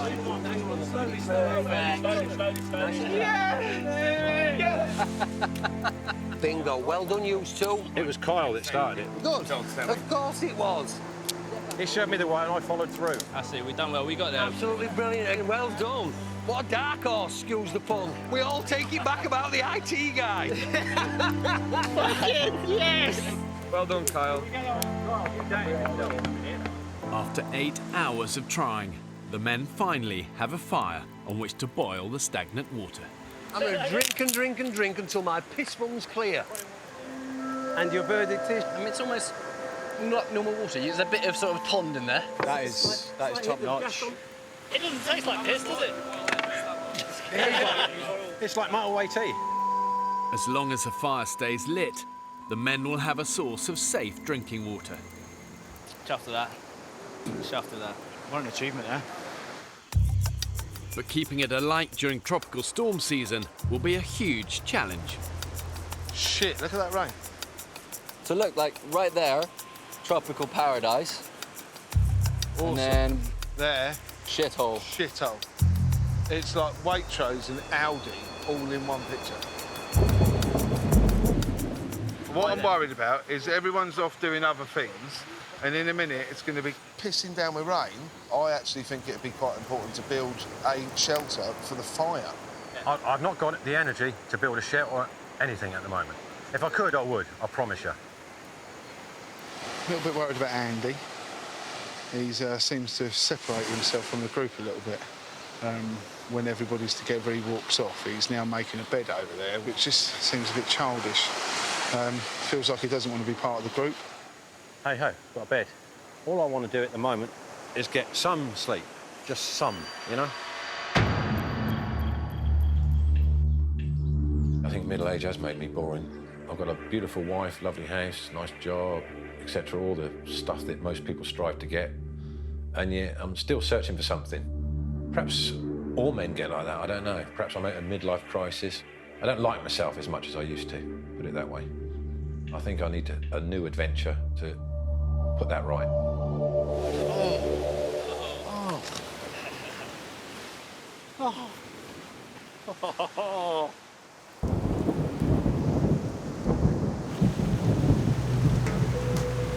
Someone help us get something just to cover this up, because it's going out already. An hour before sunset, The heavens have opened, as expected. We've got a fire going. Yeah, but we've got to protect it. Which is brilliant. However, it is now pissing down with rain. We've got no cover over it whatsoever. We've got nowhere to sleep whatsoever. So I would say our priority is shelter. Honestly, in the politest way possible, we need to cover up this fucking fire because it's going to go out. without the fire, the men will have no means of purifying water to drink. Who was doing the leaves? Is anybody getting the leaves to cover this? That is going out in about half an hour. Ah, clusterfuck, or foobar, I don't know what the correct military term is. So now we've got 1 million people trying to do 1 million things. Hopefully we'll have 1 million answers. Drives you fucking mad.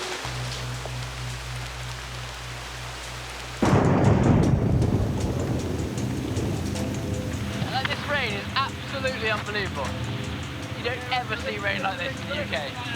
Absolutely, completely stoking. 8 p.m, the men are still desperately trying to make a watertight shelter to save their fire. Over and under, that's it. See if we can bend it, Barn. In this part of the Pacific, storms can last for days and dump inches of rain in an hour. It's a great night. Obviously, we're staying dry under the shelter that we've made. It's a good job we made it, otherwise we'd be absolutely saturated right now. The roof might need possibly a tweak or two. There is a minor bit of snagging before practical completion. It's just something simple like perhaps taking the whole fucking thing down and redoing it. Has anyone checked on Andy? Oh, good God. Andy! Andy! Andy! We've got a headlight, guys. Andy chose to not help the group in any way, shape or form and went off on his own. Andy's here. Vic, Andy's here under the tree. I think Andy needs to get a little bit more involved with us all, to be honest.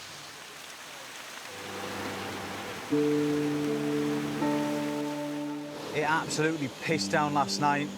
Everyone was awake and everyone was just so wet through. I was sat there and I was just thinking, what am I doing here? I feel kind of pissed. Yeah. It's weird. I feel like I've had a couple of pints. Can't move my legs.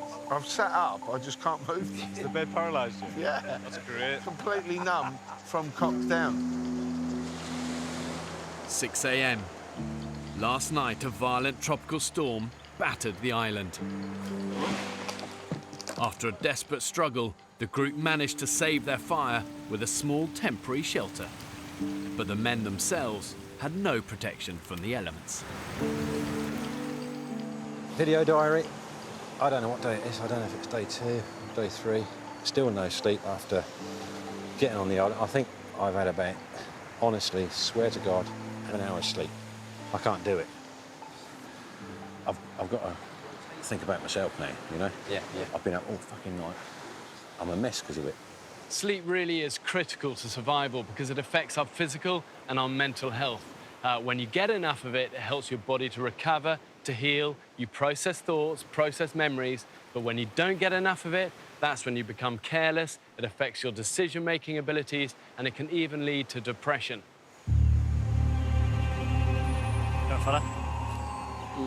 What's up? No, I'm struggling a bit, I think, at the moment. With? The mentality of it all. You know what I mean? I think you got to get yourself in, like, in the zone, as it were. And I'm struggling to find the zone at the moment. I'm really worried about Joe. He's just kind of wandering around, sitting down, head in his hands.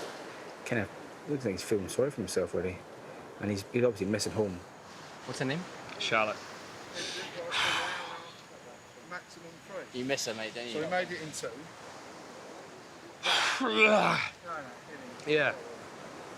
Best thing that happened to me, huh? How long have you been together? 5 years. For the first time ever since I met her that I've gone 24 hours without speaking to her, so... In fact, you might. Come on, dude, hug it out. You'll be fine, mate. You'll be absolutely fine. I promise you. You'll be fine, honestly.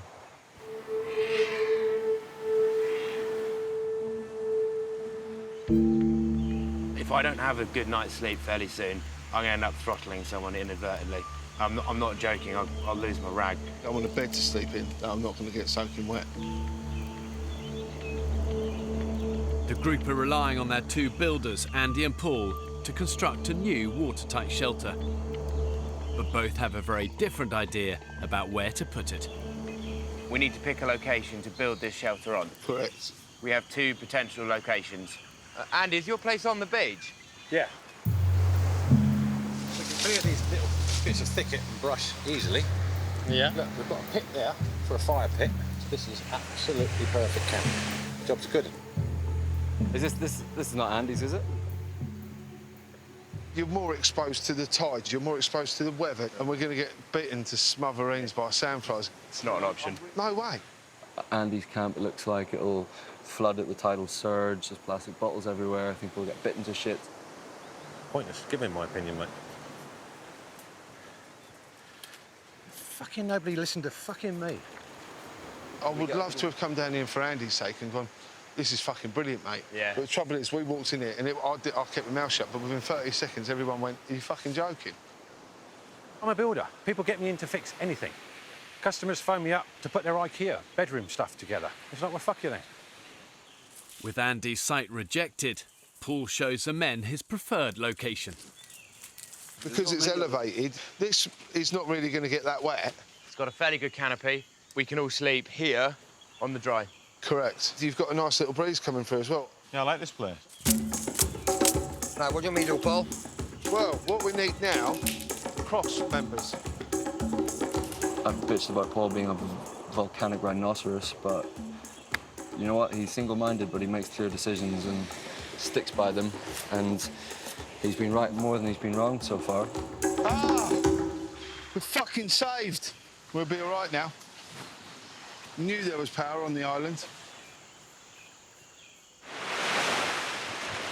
How you find it? I'm a bit shocked at how Difficult. how difficult it's been. We're all here doing the same shit. Yeah. We're all not sure whether we should see it, bush. Determined to boost Joe's morale and keep his mind off home, father of 3 Vic has asked him to join in with the shelter build. It's a challenge. A fucking challenge. We'll adapt to all this quicker than any of us will. Far quicker. It's a case of making sure everybody guides everybody else in the right direction. I do firmly believe we will become an excellent team to the point of becoming almost like a tribe. Let me just say, building camp at the top of a steep hill in the middle of the rainy season is the stupidest idea ever had.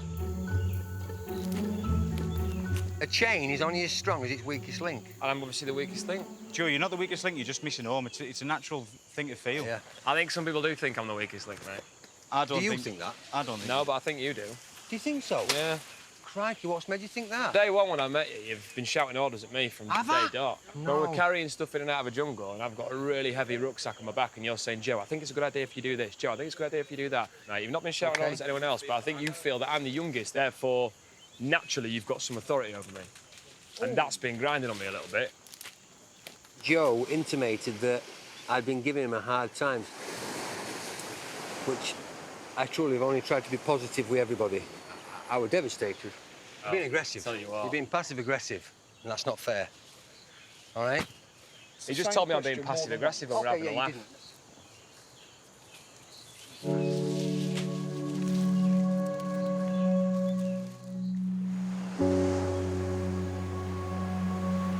However bad your situation is, you can't wallow in negativity. You know, survival is about dogged determination, learning from your failures, and never giving up. And Churchill once said a great quote. He said, if you're going through hell, keep going. My balls are doing the backstroke in a bucket of sand. I'm hungry, I'm tired. And all that's going through my head is, I don't self-harm at home, so why the hell am I self-harming out here? 6 a.m. I've never been in an environment where last night you hear a thunderstorm and it's now daylight and it's still thundering and it's still raining. Overnight, torrential rain has once again battered the island. The men have managed to protect the fire, but their spirits are low. It is a bit mind-boggling that you can have this much rain. It's so long, it just keeps coming. Yesterday, the men started work on a new shelter. But only half built, it was no match for the elements. I massively underestimated this place. Massively. I'm soaked to the skin and have been for as long as I can remember. Last night, when I got my first hunger rumble, food's playing on my mind a lot more. It's hard. This is apocalyptic weather. It's going to threaten to wash us out of this camp. For the third night in a row, the men have barely slept. The positive? It's daytime. I can see how crap it is. Here in the tropics, when it rains, it's not just nice British drizzle. It's torrential. We can hardly hold a conversation. You've got to spend so much time and energy trying to keep your fire alight when you could be out there fishing or hunting or making shelters. However strong and determined, after a while, it saps you. You know, it saps your spirit in the same way it saps a life out of a fire. I cannot face another day on here. Honestly, I can't. I'm at the stage of almost a breakdown, to be totally honest. You just can't imagine how tough it is. Unbelievable. the island's youngest member, Joe, says he's had enough. 4 weeks I knew would be a push for me. 6 weeks I didn't think I'd ever make. The pain that I'm going to go through here, leaving the loved ones at home, Charlotte, all the rest of it. Then why did you sign up? I don't know.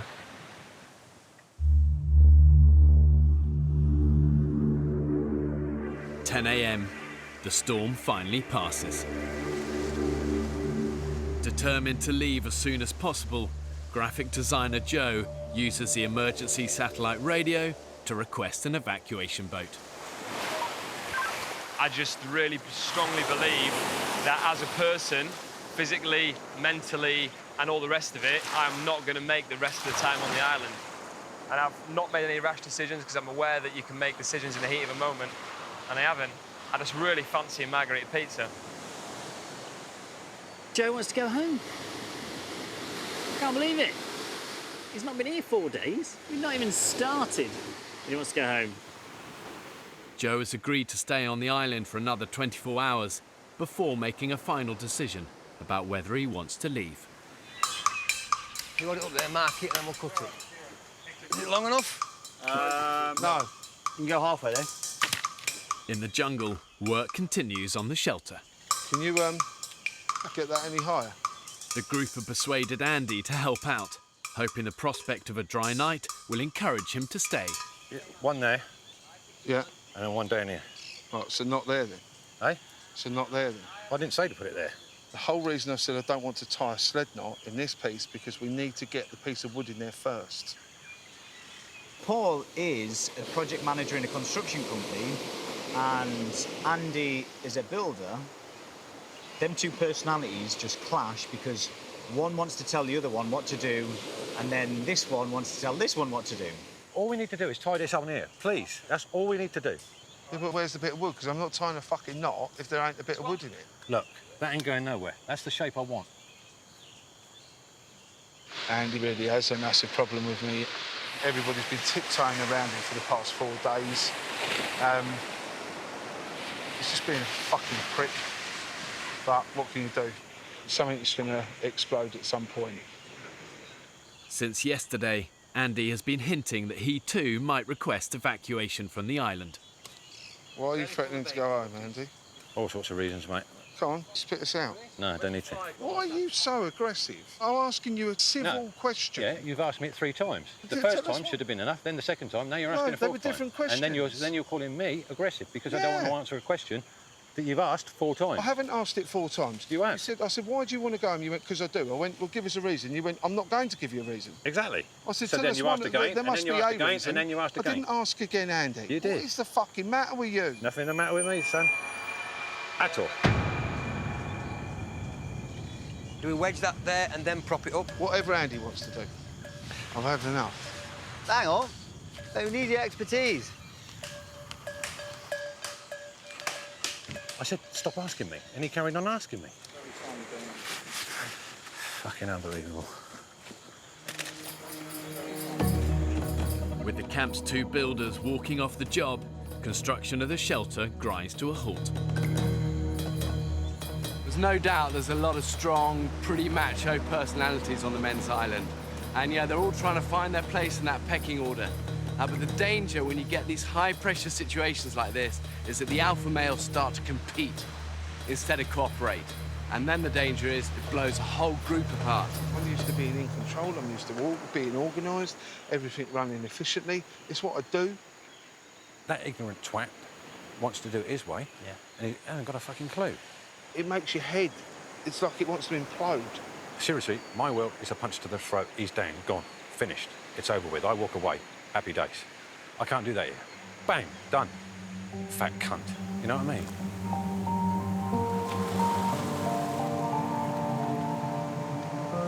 There's a lot of bad blood in camp at the minute, largely between Paul and Andy.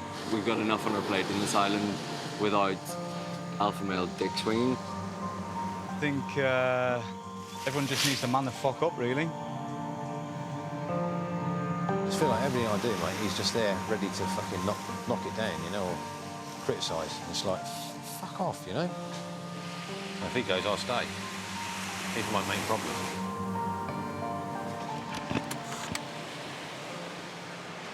So, I overheard a conversation with Andy. His exact words were, if Paul leaves, that'd be good, because then I will stay. I'm not dealing with that sort of immaturity. He's supposed to be a grown man. I'm not being blackmailed. I don't need to be surrounded by this immaturity. I might just have to go. Are you thinking about fucking off? Can't be fucking bothered. Mate, you can't go, mate. You literally can't go. Do you think that you would regret it later on? You will regret it. I think I won't. Just suck it up, mate. Lift up your skirt. Wash the sand out of your vagina, mate. In a disastrous turn of events, 3 men, including the island's 2 builders, are now threatening to walk. Andy, Paul, and Joe all want to leave this island. I'm amazed that they've come this far and want to give up so early.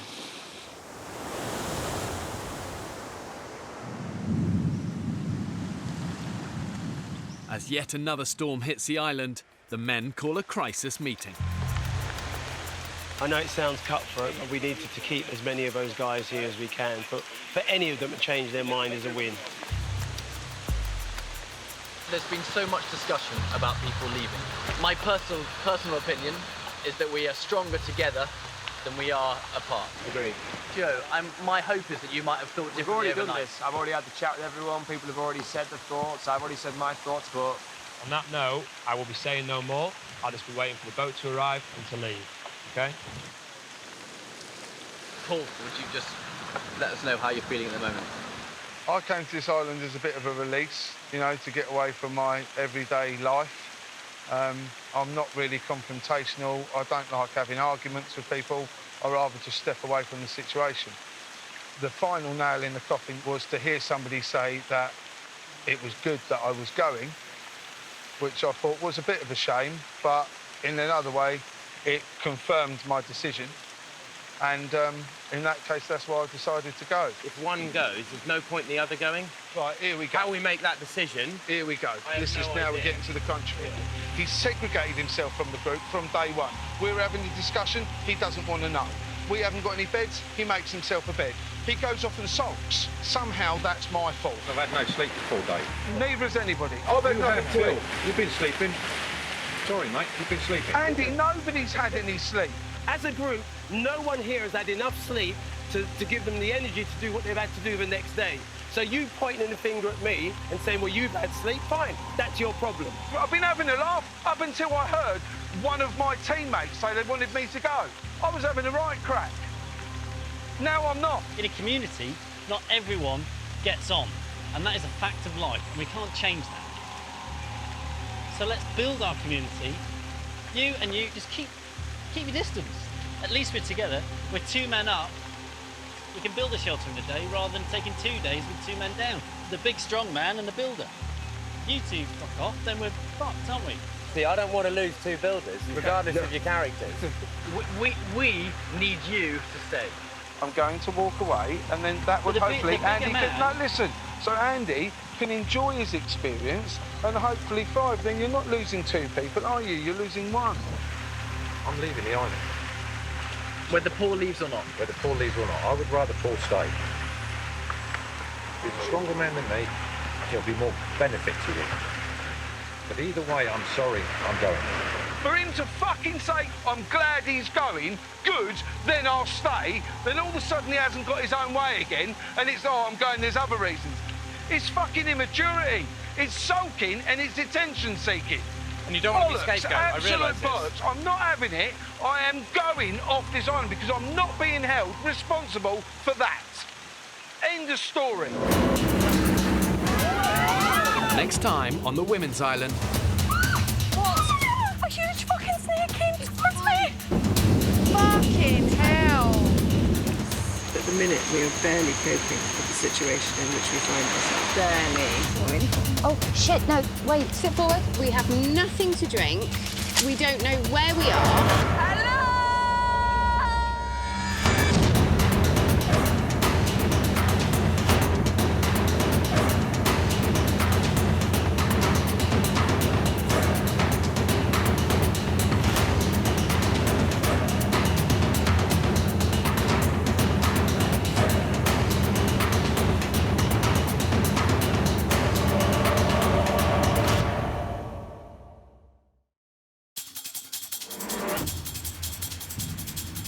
Two uninhabited Pacific islands. More than 5,000 miles from the UK. One will be inhabited by 14 British men, while a separate island will be home to 14 British women. For 6 weeks, they'll be utterly alone, with only the clothes they stand up in and a handful of basic tools, filming everything themselves. When pushed to the limits of human endurance. Will it be brute power or mental strength that wins the day? That's the hardest thing I've done. Who will have what it takes to stay alive? Tonight, we follow the Women's Island. Snake! This time, it'll be harder than ever. They'll have to hunt for food. You're all right, you are. Find water and build shelter. Living on the island in the middle of tropical storm season. It's like a tornado. That is terrifying. We need a radioing medic now. When pitted against the extremes of nature, and these modern-day women got what it takes to survive. Guys. That is a big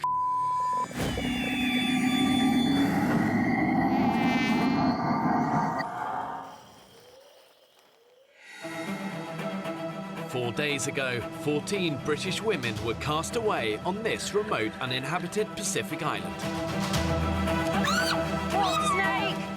Already, one woman has left the island. I need to go. It's like, if you don't want to be here, just off. Who's up for this? Some of the group stayed behind at the makeshift camp, whilst an expedition party went in search of a permanent base with a sustainable water source. It's not salty. But with no idea how to get back to the others, I've ripped my trousers even more. they are now lost in the thick of the jungle. And are completely out of water. We have nothing to drink. We don't know where we are. The women left behind have just rainwater to drink. Their fire has gone out and panic is setting in. Julie, you just order me about all the time. With both groups now starving and critically dehydrated, their time on the island could be over before it's really begun. It's day 4. The 5 women left in camp have been waiting for over 24 hours for the others to return from their expedition. I feel dreadful. Honestly, I feel absolutely dreadful. I never thought I would be so desperate for food and water. We all want to get out of this camp, but we know the other group are coming back for us. We can't set off because we'll lose them. The women are trying to relight their fire to purify water from a muddy puddle, but their wood is damp. That's it. It's moving. And, Oh, every time. What the hell are we doing? It's actually just another Groundhog Day of the same shit. It's like the best camping ever, isn't it? The best camping ever. Mind you, I've only ever been camping twice. I didn't like it. However bad your situation is, you have to dig deep and find that inner strength to stand any chance of surviving. You know, simple principles that really make a big difference. And one of those is positivity, positivity, positivity.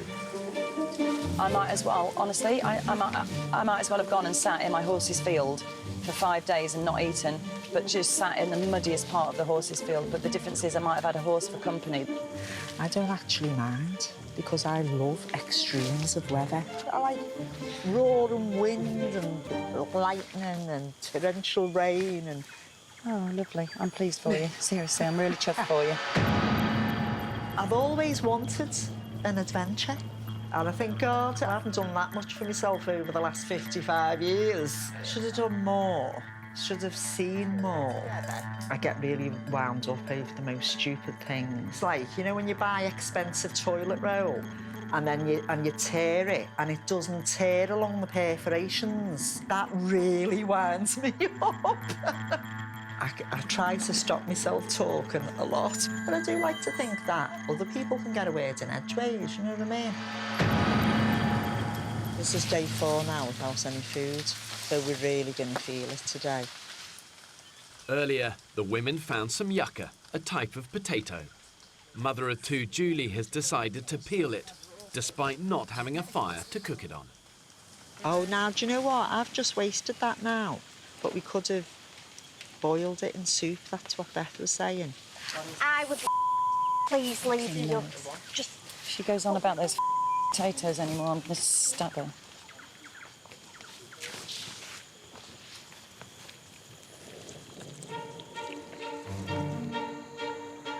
After 24 hours without a drink, the expedition party are dehydrated, hopelessly lost, and wandering directionless. Walking is painful now, physically and mentally. I just hope we can find a drink. Oh. I can't remember the time I felt this thirsty. Careful here, guys. It's really slippy. Oh, shit. Hey, you're right. Super slippery. It's really slippy. Oh, God. Oh. Hey. Who was that? That was me. Oh, my God, there's a caiman. That is a big... Oh, yes, I can see it. Straight ahead. Shit. Oh, my God, that's Yeah, it's enormous. It's watching us, though. We actually, I literally must have walked past his nose by that much. Didn't spot him. Do we throw things at it? No. Though potentially deadly to humans, a crocodile of this size could provide tens of thousands of calories for the women, who have barely eaten in days. Billy big balls, that. That is serious Billy big balls. Not going for that one for dinner then? Not tonight, not without a fire. I wouldn't tackle that. Not as we don't have a sharp knife on us. We'll be back for you, man. Sleep with one eye open. With hunger and dehydration sapping their energy, and with hunting equipment left at camp, the women decide to walk away from this potentially life-saving feast. Right, let's get out of here. Yeah, it's nothing easy on this. Hey, it's all right, it's all right. It's all right. That's it. Well done. As we know, caiman can take off a leg, an arm, drag you into the water, drown you, eat you. Not great, really. So we all want to be out of here as fast as possible. And as an exit operation, we're doing quite well. Oh, Dawn, you did Yeah. Too late, baby. It's too late. For these women to succeed, they've got to have faith. They've got to persevere and reunite, because there's power in numbers. My mantra is leave no man behind. It's that sort of attitude that's going to make the critical difference for them. I've got a beach on my left. Let's get on there. Let's get an orientation. The women have been trekking through the jungle for 2 hours, but instead of finding camp, they've stumbled upon another beach on the north of the island. This is so hard. No one knows what the right decision is. So thirsty. I've never been so dehydrated in all my life. I'm thinking about drinking seawater. I know you can't, but I'm not. The women scavenge the area and strike lucky. We found coconuts. Oh my God! It's just enough to keep them going Come on, let's go, let's go. Let's do it. as they head back into the jungle to try and find the others once more.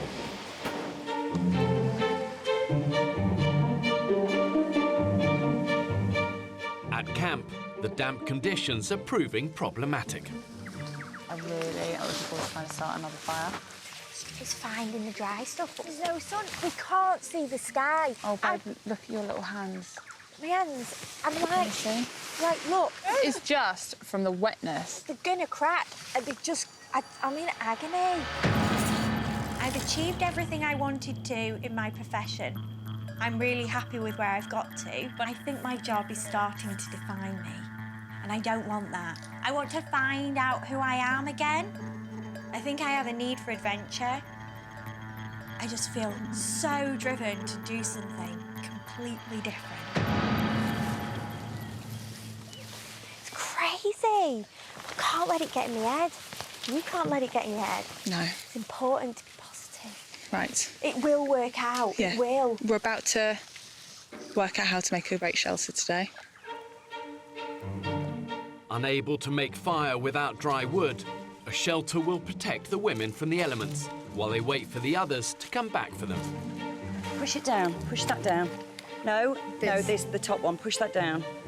Tell you what, there really is strength in numbers. You really feel that there's so much more work and so much more pressure on you when there's just a small amount of you. Oh, shit. That's it. There we go. Now, with just 5 of us, feels pretty lonely, actually. Half an hour later, and the shape of a shelter is almost complete. It looks pretty good. Oh, fuck's sake.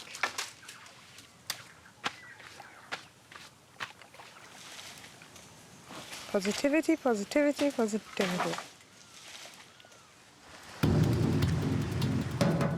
The expedition party left what they've nicknamed Coconut Beach nearly 2 hours ago, and they are trekking into the thick of the jungle, trying to find camp. No, we're going back on ourselves. We need to go that way. There's the other coast feet. With the afternoon temperature rising to over 30 degrees, I'm so thirsty. their need for water is more critical than ever. My biggest motivation is to get to the others. Convinced they're close to camp, Georgie and Lauren go ahead to recce their surroundings. We're just looking.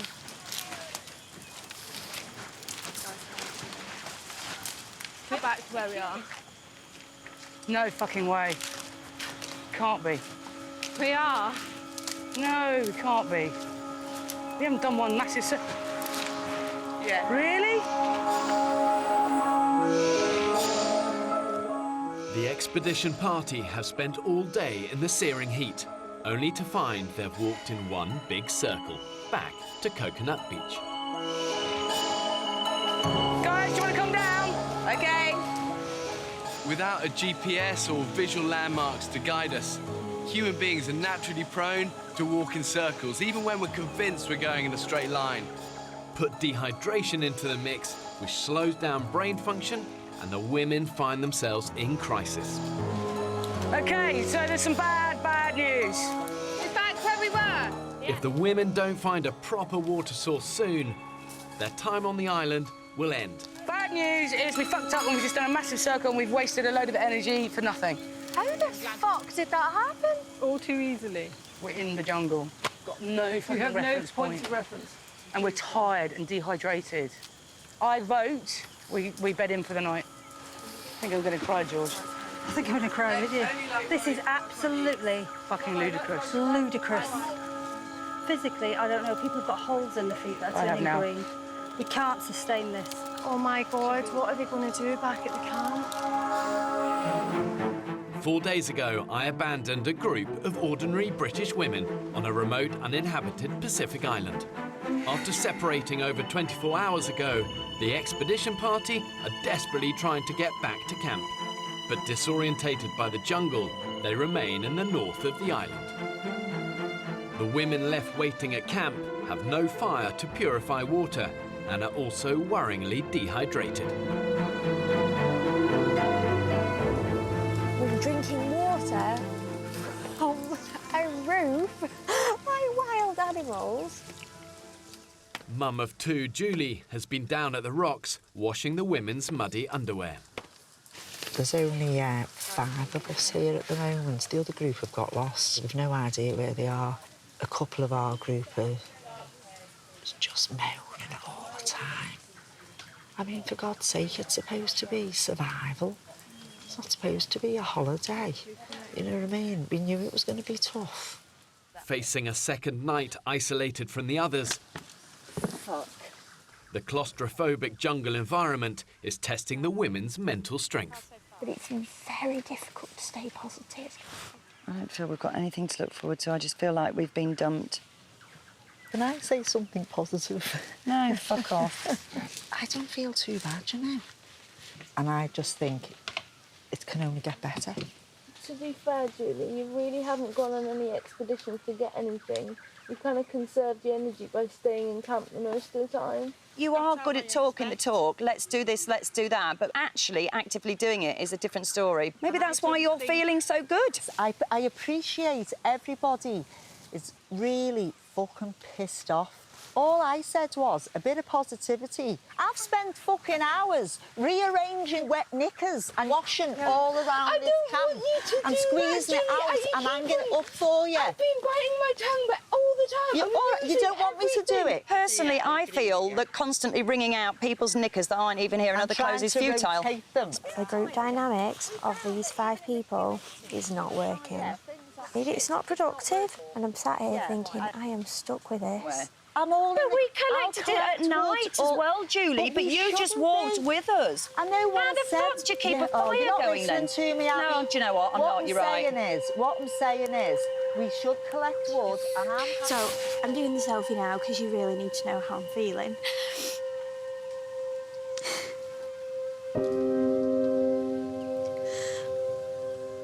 It's really hard.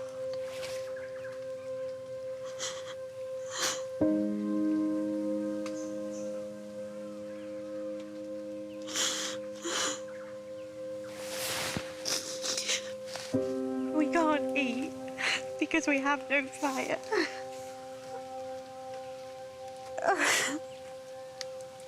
We have nothing to drink because we can't boil it to purify it and sterilise it. I don't know where everyone else is. The other group have gone missing and I'm really worried about them. But I'm just questioning, like, How on earth are we expected to survive in this?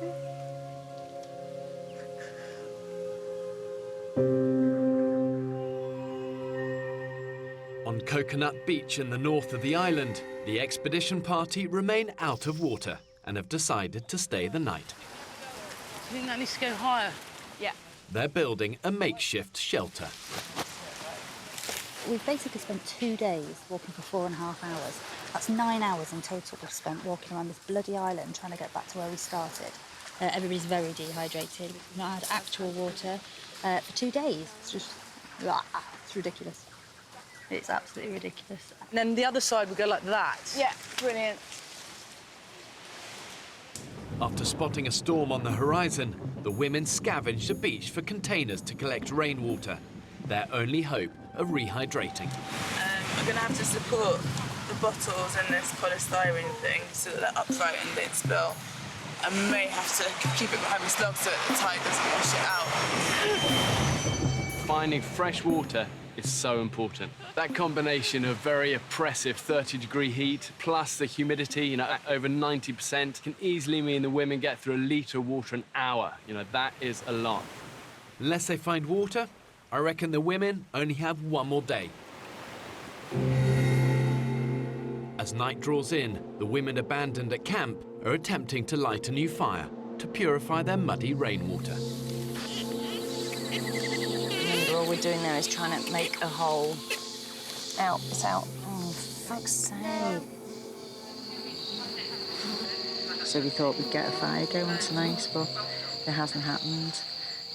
Well, I think we'll stop with dehydrated by now. I don't know where the other girls have gone from the other camp. I don't know where the hell they could be. Or what they're doing for shelter up. Excuse me. What they're doing for shelter. All day Julie's been at me non-stop. I've come on this experience to try new things, to push my comfort zones. Hello?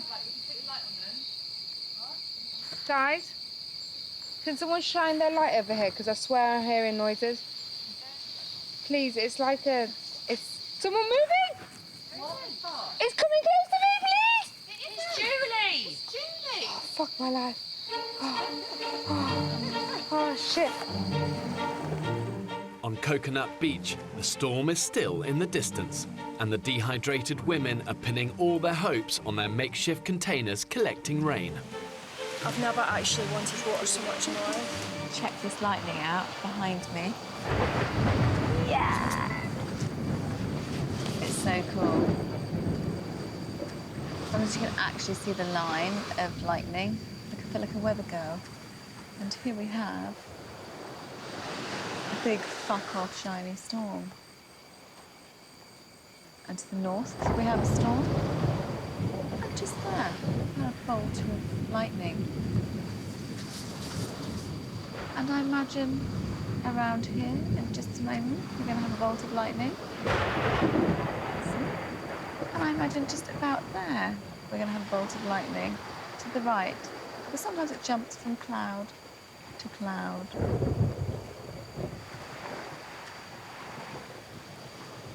In a moment, we're going to have a strong northeasterly bolt of lightning right there.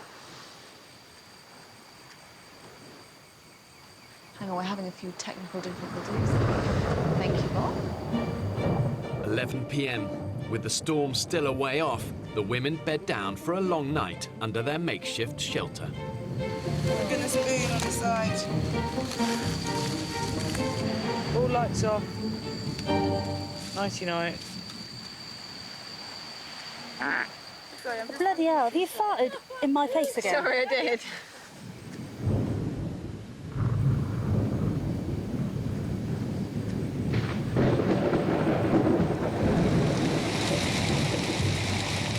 It's 5:30 a.m.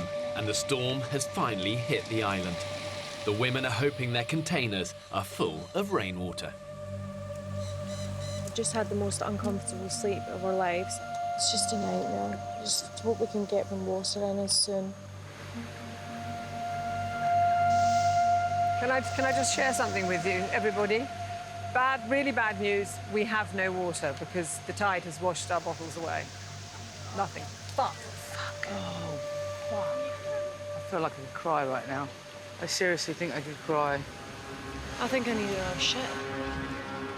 After almost 48 hours with hardly anything to drink, the women sourced just a handful of coconuts.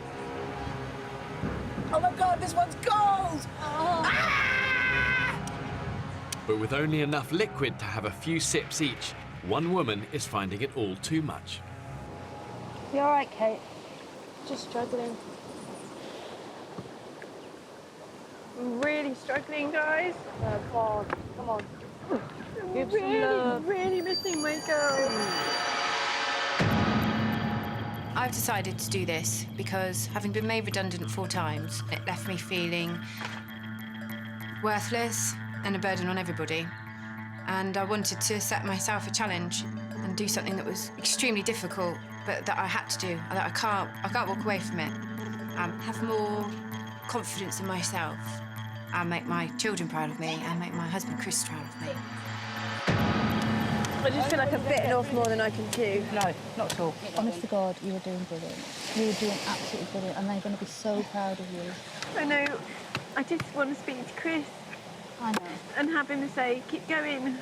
You can't do everything through your kids and your husband. You have to have some me time. But I like doing everything through them. Okay, well, that's cool. I think initially when people get marooned, it's all about the physical, the fact that they're tired and they're hungry and they're hurting. But after a while, people become accustomed to that. But then the battle becomes something much more meaningful. Actually, the fact that you're missing your loved ones, and those battles can be much harder.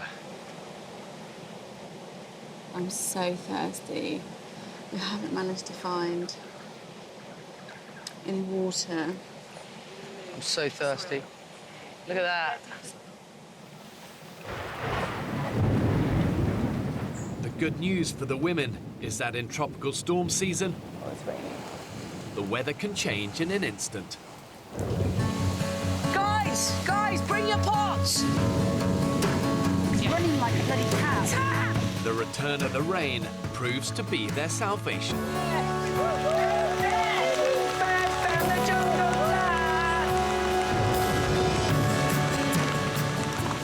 Salivating. Wow. Cheers! Oh my God. That is just the best feeling. Yeah, baby. From the most miserable situation to the most joyous situation. Yeah, see?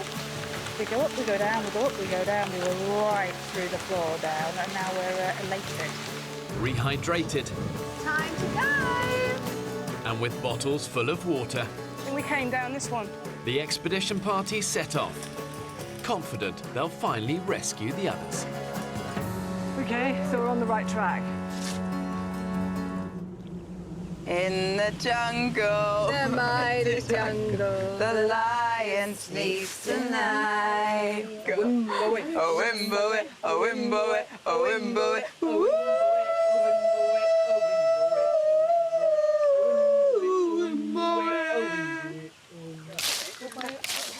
It's the women's 5th day on the island. And the 2 groups have been separated for over 2 days. Spirits are buoyed with bottles full of rainwater, but the expedition party are going round in circles, trying to return to camp to rescue the women waiting. We want to stay in a straight line. Nobody's disagreeing with you. We will have to make little diversions. No, that way. Mum of 2, Kate, remains desperately homesick, missing her family. Just do my head in. Oh, because I'm not doing another night in this jungle like this. That will be it for me. And I've made that decision. If we don't make it back... strongly about it now? Yeah, and I know the people who matter to me the most won't care if I come home early. To be Kate, honest. calm down. We're going the right direction. It might not be. I'm not talking like to a you. path. I'm talking to George. I know. Fucking attitude and a half. You do. And you can kiss my fucking ass. If these women are going to survive, they've got to learn quickly how to work together as a team. pulling together is paramount in times of crisis. And the truth is, we always survive better when we cooperate and when we don't fight. There's only that, please, no negativity. We just need to keep on this positively. I know you've got a really bad attitude, Kate. You know. I haven't. I'm just fed up. You're speaking to everyone with a really bad tone, so... Can everybody please stop arguing, because it's really not helping. But maybe we should just, for the next 10 minutes, all of us just say completely nothing and just concentrate on walking and following Fee. No, that way. Guys, I think we need to go that way. Hold on, hold on, hold on, hold on. 10 minutes silence. I'm asking a few group of women to keep silent for 100 minutes. It lasted literally 10. Everyone with a good idea. Yeah. 10 seconds.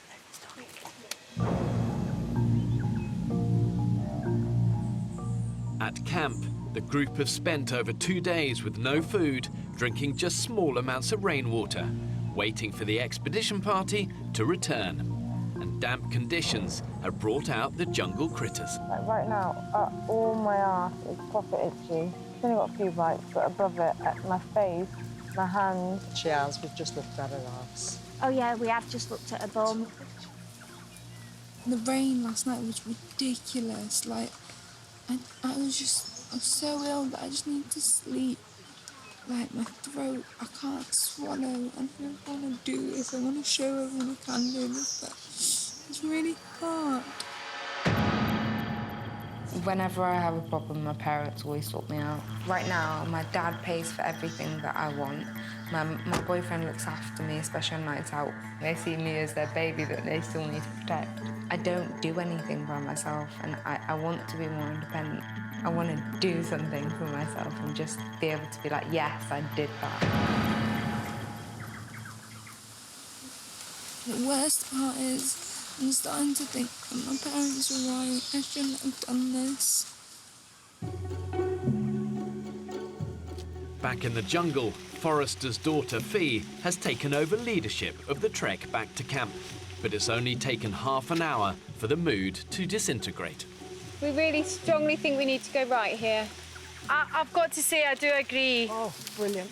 We have been travelling in this direction. No, we haven't. We've been travelling in that direction. No. Yeah. No. Why is it you're so adamant you're right all the time? Just hold on.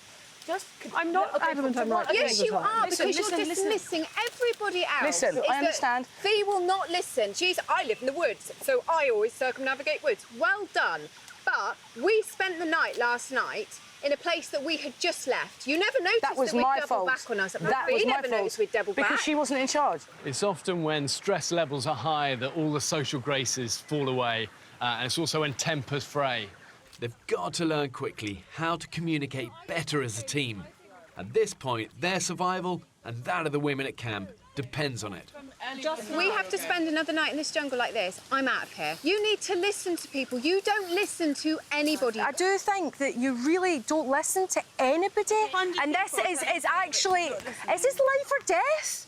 I'm just so tempted to tell you to take the lead and do it.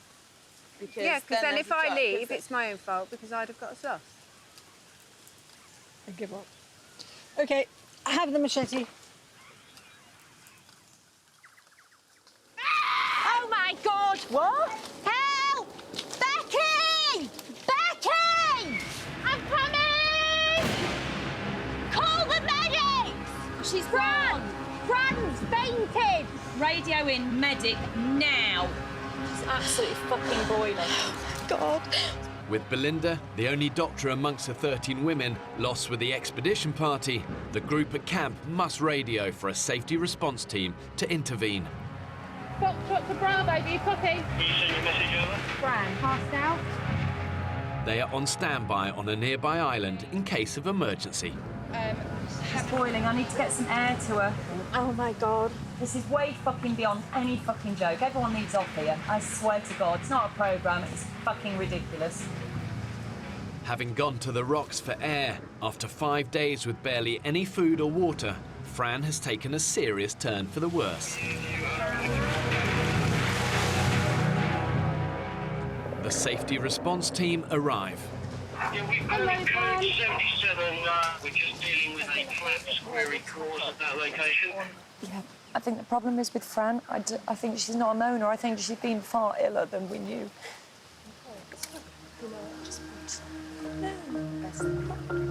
We're going to put her on a stretcher, we're going to take her on our boat, and then we're going to do proper assessment and see what needs to happen from there. With the group at camp a member down and the expedition party lost with dwindling water supplies, the women's existence on the island hangs in the balance. Okay, now.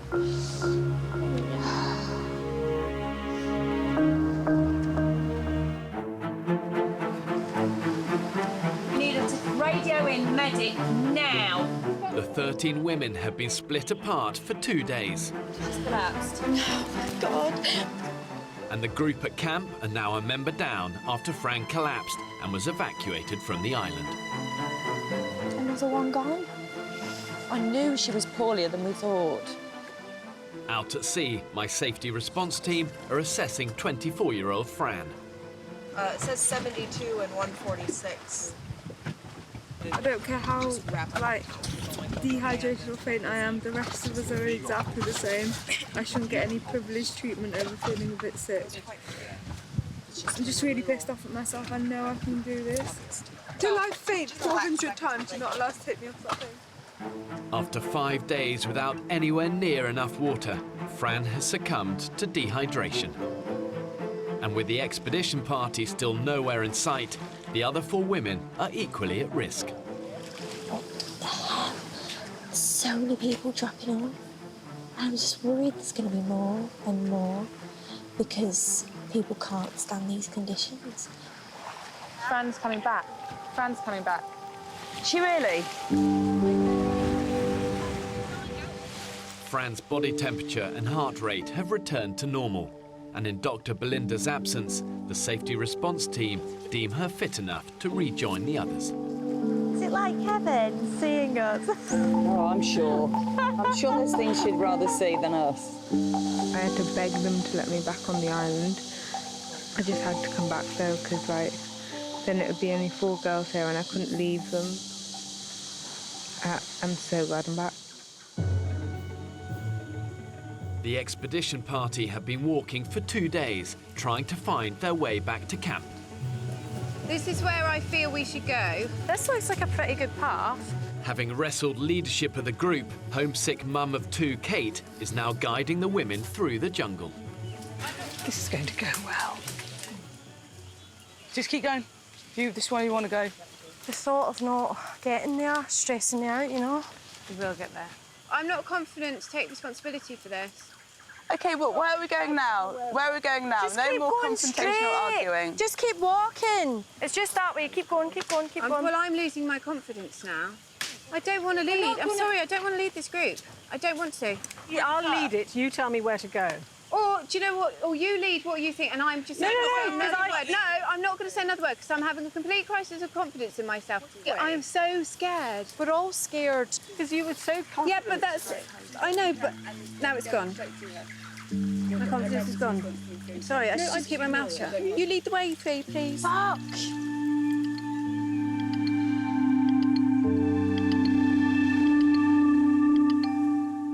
After over 2 days of waiting and now dangerously dehydrated, the women at camp are finally taking their fate into their own hands. They haven't found us, so we've got no alternative but to find them, because we've stayed and we've waited. I don't even know, 2 days, 3 days to be rescued. If we don't find them, I think we're going to make a raft and go to another island. I just never, ever want to see this spot, ever, in my life again. Until now, staying put has actually been the surest way of allowing the others to try and find them. But after days with no fire, dwindling water supplies, no food, the women now need to weigh out the dangers of striking out into the unknown against the risk of waiting it out with no more resources. Now we have to just go and blow our whistles madly to see if anyone's hearing us, and that's what we're going to do. That's the plan. Blow, blow, blow. Everybody in this group is good at blowing, yeah? Yeah, I think we're all seasoned blowers here. Yeah, girls? Yeah. Unaware of the expedition party's whereabouts, the 5 women are searching the coastline. Our journey to find the other team begins now. Whoa! Are you alright, sweetheart? Yeah, sorry. Cracking on. Good on ya. Oh, it's so cold. Oh my gosh, my knickers are getting wet. Oh my God, at least our fannies will feel fresher. No. Having left Coconut Beach 3 hours ago, the expedition party are completely lost and their water supply is fast disappearing. After homesick mum of 2 Kate quit as leader, Georgie recognises where they are. Oh my God, I made these marks. I knew I recognised this place. The women are convinced they are finally about to find camp. Do you remember you, me, and Abby did a recce? This is where we came to. I know, that's what I was just saying. They're just down there. I'm ecstatic just because I got the hell out of Shit Creek. Fuck, that's so fucking deep. That's up to my tits, so that's swimming for Fran. It feels desperate because we feel so close right now, but yeah, we haven't had a response on the signal.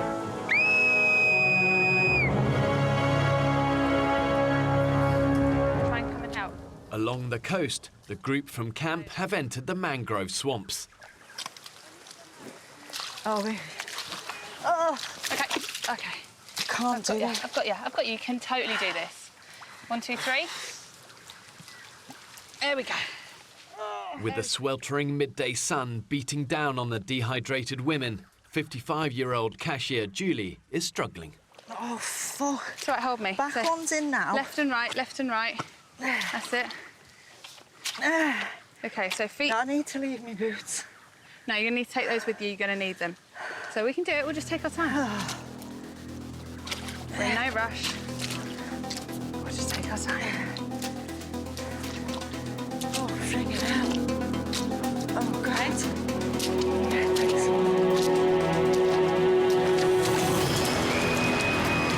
Another mark! Look, another one. Snap. Yeah, brilliant.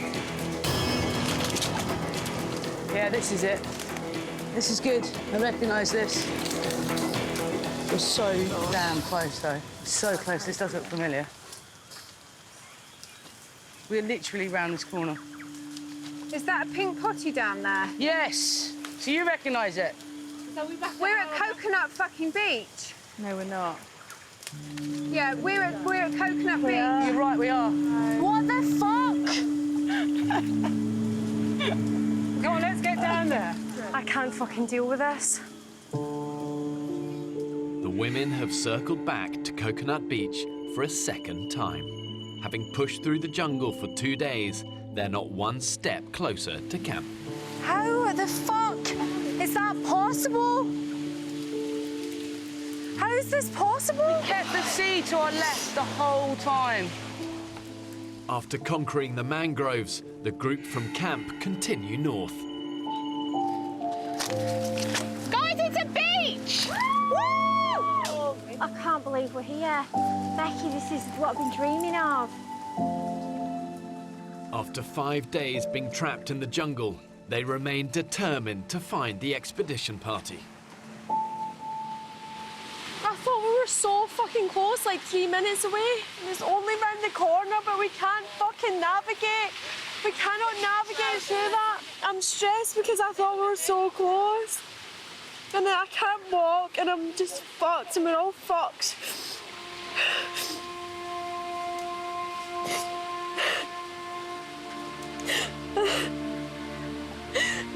Three nights without water, fucking trousers like this. I can't do it, no way.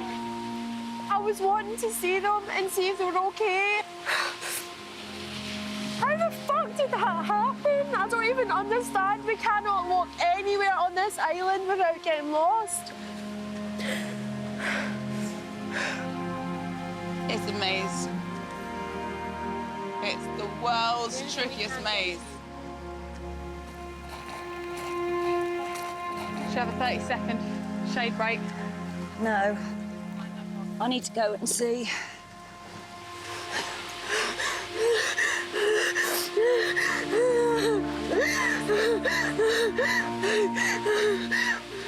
Another beach, but not as nice as the one we're on. Hang on, is that a load of clothes hanging in that tree? Hello?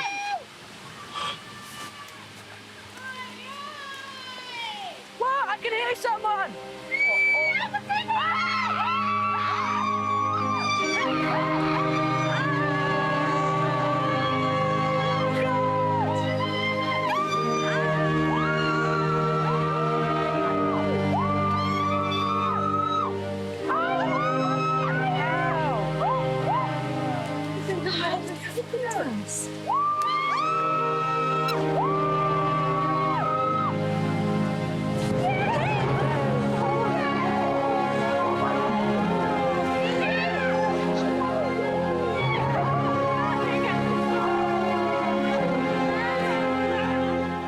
However bad your situation is, you can't wallow in negativity. You know, survival is about dogged determination, learning from your failures, and never giving up. So emotional. Can't believe it. I cannot believe it. We found the group. Finally, back together. The women take a moment to savour their island home. Race! We needed them. We've all got different strengths and weaknesses that can help. It's just kind of complete.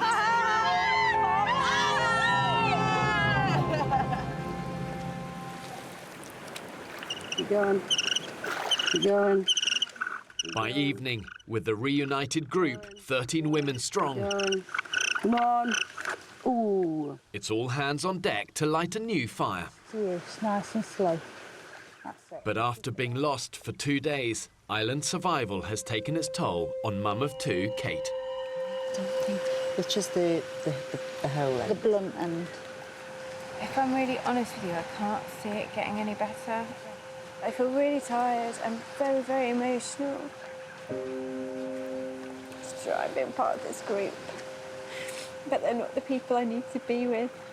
I need to be with my family. And I just need to be at home. The general feeling is, take me home, please.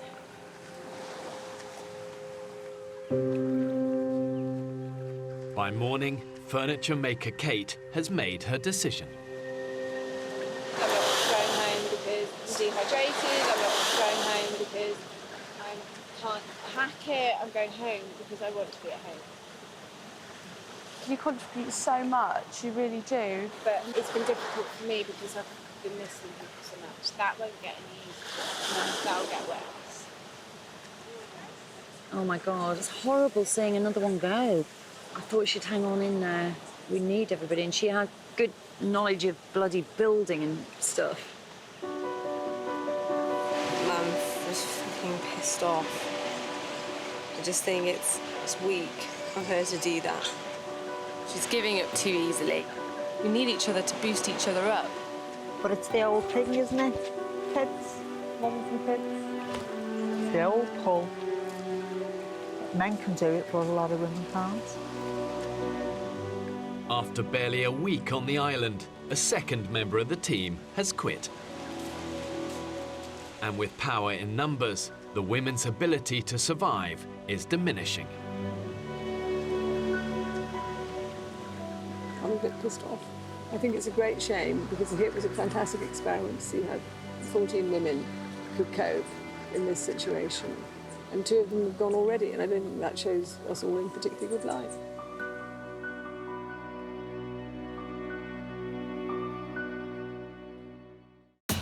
Next time on the island. Sometimes out here can feel like you've been hit by a major disaster. so thin now. All sorts of bones appearing that I haven't seen since I was a bloody teenager. We need to find a solid source of food or we could be facing meltdown. Every fucker's bitching and moaning that you're doing fuck all when it comes to wood. I'd say we're 95% sure we've got a caiman in our second trap. Fuck. Look, Sam, get out of the water, mate. Watch him, go now, go now!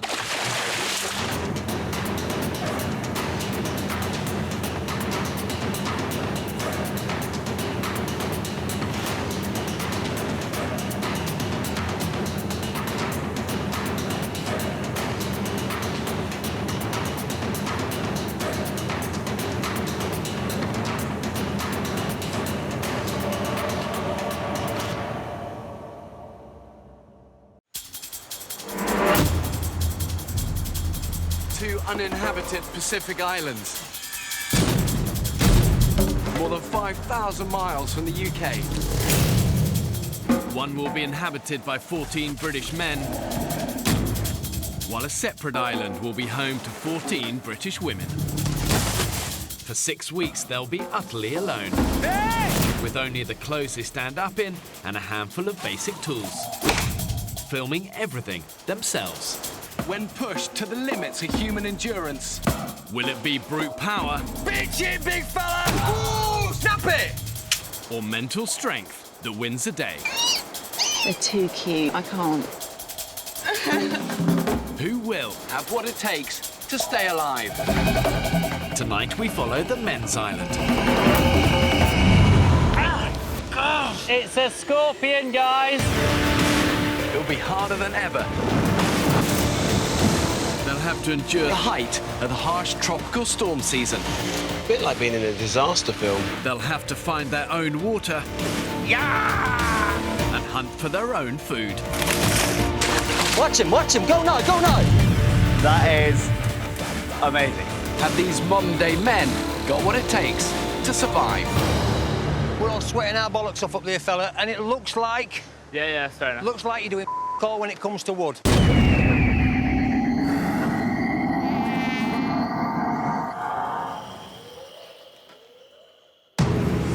2 weeks ago, 14 British men were cast away on this remote Pacific island. Woo! That was the damnedest thing I ever did. But now 3 of the men have quit. Now the dead weight's off, let's get on with it. And the island has taken its toll on the 11 that remain. I've never been so terrified in my life. You can only see why. Having barely found anything substantial to eat, they're now on the brink of starvation. We ain't conquered jack shit. Nothing.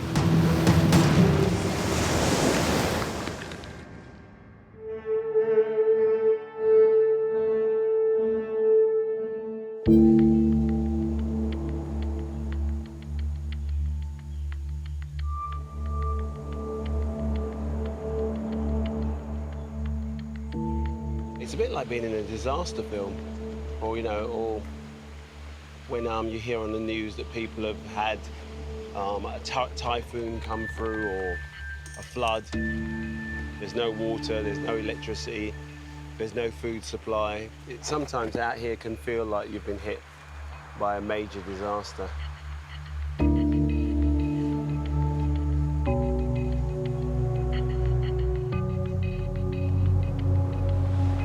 Oh, look, another day in paradise. It's been 15 days since the men arrived on the island.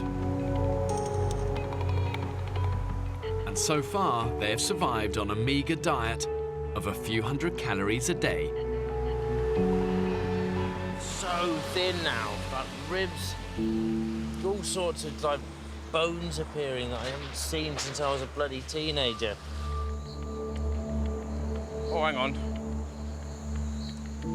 Oh, hang on. Lie down, mate, if you... Oh. It's the nearest I've got to fainting, or what I assume is fainting, having never fainted before, but my vision just went, like, pulsated, in and out, in and out, in and out, in and out.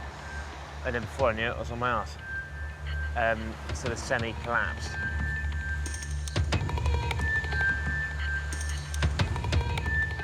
We're surviving off limpets and like the odd one fish, it's not going to sustain us for the next god however weeks.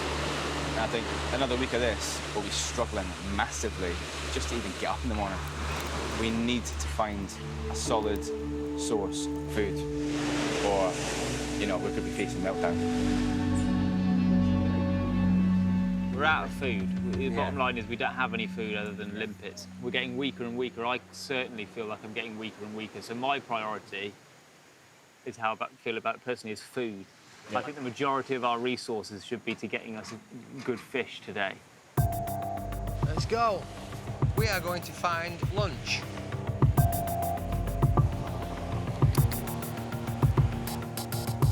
Come on, fishy, fishy, fishy. In a survival situation, you always face one huge dilemma, and that is if you want to eat, you gotta hunt. Hunting burns your energy, and there's no guarantee you're actually gonna catch anything at the end of it. Any glimmers yet, Vic? Oh, I can see fish. Can you? Bastard, you. Every time you go looking for food, you're gambling. You're gambling with your energy reserves. You know, Paige, you seem a bit lacking in enthusiasm. Oh, I was dead on my feet. Absolutely dead on my feet. I feel just completely gone.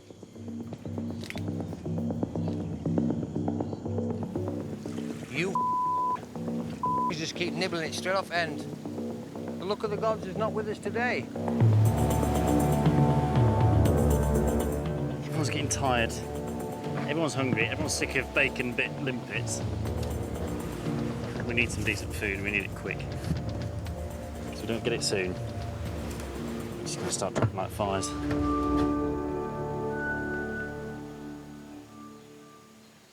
Despite the group's desperation, one man refuses to be beaten.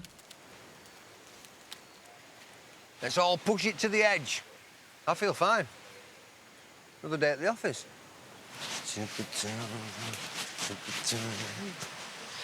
I feel really good, yeah. Vic wants to change tactics and take the hunt to an unexplored part of the island. 1 kilometre from camp is a vast freshwater lagoon where he believes a much bigger prize could be lurking. One that could provide the group with the calories they so desperately need. We are going hunting for Mr. Cayman. Let's go lay some traps, fellas. Let's go hunt some beast. As well as the search for food, the men's survival depends on them having a constant supply of drinking water. They need at least 30 litres a day, which they must collect on a back-breaking 2 kilometre round trip. Sam, when you go past Carl, can you ask him to come and help do the water run, please? He's not shirking, is he? Hey, I'm just saying the water run he's doing, and he's chewing his gums. You do the maths. Right, let's go. Grab Carl. Kyle, are those Crocs going to be OK for going across to get some water? Is anyone else knocking about to do water? I've done a lot of mileage the last few days. I think I'd rather do something a bit more camp-based today. I've done water 2 days in a row, mate. So Yeah. this is my 3rd day, so... Yeah, you know. appreciate it. Well, we've got 11 people here. Yeah, but they're not here now, mate. Yeah. Carl, white mate, just sit here and tidy the camp then. I'll do it. That's no problem, mate. Cheers. Cheers, thanks, Pierce. Right, off we go. Just sat in the office in front of the screens. I know there's more to life than that, so I just got to a stage where I wanted to break away from it, step away from the screens and just do something different. I like to think I can step up to most challenges. I like to see myself as someone who will see things through to the end, so if I was the person who was struggling in the group and was the useless one, that would be a big knock to my confidence, big knock. I was a little disappointed in Kyle. It would have been nice if he just stepped up to the plate and said, you know what, I'll step in, but he wasn't in the mood to do that today. It's not so much that I'm hungry. The worst thing is just the energy. I never for a second thought my energy would be as low as it has been. Fuck. I can't even lift up my legs.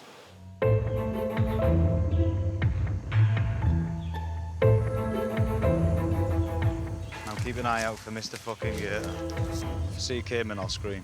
Yes. How big do they say they get? Fuck's not gonna eat these.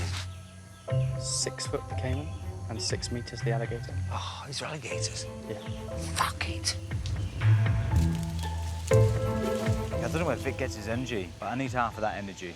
Because Vic has got energy all the way through the day.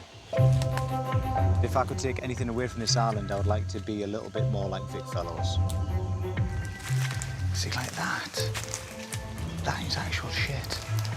What the fuck is this, Jurassic Park? That's not shit. That's shit. That's not shit, fella. That's What is it? That's mud out of here. Do you know what it is? I'm sure there's a T-Rex here. Oh, fuck, that's great. What do you do? If you see something snapping at your feet, what are you going to do? You're going to just machete it? Worst case scenario, if we can't pin him, what have you, I'm fighting for my life. It's having it, isn't it? Yeah. As best as a facilities manager can do.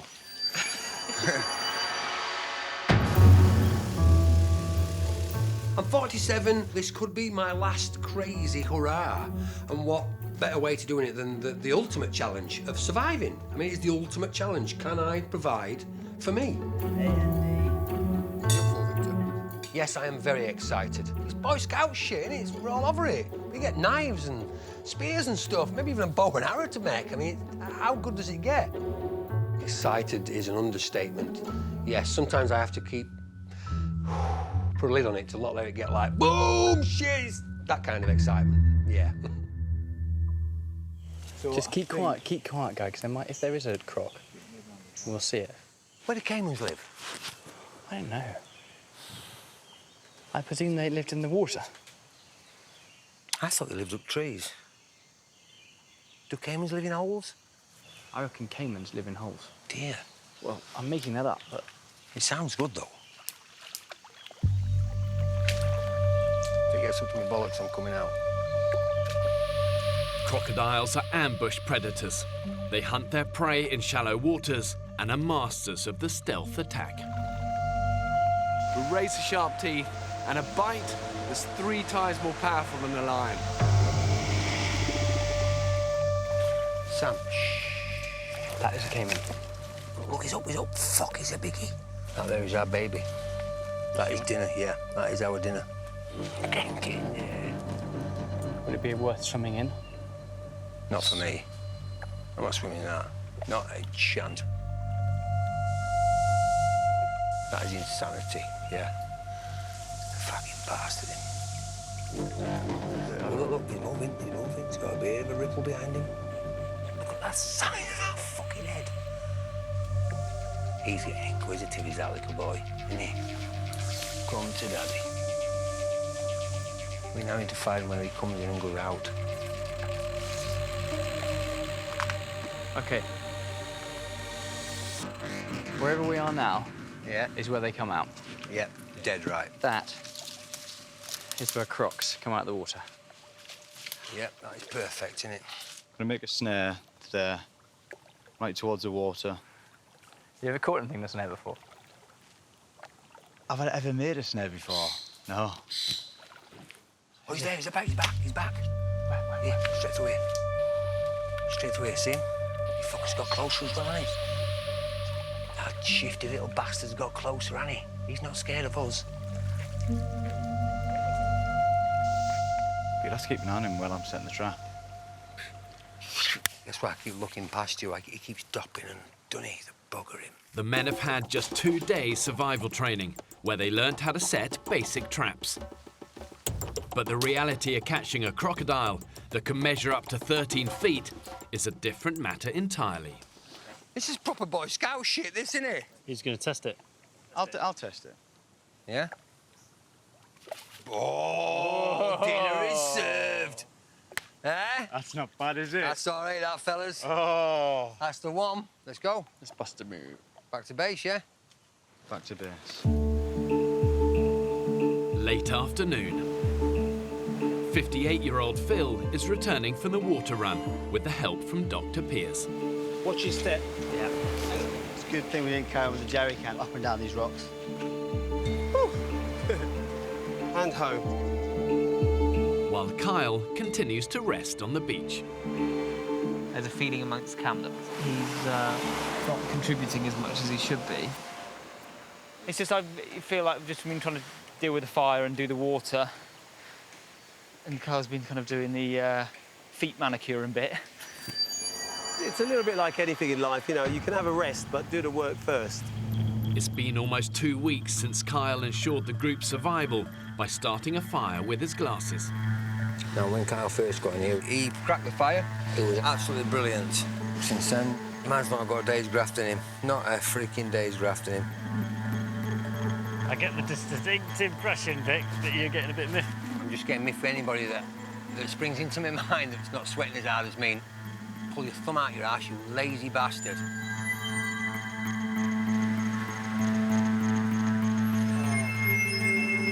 God. Yeah. I feel like I'm kind of nearing my physical limit, and I think it's quite a common event. I'll come down and you're doing your feet or you're sitting by the fire. I'm going to be completely honest with you. I feel that perhaps you haven't been pulling your weight in the last week or so. Okay. Today for me has been a bit of a challenging one, actually. Can't lie. I haven't been able to do as much as I thought I would be able to, and like when you're in this situation, if you can't contribute, you feel like you're really letting the team down.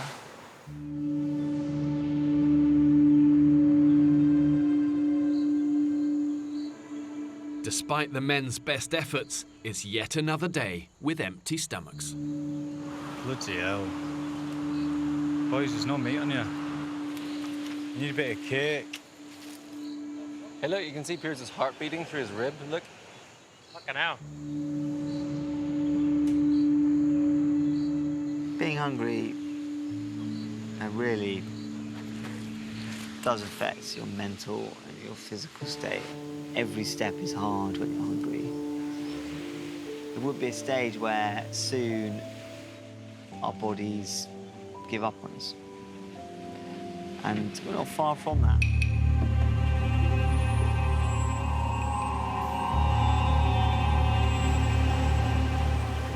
You feeling well?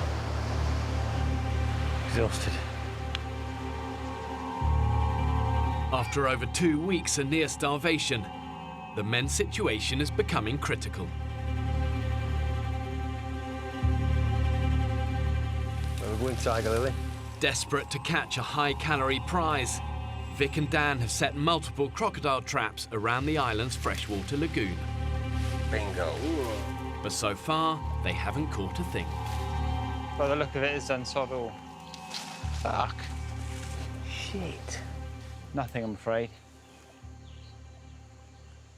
On such an extreme, low-calorie diet, you're susceptible to infection and your mental capacity is low. And if nothing changes, really, you're on borrowed time.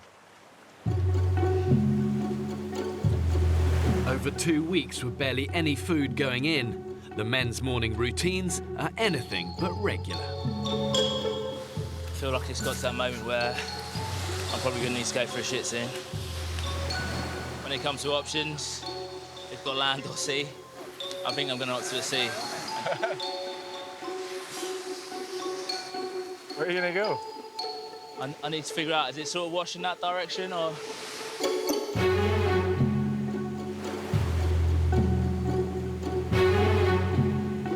He's going for it.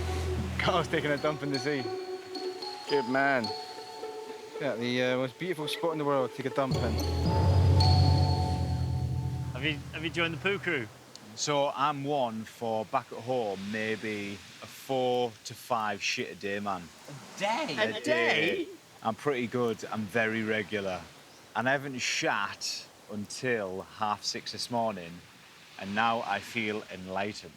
God. I'm now part of the poo crew. But 28-year-old Piers, the group's doctor, isn't having as much success.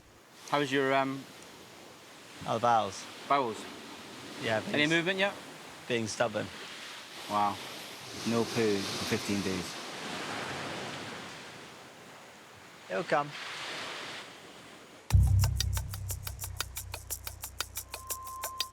Ready? Up, and 1, 2, 3. With no food to eat, the men still have to expend their energy on vital tasks. like keeping their fire going to boil and purify the water that they collect. Hello, hello. If you want to get a nice picture of Carl grooming himself, you're quite welcome to do that while we're all getting wood. Where's that? Just round the corner doing his toes after he's just had a swim.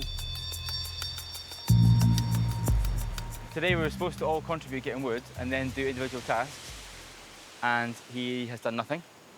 I think my tolerance has kind of reached a bit of a limit. You know, if you do let it boil inside, it does become a bit of a problem when it comes to a head, like it is now. I can't hold stuff in. I can't. But listen, when everybody, and it injures me, when lots of people bitch and chaff and nobody seems to want to confront it, I think, come on, boys, we're teammates. Fuck it. Where is he? Up there, sat on his arse. He's taking piss. Come on, man, fucking hell. Kyle! Kyle! How you doing? I'm busting my knackers, fella, doing wood, and you're doing your feet. I'm not doing my feet. I'll come out of the water. Whatever. Yeah. It's not just me, it just seems that I'm the only one with balls to come up and speak to you. No, that's fine. Every fucker's bitching and moaning that you're never doing wood with us. We're all sweating our bollocks off up there, fella, and it looks like... Yeah, that's fair enough. Looks like you're doing fuck all when it comes to wood. Admittedly, I'm not getting wood now, because I just come out of water because I went for a shit. We're fucking pulling tree upon tree upon tree, and it does look like you're always doing your feet. I won't lie to you, it does. That's good.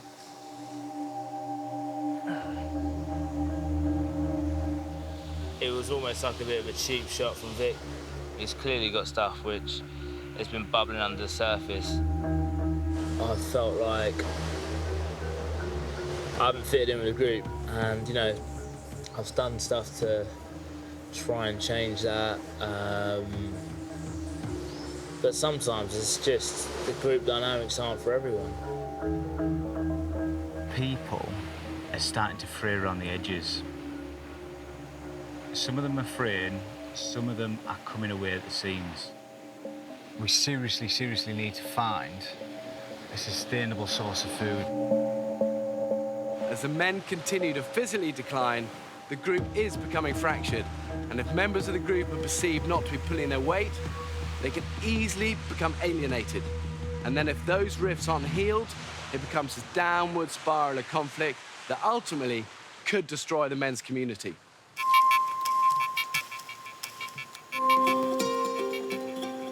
Oh, hello.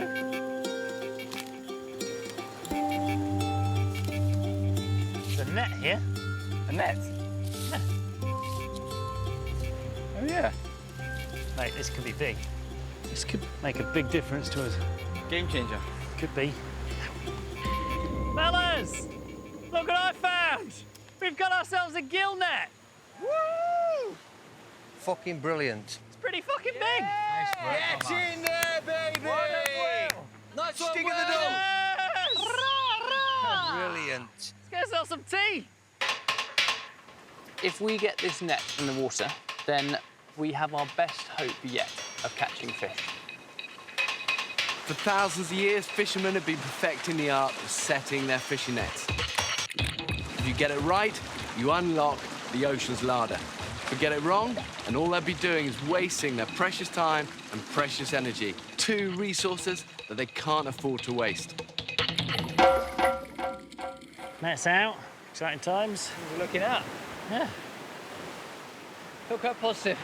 I think it will catch fish. And I think it might even catch fish by tonight.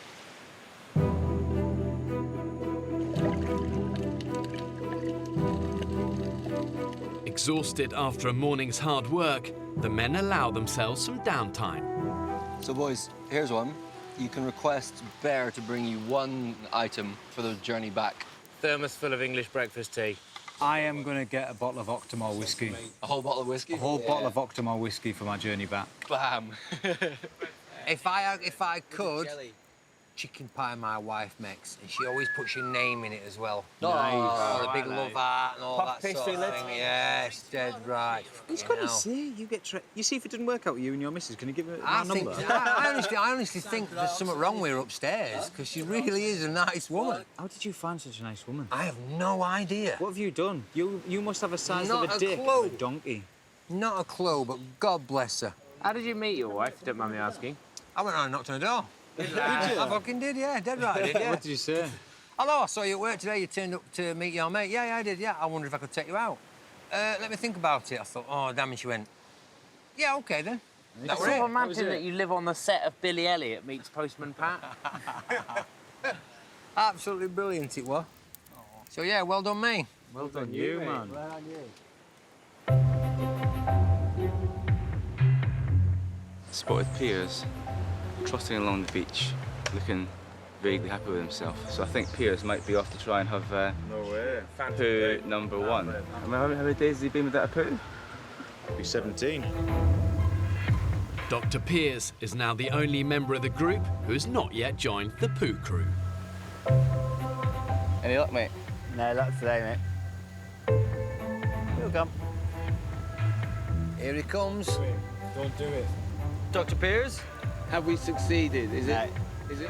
No. Oh no. No. Mission failure. Oh no, NASA, we have a problem. Close? Be patient, lads. Be patient. Go in your medical kit, get a rubber glove, because I'm going in.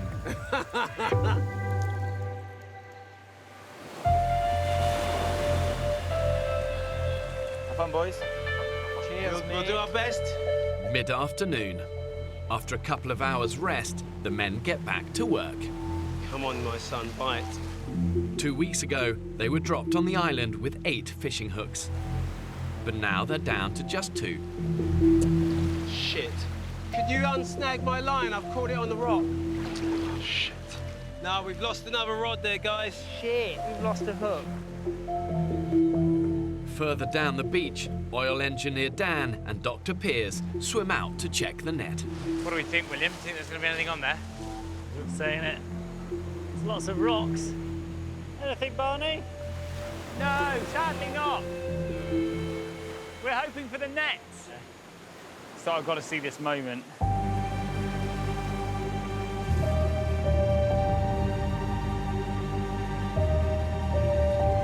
Doesn't look like a trawl. No, I'd go as far to say as it looks like the square root of F all. What's wrong?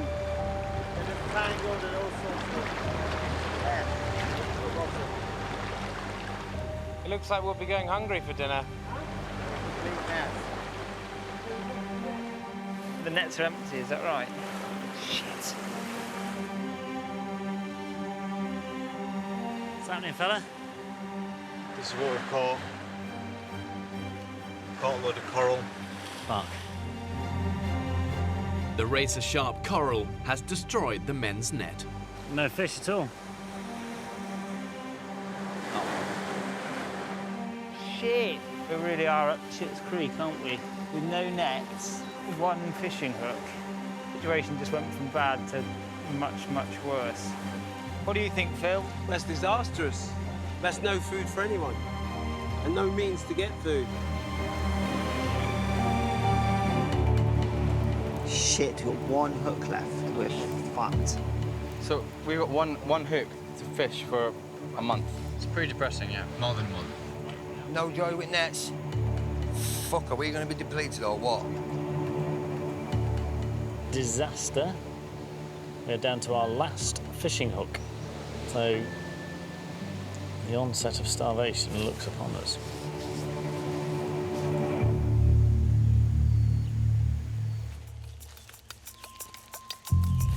With morale at rock bottom, Barney, Phil and Sam Farmer head out to the lagoon for the daily check of Vic's crocodile traps.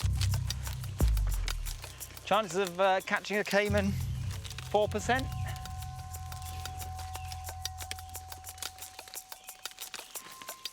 The caiman's definitely been here. How do you know that? Because the trap is destroyed. Gosh, look at that.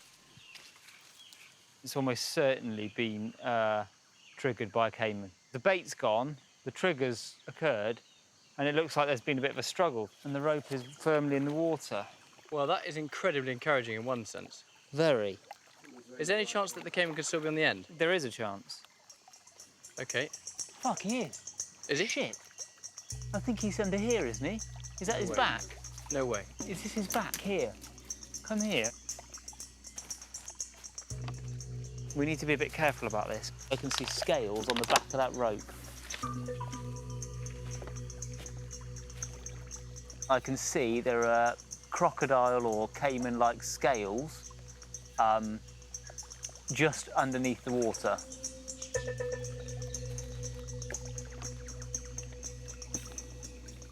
I'm convinced. Go and have a look. I'm convinced he's there. Just be careful. Be very careful. There's no doubt about it, the caiman's there. Yeah. There is a caiman in the water right next to us now. We need to be careful because as soon as we drag him out there, he's going to be angry. I cannot quite believe it. No, I can't either.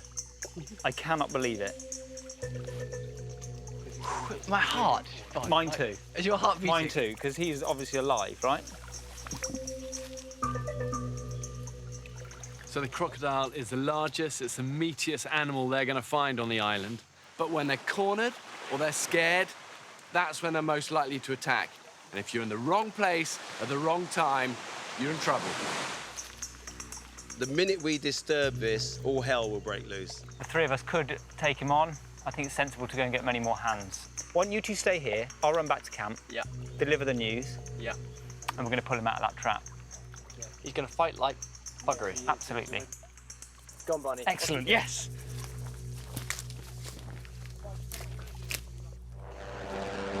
Crocodiles can remain submerged for hours before surfacing. And as the lagoon is their ideal habitat, it's certain to be populated by more than just one. There's definitely an alligator moving this way. It's a little bit weird looking at one that could get you right here. And another one that's heading towards you. It's almost like we're the bait. Barney's looking excited. What's up, Barney? OK, come in, gather in. OK, so we're...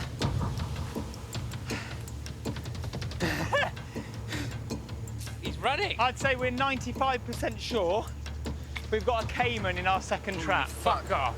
Let's rock and roll, boys. Let's rock and roll. I think we nail it. Woo! Let's go. Woo! Let's go. Oh, this is exciting.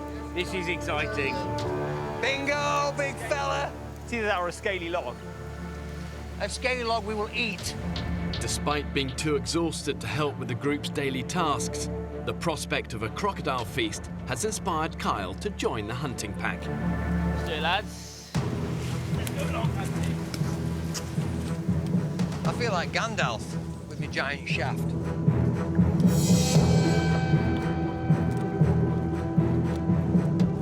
How you feeling, Barney? It's very difficult because I'm so excited and this is all what we want, but when it comes to actually pulling the animal out and having to kill it, I don't know how I feel at all. But at the moment, absolutely buzzing. Yeah, definitely feel like a tribe on a hunt. Yeah, it does, doesn't it? Everyone's come out prepared. Oh, this is the most excitement I've felt since I've bloody been here. How are you feeling, Vic? I'm feeling excited, but we've got a job to do. We dispatch it in a humane manner as we can. But woo! That's how I'm feeling. When you're hunting crocs, you've got to make sure that you don't become the prey, because these prehistoric beasts are fast. Once they get hold of you, they grab you, drag you into the water, and then they strike, bam, lightning speed and incredible power. What's weird is I can see it and it's got its eye open. Looking at you. This thing is going to go absolutely mental. Yeah. Absolutely mental when it comes out. Such a blessing. It's a dangerous animal, but we need the food. We need the food. This way, guys. Barney? I've got the cavalry. Bring on the cavalry. Where is it? It literally is just where you can see that blue rope by the log. The blue rope is wrapped around the caiman. Oh! He's big, boys. He's big. OK, he's moving. We need to get a loop over that mouth. I think one of these branches has him pinned. He's making bubbles. I think he's going to do something. Here we go. There we go. Look at that beauty. He needs to breathe, doesn't he? He's hissing at us. Okay, he's trying to go back. Here we go, boys. Right, where's that rope with the hook? Here. Look. Okay, boys, we need 2 people on that rope. We need to pull him ashore. Is his mouth open? His mouth is slightly open. Okay, Vic. Nice and calmly, boys. Come on, Vic. Whoa, come on, baby. Come on, Vic. Right, nobody move because his mouth's open. Yeah, you get him. You get him. You fucking get him. Let him Round his through. neck, Oh, it's round his neck. That's it. We got Come on, big boy. Sod. Come on, boys. Come on. Right, I'll distract him. Hey, Mr. Croc. Hey, look at me. Look at me. Look at me. Ooh. Okay, Vic, go now. It's probably gonna roll soon. Over the teeth. Oh, The branch won't let me. one more. Mate, you've almost got it. Watch him. Go now. You're in. Here we go, puppy dog. Yes. Ah, you little watch fucker. him. Right, Sam, I'm very conscious if you stood in the water, mate. There is another one in that lake. Yeah, get out of there. Yeah, get on the bank, Sam.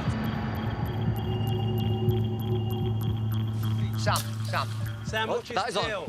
Sam, get out of the water, mate. Mate, I think we're good. No, see, there is another one in this lake. If he came along and nipped your heel. Let's just fucking get this guy. Have we got enough people tugging on that rope?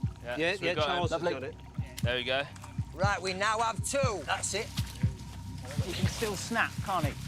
Watch his tail on your leg, Yeah. Sam. I'm on it, don't worry. All right. I'm staying And with again, the Barney. And again, Barney. No, look what it's snagged on now. Take Right, your time, snag on fellas. this one. Take your time, fellas. Right. Don't cut the rope. Shit, he's growling.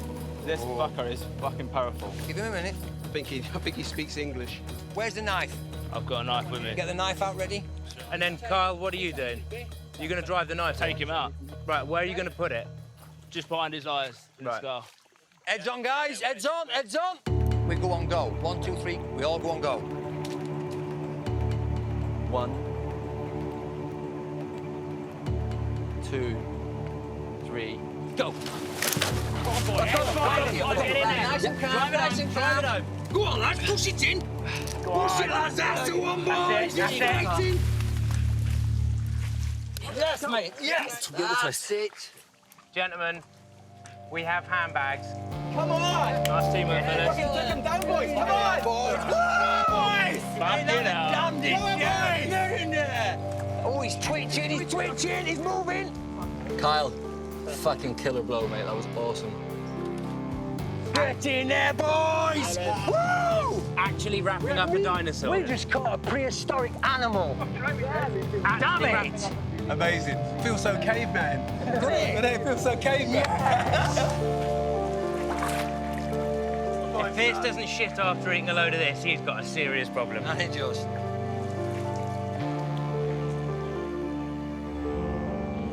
How many people in the world can say, wrestle the crocodile and kill him? We are in an elite group of blokes. After 17 days without anything substantial to eat, the men have finally hit the jackpot and dispatched one of nature's most fearsome predators. Seeing this, it does make you have respect for crocodiles. This is a big one, really big one, so I just wanted to get it done in a clean way without making a mess of it. To pull it off and grab a crocodile like this is amazing. Should we rock and roll then, boys? Yeah. 1, 2, 3, up! Kyle, Yeah. what would you be doing in your normal life right now? Back home, it'd be a bit more mundane than this. I definitely wouldn't have a croc on my shoulders. Seriously, look how much meat there is on that bad boy. Fucking awesome. Yeah. Not only have the men proved that they're top of the island's food chain, but after surviving on roughly 400 or 500 calories a day, suddenly they've landed themselves a feast of just epic proportions. Just think of that fucking delicious dinner we're gonna have later, boys. News of the big catch soon spreads around the island. Come on, fellas! Oh my God! Holy shit! Oh my God! No fucking way. You are absolutely shitting me. That is absolutely enormous. That's amazing, isn't it?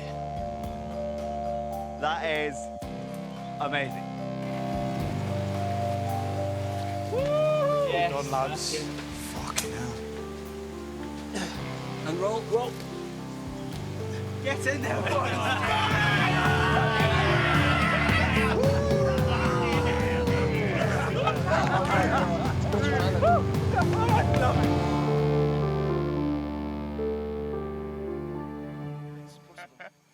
A croc of this size could provide the men with tens of thousands of calories. What do you think of that, big boy?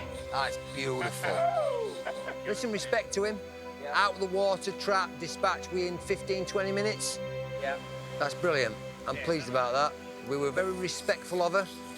Oh my God, I think I can see a plate of meat coming along. Oh, hello. Look at this, boys, as if you didn't need any more motivation. Today, I managed to catch a bloody crocodile. And my God, was it something. I'm normally at a desk or on a phone talking to clients. I don't kill crocodiles. God, look at that. Stormy, get in. Unbelievable. Wow, look at that.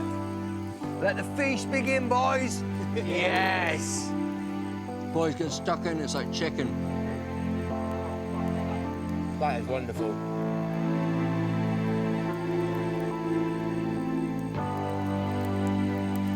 Just had my first taste of crocodile. To me, it just tasted absolutely divine. It's nice to have a mouth full of meat, isn't it? Not just a nibble. We all get more than we can possibly eat. Here's the heart. This is Kyle's, the killer. Kyle, salute you, sir. Based on the fact that I killed the croc, I was given the privilege of eating its heart. It felt like a good feeling, almost like the prize for doing a good job. Go on, Kyle.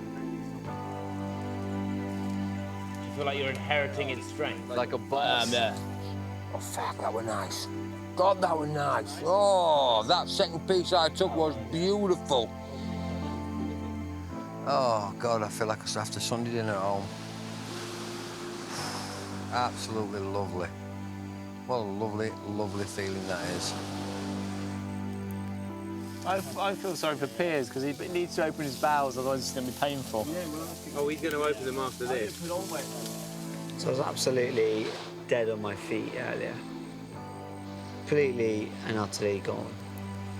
And suddenly, the morale boost the team needed that so badly to kick the spirits up. I think this counts as, just for today, if nothing else, more than surviving.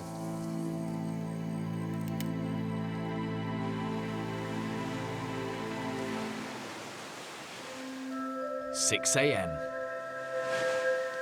Dr. Piers is feeling the benefit of last night's feast.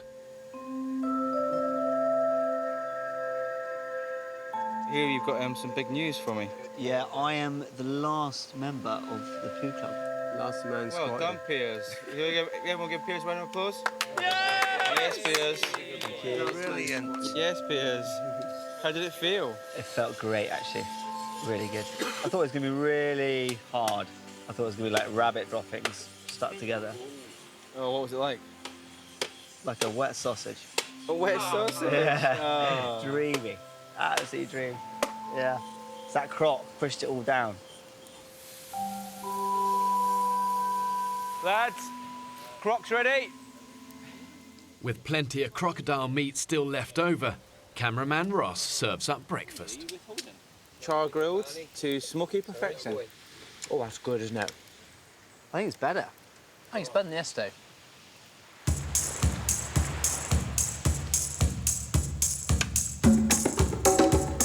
With their bellies full, the men set about their daily chores. Look at that. We have done wood in the same time it took Kyle to get dressed. Tell me that ain't the greatest thing. Right. Team effort, boys. I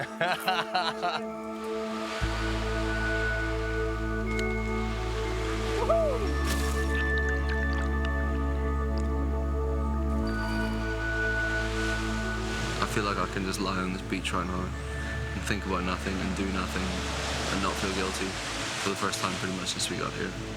Is this for your personal collection, Will? This is only for me. I thought so, mate. I thought that A bit slower. I thought that. A bit slower.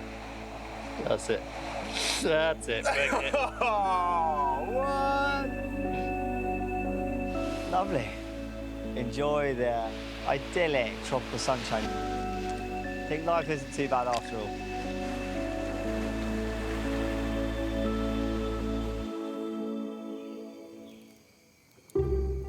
For the second night in a row, the men anticipate a hearty feast of crocodile meat. Does everyone fancy the last of the croc? I would love a beer. As well as giving the group vital calories, the sudden intake of rich food appears to have solved another of the men's problems. Dan, how are your ablutions this afternoon? Oh, Danny had a trump and a follow through, didn't he? He shit himself this afternoon while he was making his bed. Dribbling down my legs. Just a little bit. A little bit of boo came I out. had to squeeze my socks out. Who's that bad? Oh, God. Well, you fucking asked, didn't you? Crocodile broth this evening. It's going to be superb. Come on, boys, dig in, please.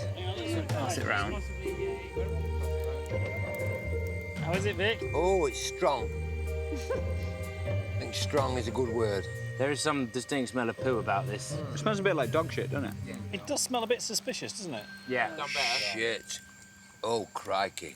Phil, what's the verdict? I've had 2 mouthfuls, and that's 2 mouthfuls too many. I can feel the squirts coming on. The 30-degree tropical heat has spoiled the remains of the crocodile, leaving the men, once again, with nothing to eat. The final meal from our croc, it was basically rotten meat. It was pretty... I don't want to think about it too much. It was pretty much the worst thing I've ever had in my life. Oh dear. And your shoulder pierce. Yeah? Well, tonight marked the end of our crocodile feast. From now on, we've got no more meat to eat. Now that crocodile is dried up, we need another source of food now. Oh my God, what's that? Is that Andrew? Oh my God. Next time on the Women's Island, Oh my God. thoughts turn to food. I think a bogey just came out of my nose. Eat it! Waste nothing! Oh my God, there's 2 piglets! The first thing I thought of was crackling.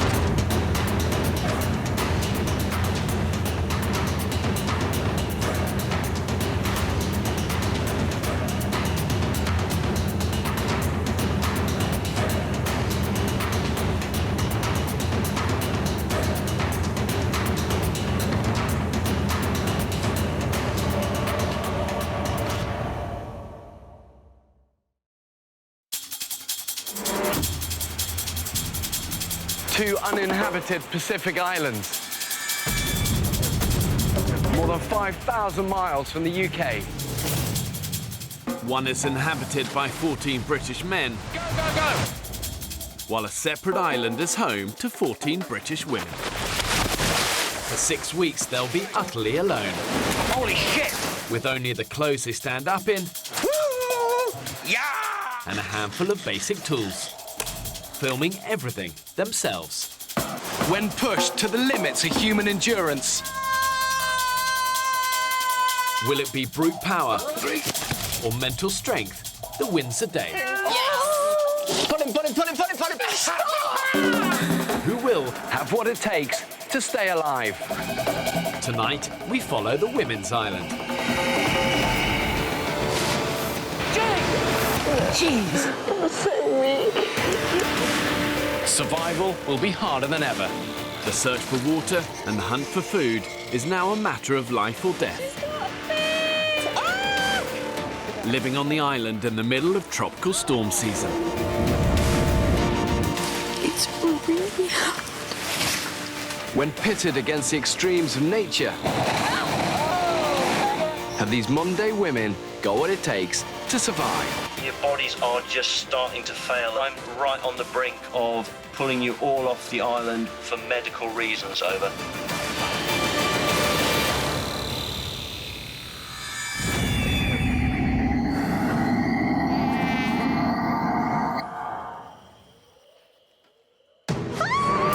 Get the knife! Get the knife! Fuck! 10 women remain of the 14 I dropped off on this remote Pacific island. You are not leaving this island. I don't care if I have to carry you on my fucking back. As they approach the 4-week mark, they're entering a new and potentially dangerous phase of the experiment. I just don't find starvation a sexy way to get skinny. Without enough food and water, their bodies could be in serious danger of shutting down. I think it's about time that we get out there and get a bit brutal. Yesterday, the women finally managed to trap their first big prey. I feel it's massive. And ate their biggest meal yet. Anybody watches this and judges any of the girls here for what they've done today, they can fuck off. It's day 26.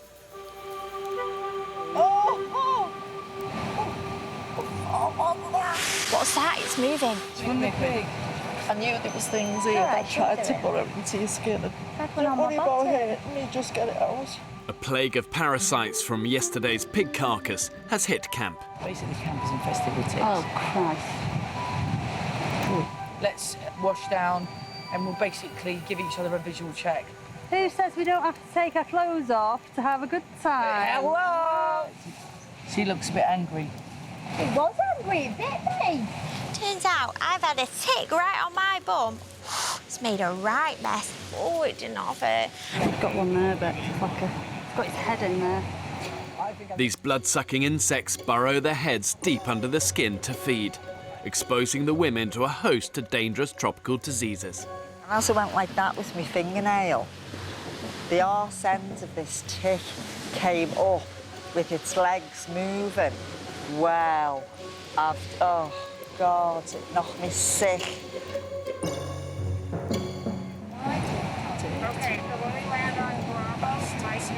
I think it's Piggy's revenge.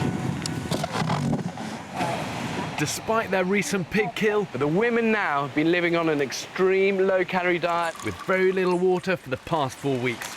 From here, there's barely any research about the effects of extreme survival on the body. And because of this, they're now entering dangerous medical territory. Without an adequate and constant supply of food and water, they're going to risk long-term damage to their vital organs, and they don't want that. Like that? Yeah. You caught the pig. We cooked it as well, and now we're staying up all night to preserve it in salt water from the sea so that everybody can eat meat for the next 3 days. Hunters Lauren and Beth, along with Havila and Becky, are working through the night to ensure they make the most of yesterday's pig kill. Oh no, most of the wicked girl. Hey, that's island life. While they're doing that, we are going to dig a hole in the ground to bury the jerry can. So it's going to be a bit like a fridge, but a fridge for like cavemen. With temperatures in excess of 30 degrees, the coolest place to store the meat is underground. Just get it as deep as we can. To do this, Lauren and Beth have requisitioned one of the women's 2 jerry cans, which up to this point has been used to filter, boil and store their drinking water.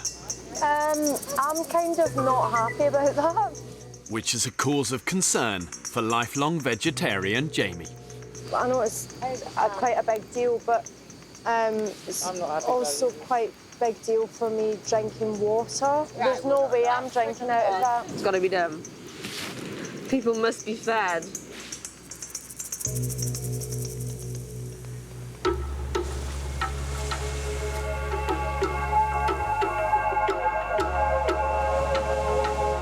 I'm a bit devastated about still being awake at this time in the morning. This is not the same as tottering in at 5 a.m. on a pair of heels, really, really drunk. Having worked through the night, the pig preservers head back to camp with the jerry can filled with pork. I think people have their priorities wrong. I'm not saying that they shouldn't have done that to preserve the pig, because I also didn't want the pig to go to waste. I mean, I know I'm a vegetarian, so it's easy for me to say, but it's almost like that was prioritised over our water, and that's what I'm pissed off about. OK, we're just going to cover this valve because we don't want any little nasties. On the island, Jamie's helped establish a successful water purification system, using one jerry can for filtering and the other jerry can as a kettle for boiling. It's fucked up the whole water system. I've been sitting there for days doing it. One jerry can, get it on the boil. Filter out another jerry can, get that on the boil. And even then, we're struggling with the water. Now we've got one shitty jerry can without a lid. So now I'm suffering. Midday. With tonight's dinner stored in their makeshift fridge, the women who stayed up preserving the pig are resting on the beach. You smell so clean. No, I don't. I'm sniffing you. 55-year-old Julie is hard at work, determined to supplement the women's dinner. She spotted at their fish. But what I'm going to do is, I'm going to tie this up and tie it to my ankle and see if anything else comes to eat it that I can scoop up in my kiddie net. What a lacking talent I make up for in enthusiasm. My mum used to say that. Oh, Julie. 862 altogether. I'm single, divorced. I've bought the house. This is my second house that I've bought. And I've done it all on my own. I think I'm hard-working. Once I start, I'll really give it, you know, till I'm absolutely dropping. So it's like I'm behind myself with a big stick all the time. I don't give myself a break. Just be careful. I don't want a shark taking your leg off. This is the strangest fishing I've ever seen. Julie is killing me. I absolutely love her. I'll keep throwing it out like a distressed fish. I don't know anything about fishing. I could be a couple of hours. I'll give you the shout. Oh, Julie. Further down the beach, Give me a really good tug towards you. Jamie's made a discovery that could make her water more palatable. That is lime leaves, isn't it? Yeah.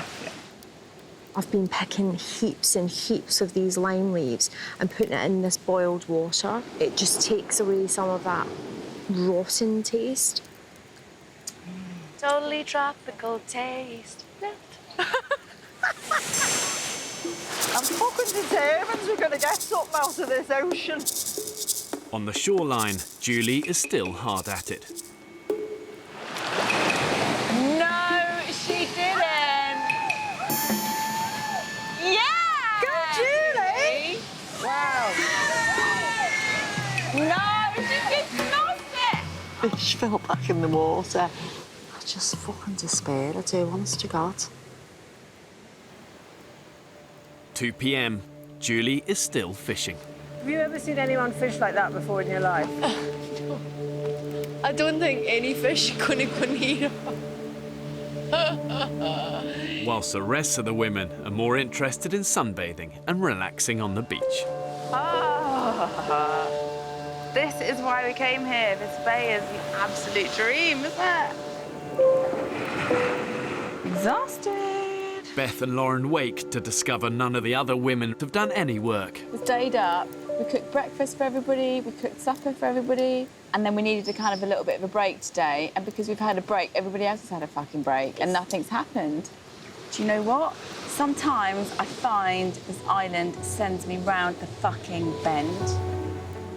Everyone was agreeing, you know, you guys need to have a bit more of a chill day. Well, everyone seems to have taken that as everybody's going to have a relaxation. So we're back at 4 o'clock in the evening. There's no wood for the fire. Just feel like everyone's taking the piss, really.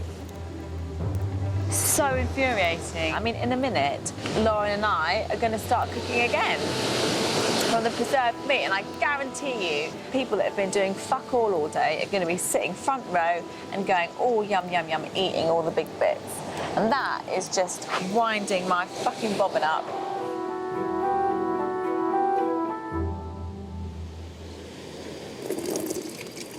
Oh my God. That smells funky, doesn't it? Lauren and Beth have dug up the jerry can of preserved meat. I mean, that jerry can does smell of fucking vomit, though, doesn't it? I think it's borderline. It goes off very quickly, doesn't it? With no other food collected during the day, the women risk eating the suspect pork. Come and grab a coconut bowl and fill up. What do you think, girls? Doesn't taste right, does it? Makes you feel a bit ill. It is absolutely disgusting. like, tastes gross. It's disgusting.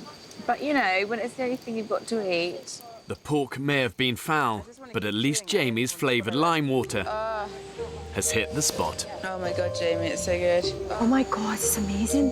That was really exciting. It's the best thing ever. Oh, that's almost better than cunnilingus. I don't like them being down there. What? Yeah, I get scared. I don't like, what the fuck are they doing? And their little beady eyes. Don't like it. Don't like it at all. I'm like, well, get up, get up. My son.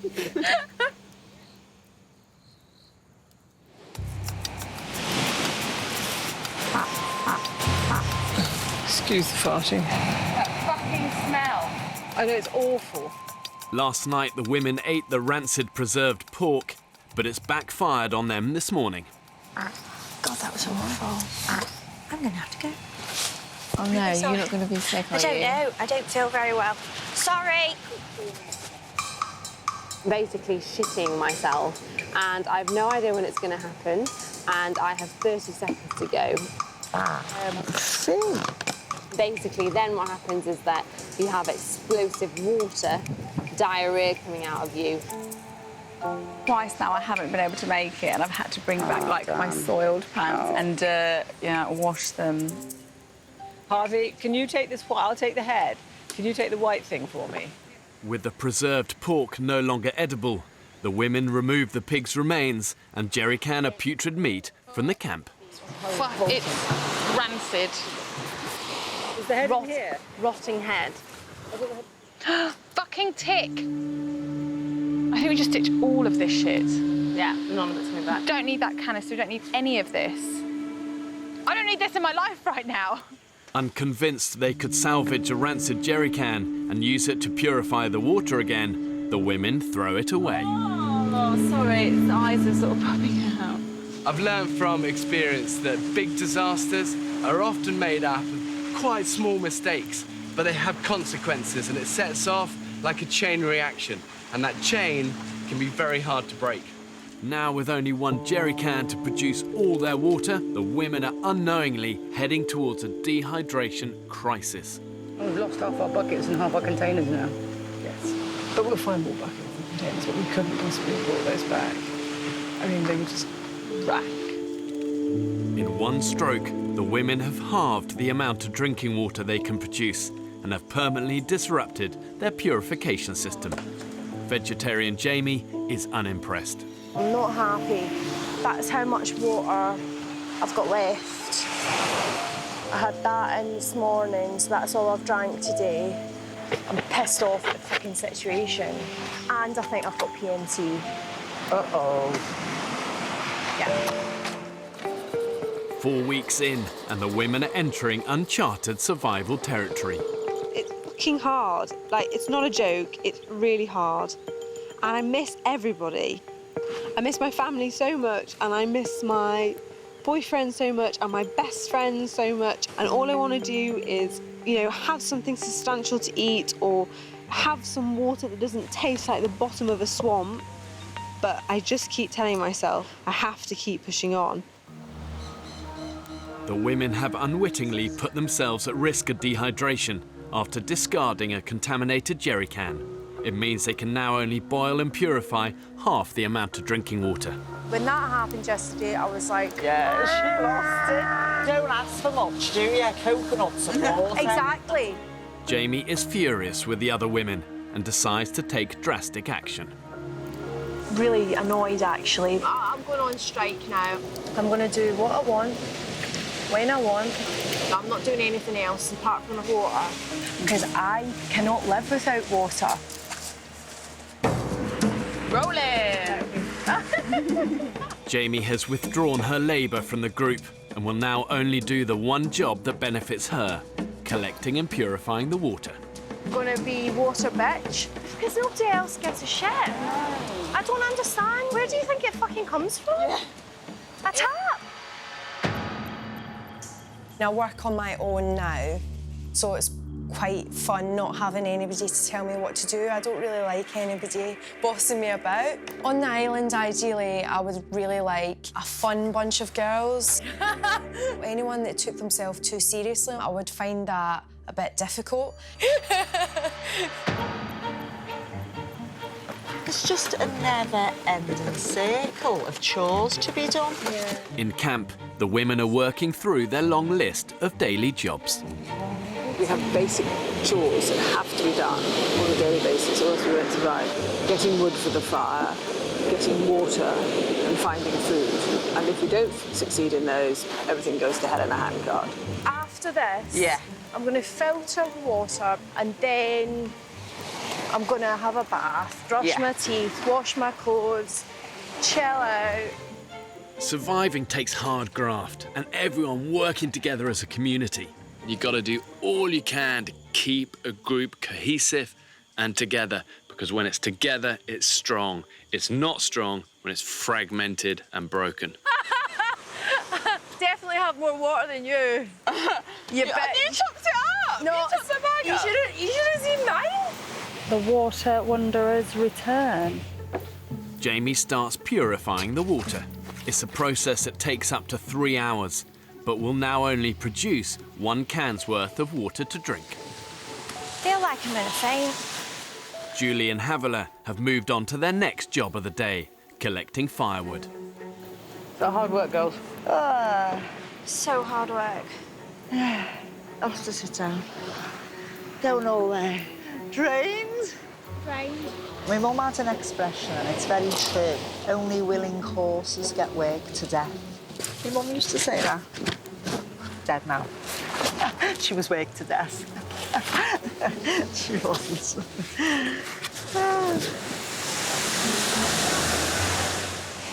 You've got some colour, Janie. Good. I want rid of this Scottish skin. 2 p.m.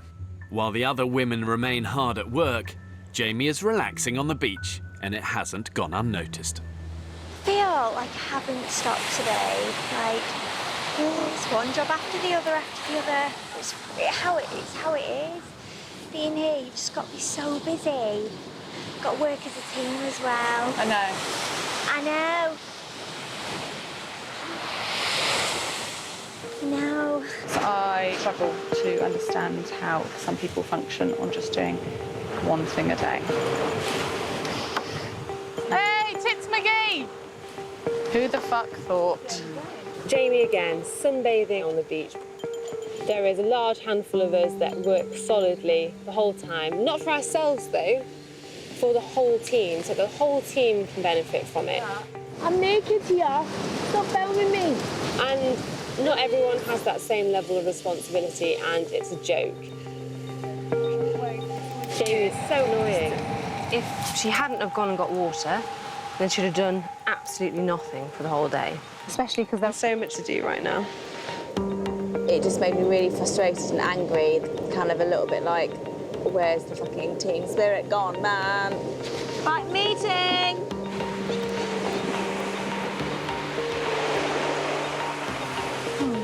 Something has to be said because I was getting fucked off. We are a small group now. There's only 10 of us. And so we need everybody to be hands on deck. And that isn't happening. It's becoming really obvious, like, that certain people are doing lots of things, and sometimes I do feel like some people aren't doing as much. Everybody is knackered. Everybody is depleted of energy. In a way, get over that and accept that everyone has to pull their weight. Does everyone feel like they are contributing the same? That's what I would. Well, I do. I do, yeah, actually. I don't like sitting here and people are making out as if some people are being lazy in the camp and not pulling their weight. It's not just a one-job day. This is my thing. That, you know, the jobs continue. There's certain jobs that I don't feel that I actually need to partake in. What do you mean by that? What do you mean by that? I can help with things that will benefit me. It means anything to do with water. But things that won't benefit me, no, I don't care. Just crazy, crazy talk. It's just the lack of acknowledgement that, in fact, they weren't pulling their weight. How can you be so selfish? How can you not give a shit about anybody else? I mean, it's just complete bullshit. I don't like getting told what to do and when to do it. So if I want to lie down and sunbathe for an hour, everybody else can fuck off. Lauren's upset, Jamie's upset. Interestingly, I've heard them both say that they feel bullied by the other one. I just think they should just hug it out.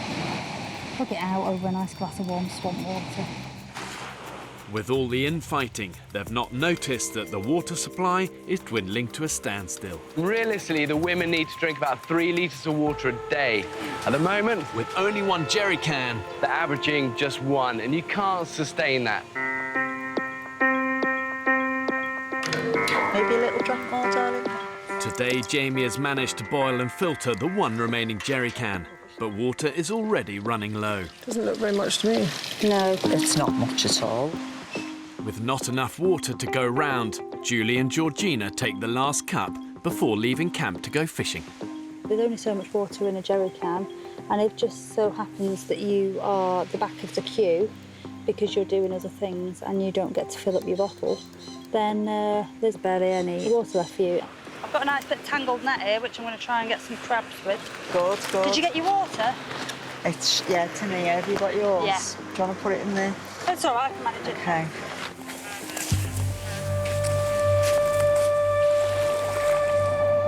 Come on, fellas. Just even a little one.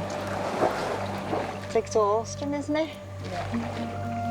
Back in camp, Lauren and Becky are getting ready to hunt. They're prepared just in case. We have no water to drink. We're gonna have to go, aren't we? Yes, boss. Lauren, Beth and Becky have to leave camp to hunt with nothing to drink. Trying to look for food in around here is like trying to look for a needle in a haystack.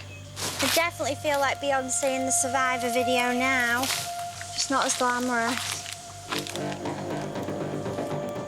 Bit humid in here, isn't it? Hot, no water either. The best idea. Without water, the heat is beating them, and the hunting party have no choice but to return to camp empty-handed. Oh my God, that sun is hot. Come on, fishies. On the rocks, Julie and Georgina have now been fishing for 4 hours in 30-degree heat. Oh, here's a box fish. Bugger off. Look at that. Don't you go any further forward on that rule. Shit. Oh dear, my head just went then. Just sit down. Oh dear me. I nearly hit the deck then, Julie. Oh, Everything no. went white. Oh, fucking hell.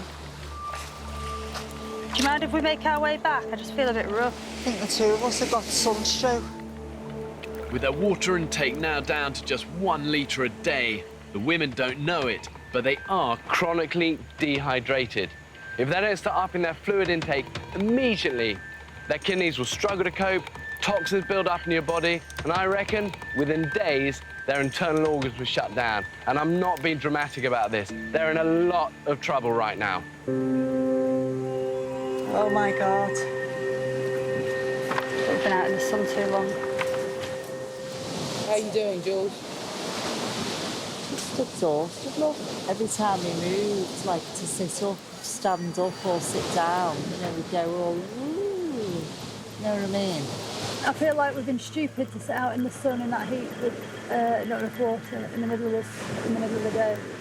It's so frustrating. It's so frustrating because we could see all the fish there and we desperately wanted to. I'm coming with you next time, Fetch one back. I'm too tired to even speak.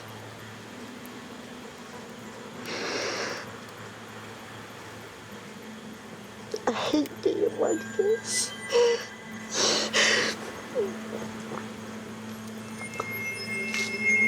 It's horrible not having the energy to do anything.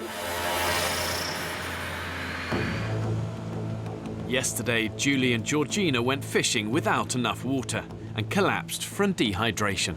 I can't stand this lack of strength in myself and lack of energy and inability to keep going all day because my body just won't let me.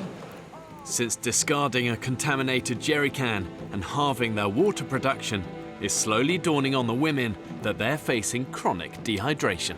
There's just not enough water for everyone at the moment. We've all got pretty much empty bottles at the moment, so I now need to wait for this to get boiled, which is going to take a long time. Right,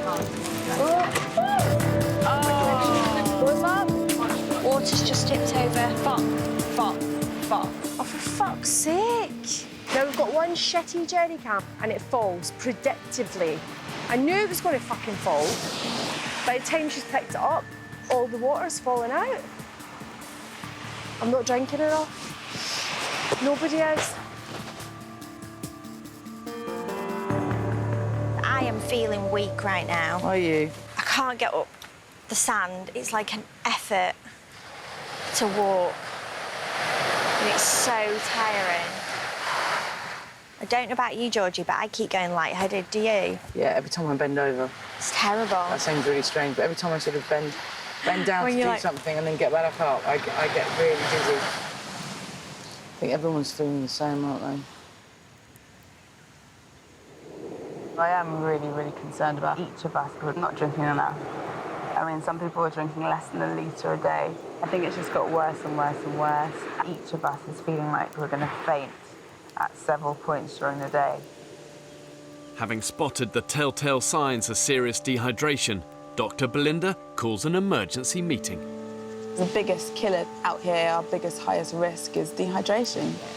We should be getting 2 litres to 4 litres a day. If everyone has one small bottle when you wake up, then at least you're a quarter of the way there already. Look, we are in scary territory where we just don't know what's happening to our bodies, and there could be effect on our vital organs as well. Your kidneys and also your central nervous system. So if you experience any weird symptoms at all, do tell me. On that note, I just need a sample of your urine. It's going to give me a general idea of any alarming kidney problems. Yay, thank you. Belinda will send the samples to my support medical team on a nearby island. So if any of us are in extreme danger, then what happens? You'd be evacuated off. If there's any indication of serious damage to your kidneys, then we would need to look into that immediately. And is it possible for us, some of us, to be in this state without knowing about it? Yeah, because a lot of the symptoms mimic problems that we actually have. Tiredness is a big thing with kidney failure. Nausea as well. We could well be in this serious situation, be unaware of it. It was quite alarming what she had to say, really, about the way that our bodies can start to fail. I suppose I should have paid more attention to what was going to happen to my body. I was surprised that I was potentially at such risk. The spirit is willing, but the flesh is weak. Oh, my God. Whose is that short one? Georgina. Oh, it's like Guinness. Right. To investigate their health further, Dr. Belinda also weighs the women. 115. Don't know what you were before. I think I was 120. We were quite fragile in a sense, and the fact is that the things that are kind of deteriorating in my body are my guns and my tits. If that continues, then I will probably end up being skeletal within about 2 or 3 weeks, and just kind of give up and just be like, do you know what? Let the fucking vultures peck at me. I was 125. Oh, so you've lost a lot, haven't you? You are 116. I can't have lost 9 pounds. You do look really, really thin.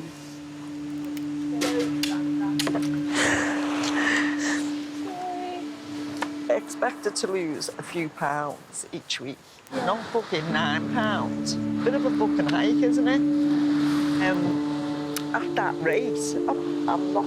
You're going to be fucking carrying me off on a stretcher. You know what I mean? I'm so fucking tired. You're tired because you never bloody stop. Well, you're like a bloody Duracell bunny, Julie.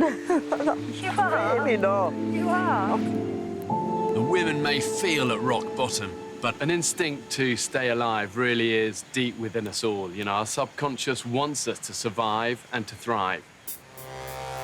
Well, let's have a little scavenge and see what we can find in this shit heap. The group make a last-ditch attempt to produce more drinking water. Having discarded one of the jerry cans, Fee, Julie and the others forage for a second suitable container to boil water. Oh, what's that there? Basically just a load of shit. Nothing very useful, I don't think. Metal is something that really is important. I haven't seen any. It's all plastic, and you can't obviously boil them. I am so thirsty. If we don't get the things we need, we won't survive. It's as simple as that. Plastic bottles, plastic cans, basically plastic. And that's it. Oh, we don't want that. They've failed to find any metal containers, but Julie is not giving up. So we have to find something. Desperately dehydrated, she hunts further afield to find a second container. But the tide will be high again in a minute. Julie! Julie! Julie! Jesus. Julie! Julie! Oh, fucking hell, Jules. It's day 35, and 55-year-old Julie has collapsed from dehydration. I'm so weak. I'm so weak. Get B and get on the blower! No. George, no, don't bring anyone. I'll get her out. No, you won't. Just leave. Phoebe, Julie's passed out. Stay there, Jules, stay there. Go ahead, Foxtrot. We've got a situation here in that Jules has passed out. With Dr. Belinda away from camp collecting water and out of reach, my emergency medical team on a nearby island is immediately scrambled. How you feeling? I think it was just me. It's all right, just precautionary, OK? What we want to do, Julie, how do you feel about trying to sit up for me? How's it feel? Just need to keep hold of your pulse while you're sat up, mate. Yeah. What about drinking today? I probably haven't had a lot today, to be honest. You need to be constantly hydrated to do the smallest tasks here. And it really does go to show that just in one little moment here, it can all change. Yeah. I'm happy you're bright enough, everything's fine. Honestly, go, please. I'm so embarrassed. Right, well, she's dehydrated. You're all dehydrated. If you can just keep an eye on her. You put a whole load of fit soldiers on an island like this for weeks and weeks, and they'd struggle with it as well. No, definitely not again. Oh, you're awful good to me. I don't think I'm a drama queen, but I think I could have just closed my eyes and drifted off.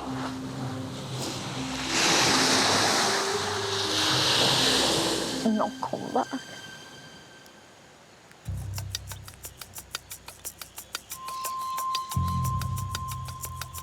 Even the strongest women are slowly dying of thirst. I need to lie down again. For nearly 5 weeks, the group has been subsisting on barely any food, and they remain down 1 jerry can, producing half the water they need to survive. Basically, I think I either almost fainted or very briefly lost consciousness. The signs of chronic dehydration really are now starting to show amongst women. And to give you an idea, just losing just 5% of your body weight in water leads to irritability, headaches, lightheadedness. When you get to 8%, the lack of water causes fainting fits. After that, delirium and hallucinations set in. And when you get to 15 to 20% of your body weight lost, you're dead. It's literally just our minds now getting us through it. It's literally just people being like, I am going to finish this, I am going to finish this, that is keeping us going. Like you yesterday. No, I didn't want not going home. Not going home. Exactly. The group's on their arse at the minute, Georgie. The group is completely on their arse. The results of everyone's emergency urine tests are back. Foxtrot, this is... All 10 all together can hear you loud and clear. Over. Paramedic Mike and survival expert Ross, my rapid response unit on a nearby island, have urgently asked to speak to the whole camp. I'm looking at your urine results and things here, and I'm looking at your weight charts and everything, and I'm looking at people whose kidney function is on a decline, and I cannot stand by and let that decline continue, based on the fact that what I'm looking at and what I saw the other day and your dietary input, it's not enough to keep you going without causing you all, or certainly a number of you, some long-term problems. Your bodies are just starting to fail at this point. Now, there's no easy way to say this. I'm teetering right on the brink of pulling you all off the island for medical reasons, over.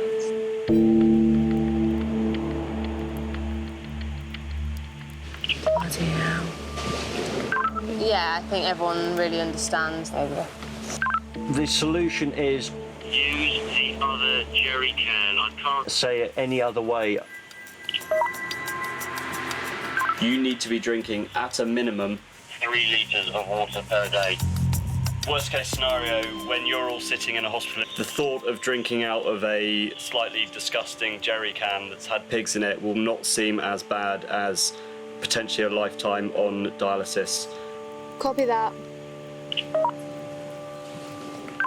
If you do not get control, in 36 hours' time, you're coming off the island. Over. There you go.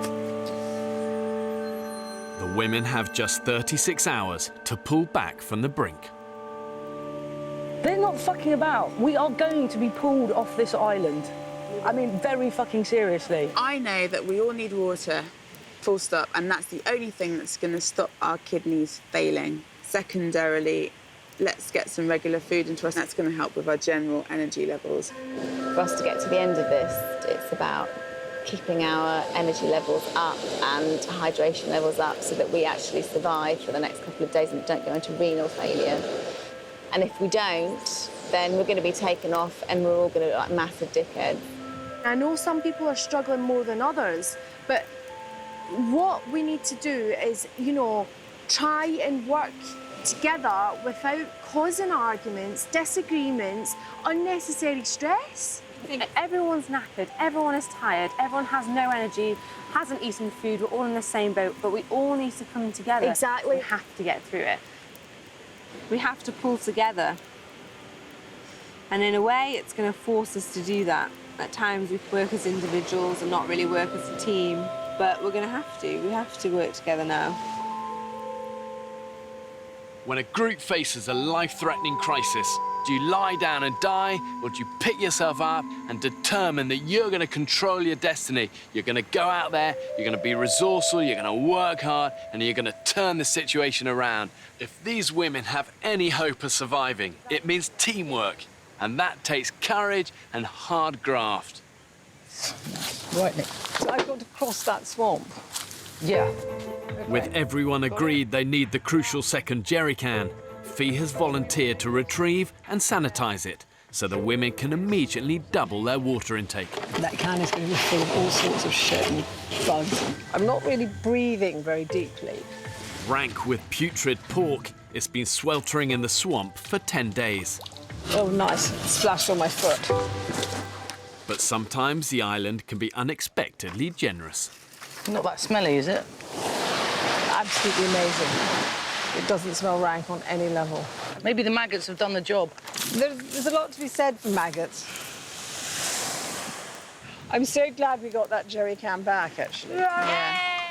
Now the 2 jerry can system is back up and running, the women should at last be able to hit the daily target of 3 litres of water each. So we've got 1 can on the boil. And I just want to get this one filtered. Well, I'm less stressed now about the water. Just drink that anyway, shut up. Get it down you. I should squeeze away out. Thank God, seriously. But I don't want to... I'm not leaving. Be walking too long before we find some yucca. With the water production line back on a roll, Jamie is happy to return to work. joining forces with Lauren and Beth to find carbohydrates the group urgently needs.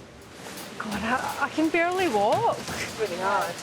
It's hard, you know, being in a group and put under so much stress, and nobody's perfect. Everybody has their moments, but we have to stick together as a team. Our muscles were stronger. Oh, I can see some yucca. Bring What back. you got there? Woo! Babe!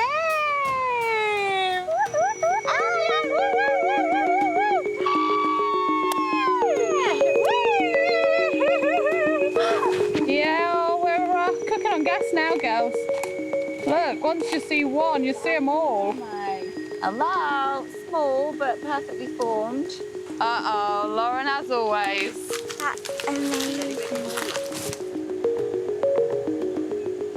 The girls got yucca. Yeah, we got yucca. Woo! That's amazing, Lauren. Well, yeah, Lauren. Yes. Not just me. High five over there. Yay. Way! Check out my yucca. Would you like a piece of my yucca? In and around like that. Please, you're right on the edge. It's freaking me out. It's all right, love. Wow! A rehydrated Julie is with Georgie and Beth, determined to finally land that elusive fish for supper. Okay, another little fishy. And they've come up with a new way to attract fish, a sparkling lure. And that is a state-of-the-art bit of fishing kit there. Fishing tackle. Right. Coca-Cola, give us some luck. If I get pulled in, I'm going to swim round that way. You won't? I'm so cack-handed at everything. Oh! I can see, like... Oh! Oh! As hard as you can. Oh my God! I can't believe it! Got a fish! Is it alive? Well done, Julie! Oh my God! I thought you'd have to. Sucker! Dinner! Basically, whatever it takes to stay, whatever it takes. Go on, Jules, persuade that fisherman to give us some fish. Hola! Hola! He's coming. Not content with just one small fish, Julie spots another opportunity. The first passing boat the women have seen in these waters. Don't know, Jules, it's your turn to get the backs out. He's not going to want to see a 55-year-old's backs. I don't know, mate, your backs are way better than mine. You have fish? One fish? We have none. We have none. No fish. He's going to throw it. Oh, you're very, very kind. Whoa! Thank you very much. Thank you. Bless you. Bless you. Good luck. Gracias, amigo! Now, I think that is a... Barracuda. I could just go and bite it and eat it raw. I'm so hungry. I don't know whether that was actually playing by Queensberry rules, but innovation, innovation, innovation. Woo! We caught a fish! Yeah! Oh my God, it's massive! Woo! This is the barracuda. Barracuda! Yeah! Incredible, I love it.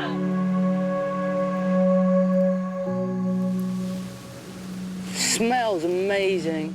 We should have got this place licked. You know, 10 women. Hey, this place should have been shipshape. Tragically, not the case. That's the hero of the moment. I don't even want to talk. It's so tasty. But at least we've started now. Not too late. Next time on the men's island. It's little old me. Unfortunately, I don't trust you. Whoa! It's a death trap round here. Snake! We have no food. Stop it! Holy shit!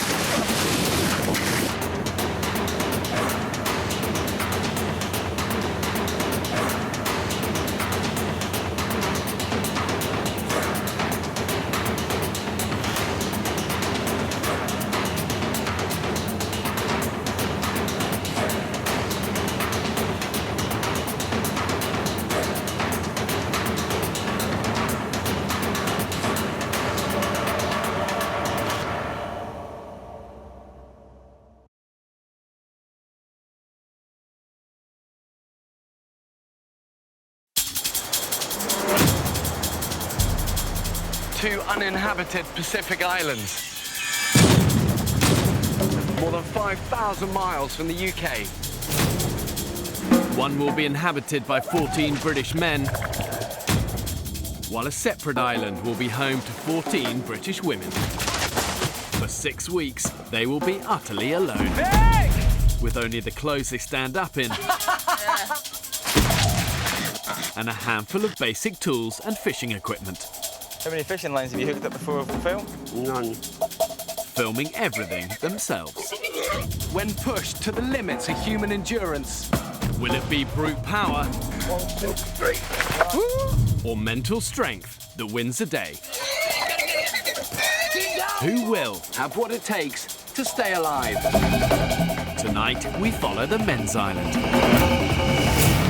You dick us every single time. It's little old me. So unfortunately, I don't trust you. Survival will be harder than ever. They'll have to endure the height of the harsh tropical storm season. It's a death trap round here. They'll have to find their own water and hunt for their own food. You bastard! Took the hook and the lot. Have these modern-day men got what it takes to survive? Holy shit!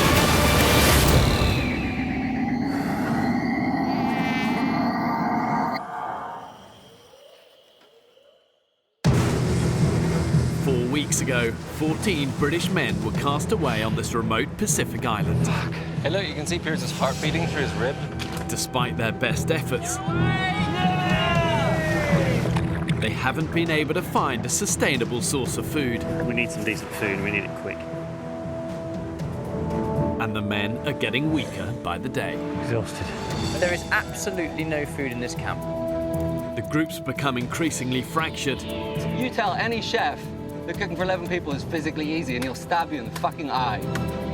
So far, it's 47-year-old Vic, the island's top hunter, who's managed to save the group from starvation. When in doubt, send Vic out!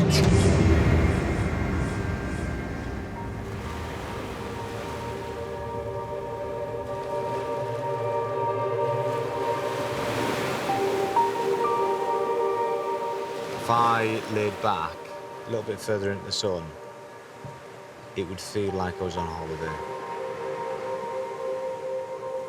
Apart from the fact that later on I'm going to have to walk half a mile for water, fish until we can eat, and chop a load of firewood. Potentially the shittest holiday anyone will ever go on.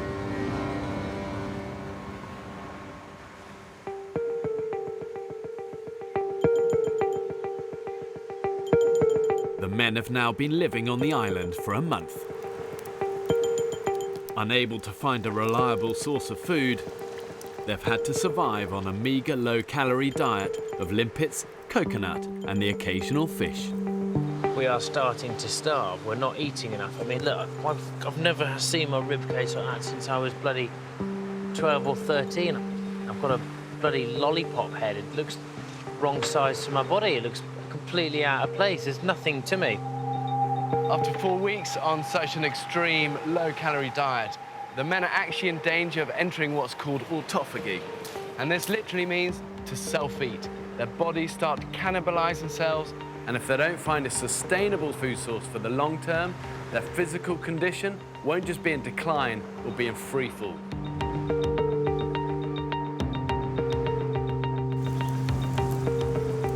So starting with Charlie, what are you doing? Camp building. Phil?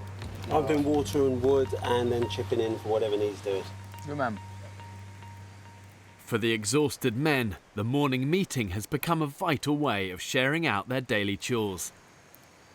Trapping assistant. Good man. Vic's going to do water, wood and help anybody else doing whatever they need doing. Sam? The hunting is the thing that I'm probably the most excited by. For a personal level, I don't think I've quite achieved my personal ambition yet. My personal ambition would be to catch a vulture or something like that. It's a lot of effort to do, isn't it? So will you be doing wood then? Well, when I get back, I can do wood, but... You've got a master skill at avoiding that wood job, haven't you? If you don't bust a gut getting wood, we're going to run out and everybody's going to know you were on wood, you were a lazy bastard. The group has given Sam his orders for the day, but he's not convinced. Collecting fire was important, and I'll do my bit, definitely. But I'd love to do a bit more hunting. And, you know, it's that man against beast thing that I really enjoy.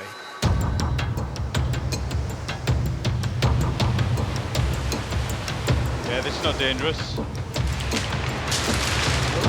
With around 30 litres of water and up to 50 kilos of firewood to collect, the men have a gruelling morning ahead of them. This wood is ridiculous. Go on, man. Look at this. Go on, man. Go on. What's wrong?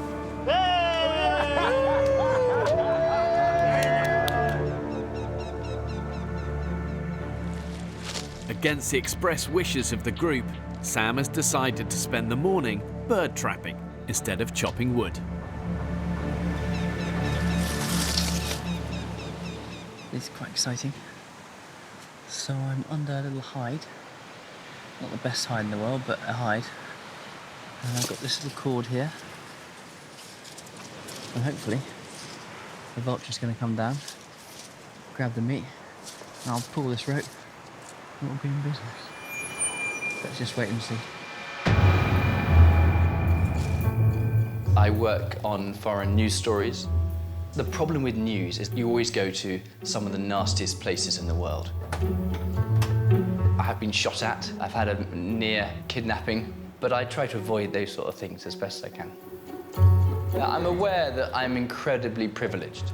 You know, I haven't met the Queen, but I have had an amazing opportunity to meet people from every different sphere of life. I would hope that I'm not prejudiced. I do have opinions, but I've got a bit of grace to me.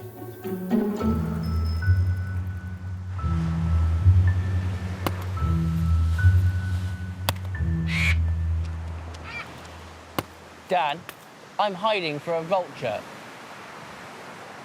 And you're slightly spoiling it. Where are you? I'm hiding here, ready for a vulture. Oh, for fuck's sake. The whole point of the morning meeting is to dedicate tasks. If he's got a task, he needs to complete the task before he moves on to something else. Softly's not working anymore, so we just need to be a bit more firm with people, I think. Sam, we need to stick to our tasks, otherwise we're not going to get shit done. It's like nearly 11 o'clock and you haven't done any wood today. I'm heading there now, and it's going coconut for the... I'm doing trap as well. But you're not doing traps, we're doing traps. You're not doing traps, are you? You just concentrate on what you're supposed to be doing. If you've got a task, stick to it, complete it, finish it. Right. Good. I don't know. Bloke talk's a good, nice, posh game, but failing to deliver in my book, and an island where manual graft is king. We all have to work and sweat. And up to now, we ain't done jack shit.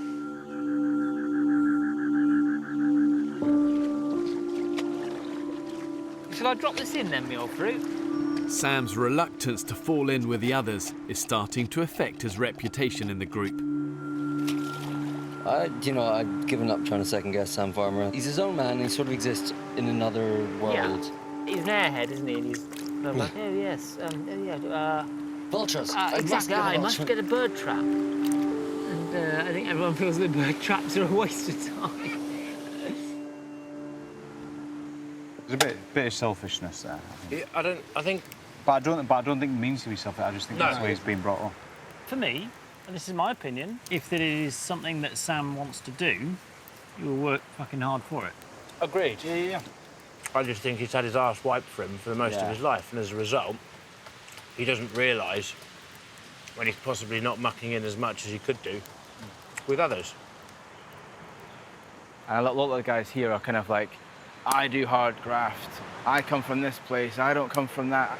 And with their posh voice and the fact that they went to Eton, I think some guys here just don't relate to him very well. As the men continue to physically decline, the group is becoming fractured, and it's as if they're judging each other not only on their ability to contribute and find food, but also on class prejudices, and that's coming to the fore. An hour before nightfall, a tropical storm hits the island. It's gonna rain. Yeah, it's coming in. Guys, it's gonna rain. When it rains fast, it rains hard. Dude, I'll stop doing that. Look after the fire for me. The men have just minutes to secure the camp before it's washed away. How's the fire, Sam? Just need some dry kindling. Desperately need to protect the firewood. Without the firewood, we're screwed. Yeah, okay. Yeah, now. It's a death trap around here. Come on, lads! Lickety split! It's amazing because it's pouring of rain. And under those trees, it sort of feels quite dark and it's like kind of panicky. Stand now, go on, get over it, get over it! Yeah. Don't stop, don't stop. And you come out here onto the beach. There's an incredible sunset over there. And it's just glistening on the water. The sun's just glistening on the water. And it just feels really quite peaceful, actually. Really quite a peaceful moment.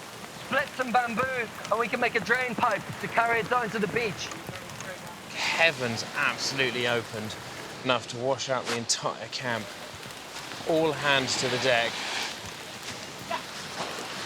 There are certain times when some people need to pull their finger out and start working. Ooh. I have had some monster fucking bogies off this island. Bogies? Monsters. Have you? That must be one of the biggest bogies I've ever had in my life. Eat it. No. Calories. You dirty bastard. I mean, you're quite welcome to it, fella, if you want it. I'm absolutely fine, thanks, Vic. I'm not that hungry yet, mate. It's very tasty. After last night's vicious storm, the men's shelter is in urgent need of repair. I feel like a Shire horse. I see, that might work, yeah. So that one never changes. Piers Dan and Sam Farmer have been assigned the job of weaving new palms for the roof. That looks pretty good. That's not right. It's not. You're bending in the wrong way to start with. But Sam's struggling. It's hard work now. Vic? Yes, sir? I don't want to abandon my duty, but I'm actually really crap at this weaving. No one's good at it. Everyone's shit as each other. I can't actually get to work, though. I spent 45 minutes practicing, and I'm obviously doing something wrong. You need a lot more determination, Sam. Just crack on with it. Just stay with it. I've got to play to my strengths, and one of my strengths isn't plaiting. But fucking stick with it. We need to sort it out. The man the fuck up. Anyone fishing now? Too rough. Sam Farmer is shirking some of the harder tasks, and it's been noticed by a lot of members of the group. I think some people in this group are working harder than others. I don't want to point any fingers, but Sam. I do have a bit of an issue with Sam Farmer at the minute, yeah. He's getting under my skin. He just seems to potter about the place as if he's looking for his butler. Sensing the group is starting to turn against him, Sam decides to approach one of his critics. I hate tension, and when you can feel that someone's not quite at ease with you, I think it's worth nipping things in the bud early. Sam, can I have a quick word? I feel that you're a bit frustrated with me, and I don't want to make a big deal. A little bit, man, I am. What, Can why? we talk about it later? I'm busy. Well, actually, Mate, Sam, let's talk about it later, OK? I'm working. Well, there'll be plenty of time, OK? I'd rather talk it out now, because it's in the air, and quite a few people mention it to me. Not now, okay? Not now. Please. Let me finish this later on when we're having 5 some minutes? food. No. Let me get this tree down and maybe, OK? Not highly successful.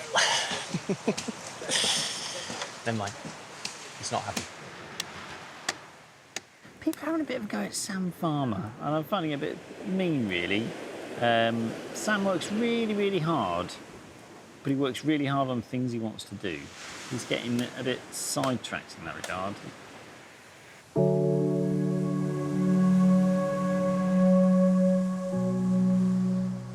Determined to stop the rift between Sam and the group getting any worse, Will takes him aside for a chat. I definitely think I'm putting my weight. But I think it could be perceived that you're doing the things that you want to do.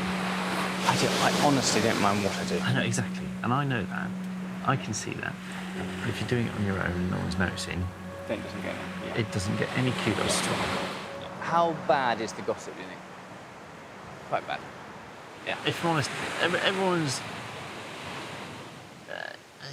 yeah, I mean, that's why we're having this conversation, to be honest. Thanks, Phil. Thanks very much. The last few days have been quite frustrating. Quite a bit of kind of gossip, you know, what's Sam up to or what's he doing? And it's really hard. It's really frustrating because I genuinely believe that I'm working as hard as anyone else, and I'm giving my all and I'm putting my back into this.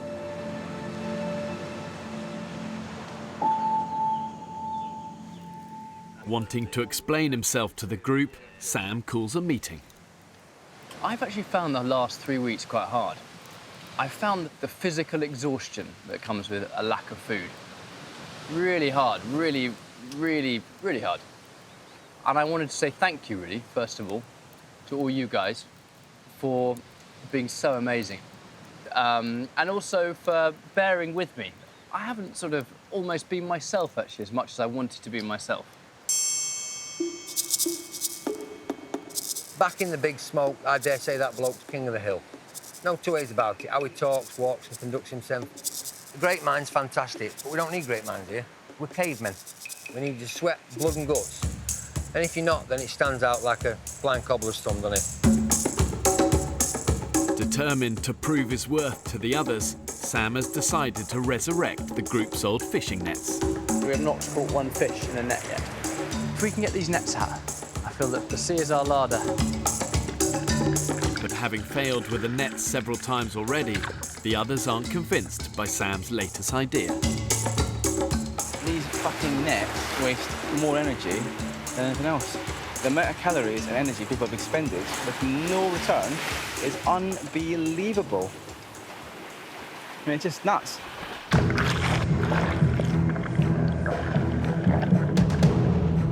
With heavy weights and floats to get into position, Sam's enlisted the help of Barney to set the nets.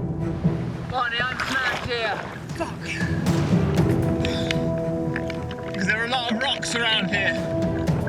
Dragging heavy fishing nets out to sea, fighting the currents, it's going to burn through hundreds and hundreds of calories. With so little energy in their body, for them it's going to probably feel like swimming through treacle. Okay, ready? 1, 2, 3. Gosh, that was exhausting. After treading water for over an hour, Sam and Barney can finally head back to dry land.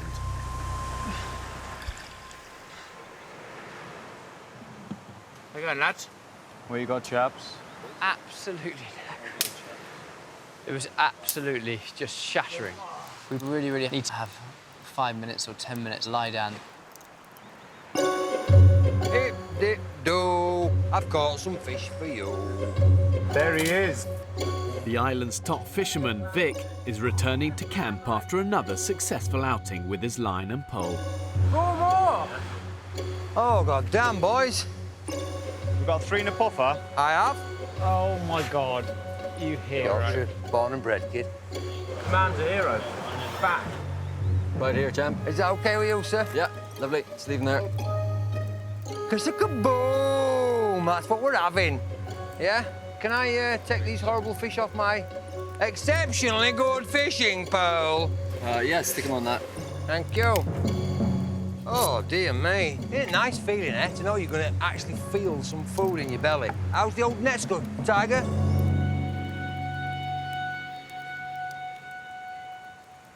There's not a great deal to go round. Of the 4 fish Vic caught, 1 is a poisonous pufferfish, leaving only 3 to share for lunch between 11 ravenous men. It's not going to feed the 5,000. Good me.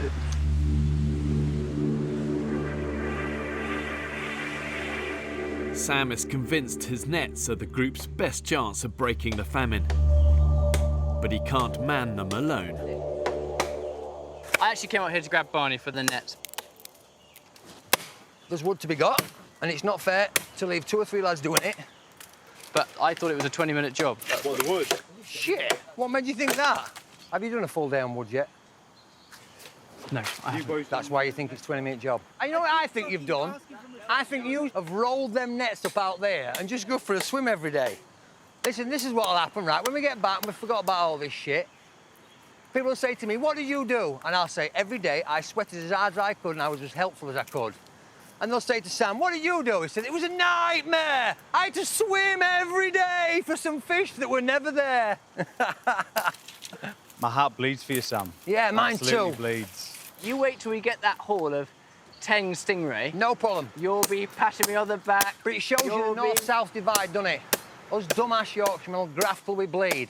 And you brains down south will work every inch of blood out of us. Joking. And you'll smile when you do it. There you go. Yeah, go for it, Sam. Out. Finish Go that on, baby I'll off. film you, you do Yeah, it. I'd love to. Man's not got a day's graft in him. Not a freaking day's graft in him. I shouldn't be hard on the bloke, because if you've never done it, if you're ass wiped all your life, then so be it, you have. Yeah. I think Vic has made a judgment about me that, you know, life's been incredibly easy. And life has been easy in one sense. I've had, you know, an incredible upbringing. I have no embarrassment about the background I've come from, or the family I have, or the school I went to, or the places I've been. They are a huge blessing.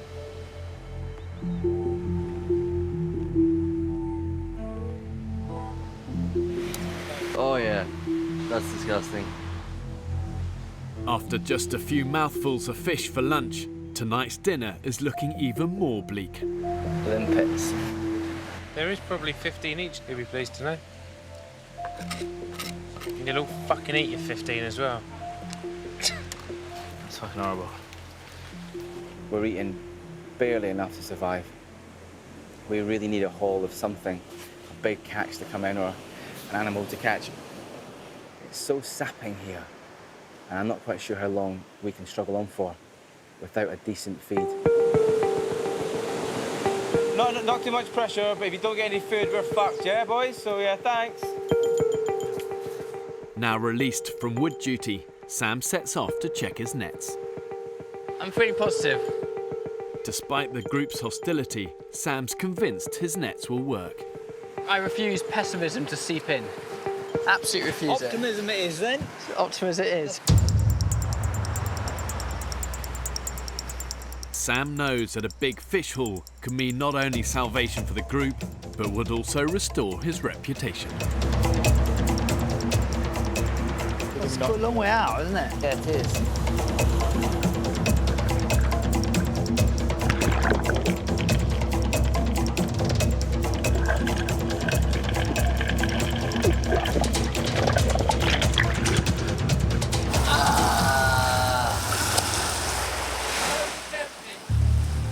Nothing.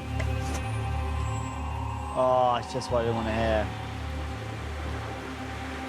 It's just so depressing. It's just done so much work. Oh.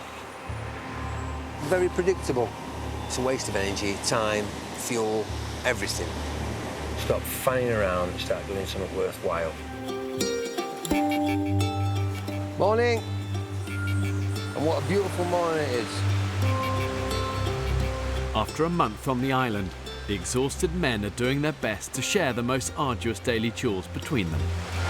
Pete's walking to the kitchen to get a pint of water. Almost there. But yesterday, Sam angered the group by prioritising his fishing nets over firewood.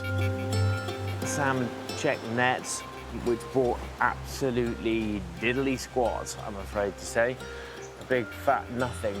So there's a bit of tension between the rest of us. Pretty good.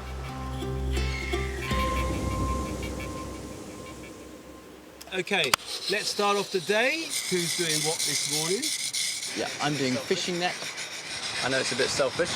No, just get cracking into wood. Don't make it a token effort. Get stuck into wood. We need wood. Lots of it. Nets aren't delivering jack shit. We're pissing in the wind with them. I do feel put upon, actually, a little bit this morning, just by the comments. It's just maddening. It's absolutely maddening to be criticised and to be put down. And it's really, really hard. And I had to be biting my tongue. Let's think about it. You want to talk to him? Yeah, I might have a chat with him. After days of criticism, Sam is determined to get to the bottom of Vic's hostility. Vic? Yo! Do you trust me? I would never trust a stranger. Okay, am I a stranger? Yeah, at first you were. Okay. It's taken me longer to get used to you than it has any other guys, because they sound a little bit like me. You're the first person I've ever met that actually speaks like this. Am I suffering your prejudice because of a bad experience? From where I come from, Yeah. we vote once every 4 years on a government, yeah? Yeah. And the person we vote for speaks like you. And we put every last vestige of trust in that person, and then you dick us every single time. I have more respect for a man who will break through my front door and steal my telly when I'm on holiday than I do that man that tells me that does this and don't point because it's rude and emphasises with hands and got a great speaking voice and Boris and all that sort of shit. I have no respect whatsoever because they are thieving, lying, clever people with affluence and money and a good voice and a fantastic education. Vic, you're basically saying you're all the same. That's what you're basically saying. But yes, which is perhaps lack of education, lack of understanding, lack of experience. Which is because I'm trapped in a working class life. People with power and influence, they just abuse a little man every time. You assume I do have power and influence. I mean, it's little old me. But it's difficult to get rid of all them years of listening to people with accent and class. Tell you one thing and do a totally different thing, because then you don't trust them at all. So unfortunately, I don't trust you. Yeah. Interesting.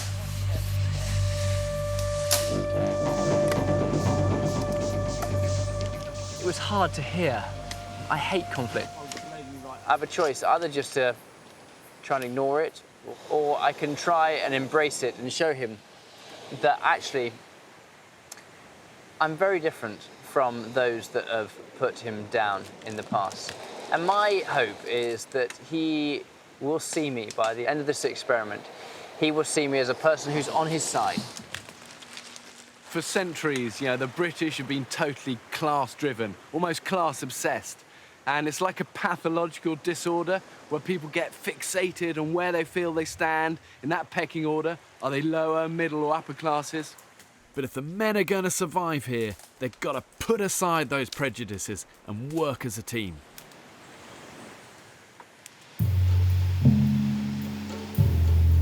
Right, people, the fishing wheel will go. Woo! I'm away, boys! Catch some supper! Let's have some fish. We can all have a decent meal. With nothing to eat in camp, the starving men have decided to use their last reserves of energy on one big concerted effort to find food. Jesus Christ. Wait, oh, fuck, yes! Get him, get him. Got him, got him, got him, got him. Okay. Oh, his tail snapped off. Didn't know a bloody snake could do that.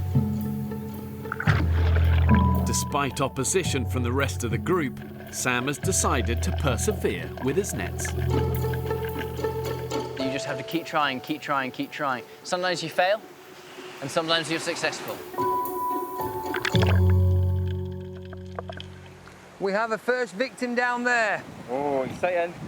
Being the top fish catcher... Pressure's on. Yeah, the pressure is on. But I also think the mark of a man is him rising to pressure. We still haven't got anything. Desperately need food. After 5 exhausting hours, the men have found nothing for dinner. Jesus Christ, look at the fucking... You bastard! Took the hook and the lot. That's bad. Fuck all. Even the island's top fisherman, Vic, has had to admit defeat. Son of a bitch. I'm gutted. I really wanted to bring in a nice haul for guys tonight to eat, do you know what I mean? Fuck. Exhausted, starving, hungry, and despondent, the men gather back in camp. So what's the plan, guys? Try not to slash my wrists. Without a single scrap of food to show for a day's hunting, the group are out of options. Save one unlikely potential saviour. What would you feel about all of us getting the net in today? let's say after this meeting, we all troop down there. I mean, I'm being a bit hopeful. How do we empty the nets? You've got to bring them in. Gonna have to pull them in. Ooh, fucking fire. I think it'd be quite good if we could pull together and get these things done. Yeah, fuck it, count me in. Should we crack on? Fair enough. Yes, I'll come in the water and pull a net. Brilliant. Yeah? Brilliant. Sounds good to me. Yep. Yeah? Sounds good. Ready to go? Come on, boys. Bring home the bacon. Bring on the fish. Got some fishies. In desperation, the men agree to give Sam's nets a final chance. He don't give up, I'll give him that, bless him. But they are now making a dangerous gamble with their last reserves of energy. Please be fishing this net. Okay, you ready? Ready. 1, 2.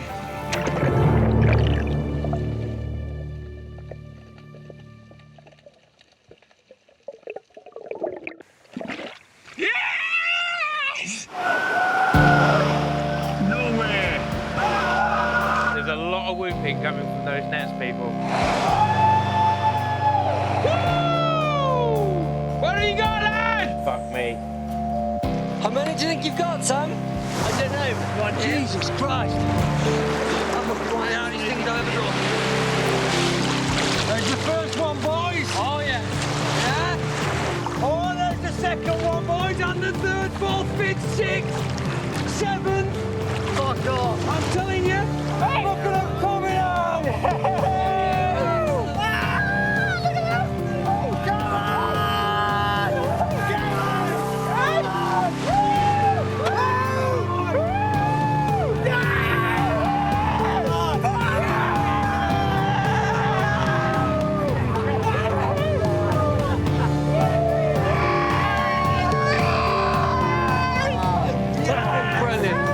Good old someone. That's Well a done, good mate, thing, well that fella. Well done, mate. Fucking excellent. I have a newfound respect. I really do. That is brilliant. That was the hardest thing I've done in a long time. A big fishy up for the old man of the fish. Get in there, boys. Get in there. Thank you, Vic. Thank you. Very kind. Finally, the nets come good. And that's all Sam Farmer's doing. He's been working tirelessly to get that. I think that Sam's going to be kind of accepted as more a part of the team now. Share love. That looks heavy. Okay, guys. The first fish.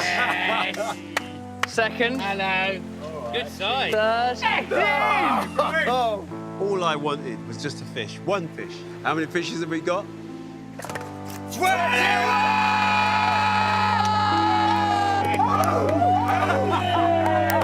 Gentlemen of the nets. Through well done then, guys.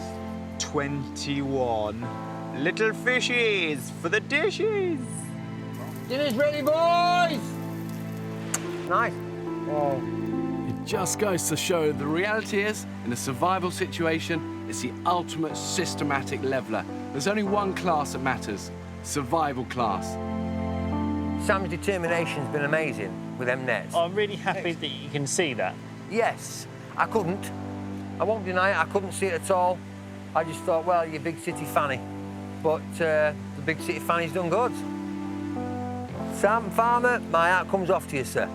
Well done you for having the balls and the determination to fix them every time. Because that certainly weren't my cup of tea. At all. Well done him. Thank you.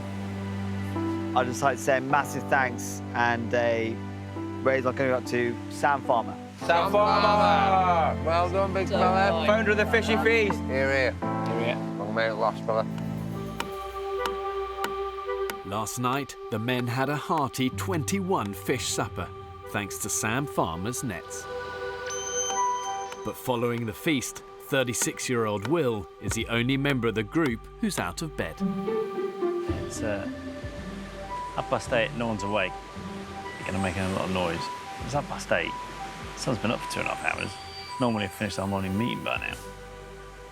No. Will's worried the men aren't making the most of the energy they got from last night's meal. I take it we're all going up. Morning.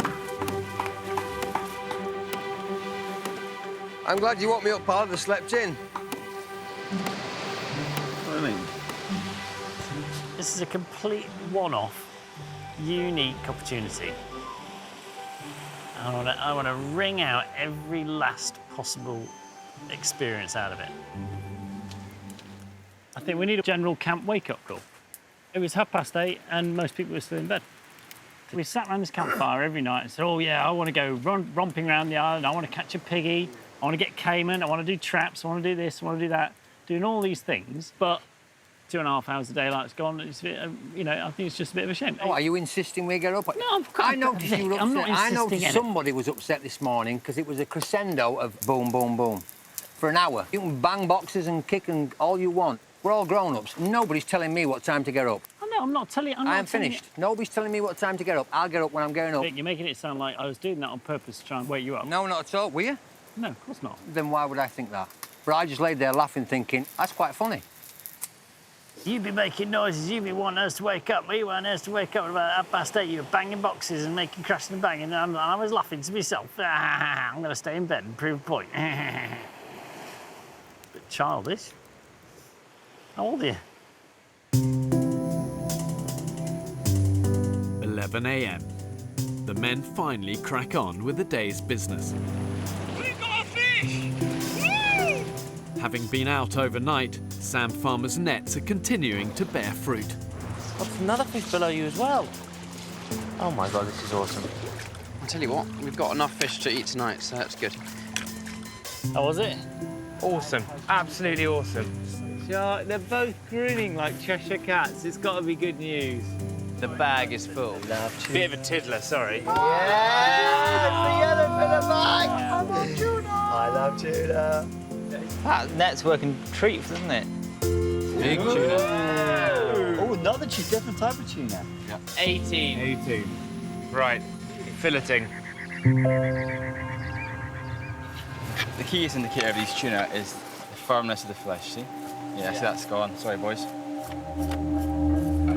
That is gone. The men are paying a heavy price for their late start to the day. Oh, look at that.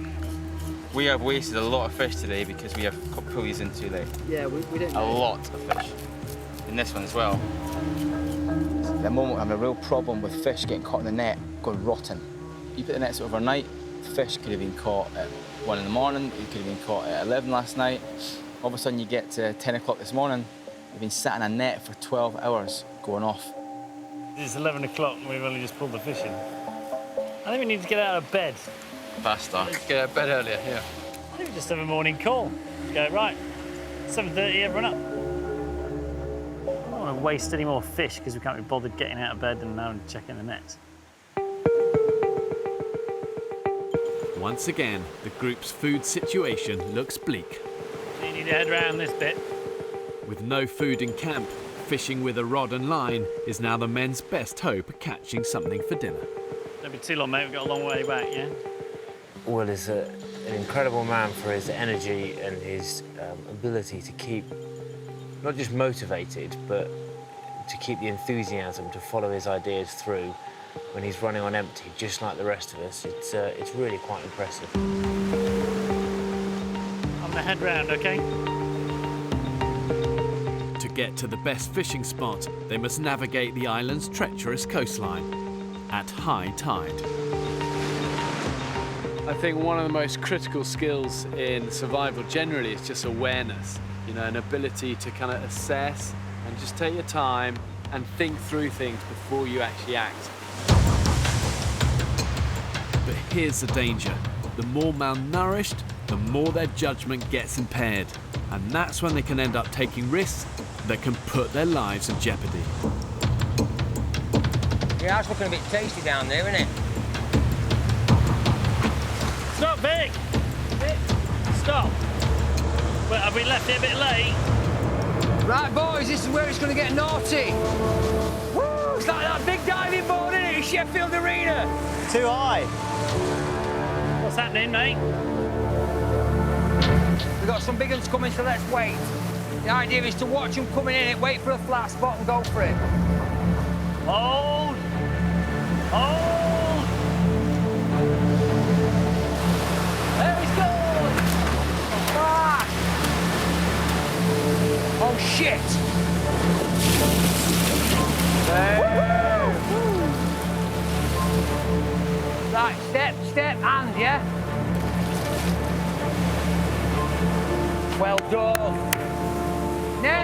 Piers. Now, Piers, push off. Push off, push off, push off. Hand. There we go. Bingo, fella. Woo, big whirl. Well, if I were you, I'd come a bit further along. Camera. I can go all the way around. There's no hope. There's no hope. You can't get all the way around. Wrong incline.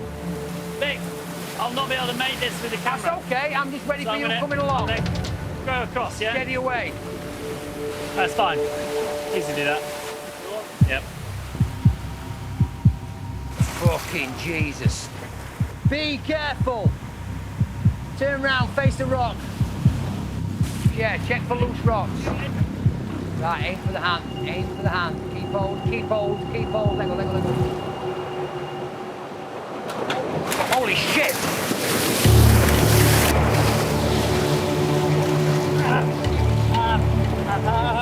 You okay? You okay? Okay, just come on. Get the fucking camera off! I'm trying. Fucking camera off. Stay still. Stay still. Are you okay? Give me. Let's get off the danger area and then assess the casualty, yeah? Okay, that's nasty. Will is losing blood and is in a state of shock. Let's move on before we get stuck again, okay? Yep. Dr. Piers needs to get him back to camp urgently so he can examine the injury properly. Son of a bitch. I tell you what, that was a massive fall. Totally unexpected. To see that cut was pretty scary. Okay, well. Well, dude. It's actually quite serious. Yeah, nice. Oh, shit. Dr. Piers can finally make a proper assessment. What is that you can see underneath it? Is that muscle or is that bone? I think he's severed one of his tendons. It's bad. I mean, I wouldn't be happy just to patch that up here. That needs a surgical exploration in an operating theatre.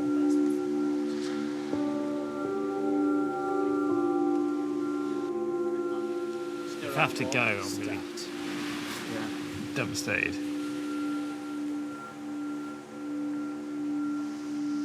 And at the end of the day, Will, remember you're right-handed. It's your livelihood. And we've got to be sensible and realistic.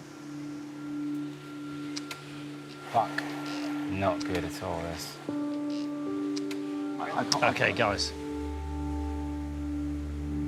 Just give me a minute, yeah? Give a minute, lads. He's such a valued part of our team. If he leaves, I would totally feel gutted. So I'm desperate for him to stay with us.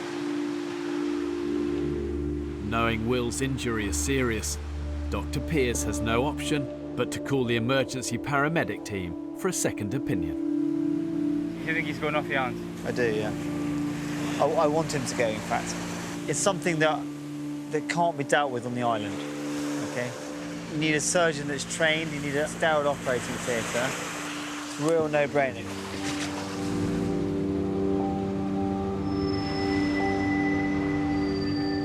It's gone quite deep. So it goes then. Okay. Injury is muscular and not just superficial, so he needs to be evacuated. Okay, I'm on board ASAP. Then get your stuff together, okay? Yeah. All right, fantastic. Keep Brilliant. those for you guys. After 5 weeks on the island, Will's time is over. Smallest things. It's a simple fall like that, and it's cut my experience off.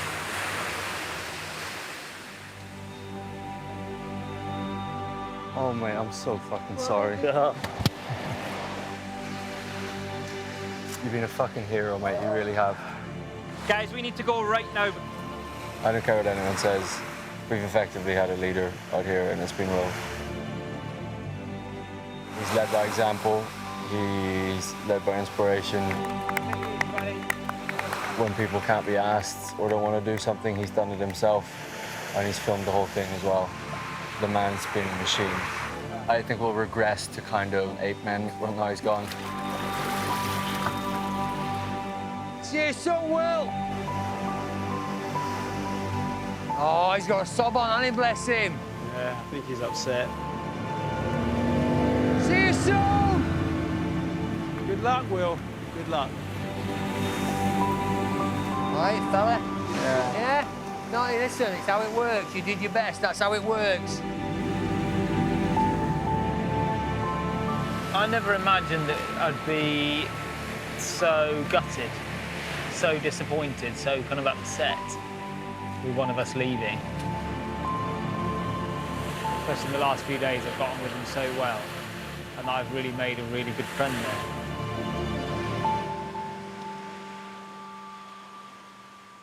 Next time on the final instalment of The Women's Island. No supper for us tonight. Starve. You're doing a poo in the ocean? Yeah. What? We are completely dysfunctional as a group. We need leadership. So you're not here for the team anymore. Are you trying to start an argument? I'm asking that for you. You are trying to start an argument. Do you know what, Jamie? You're a fucking twat. We're going to end up killing each other by the end of this.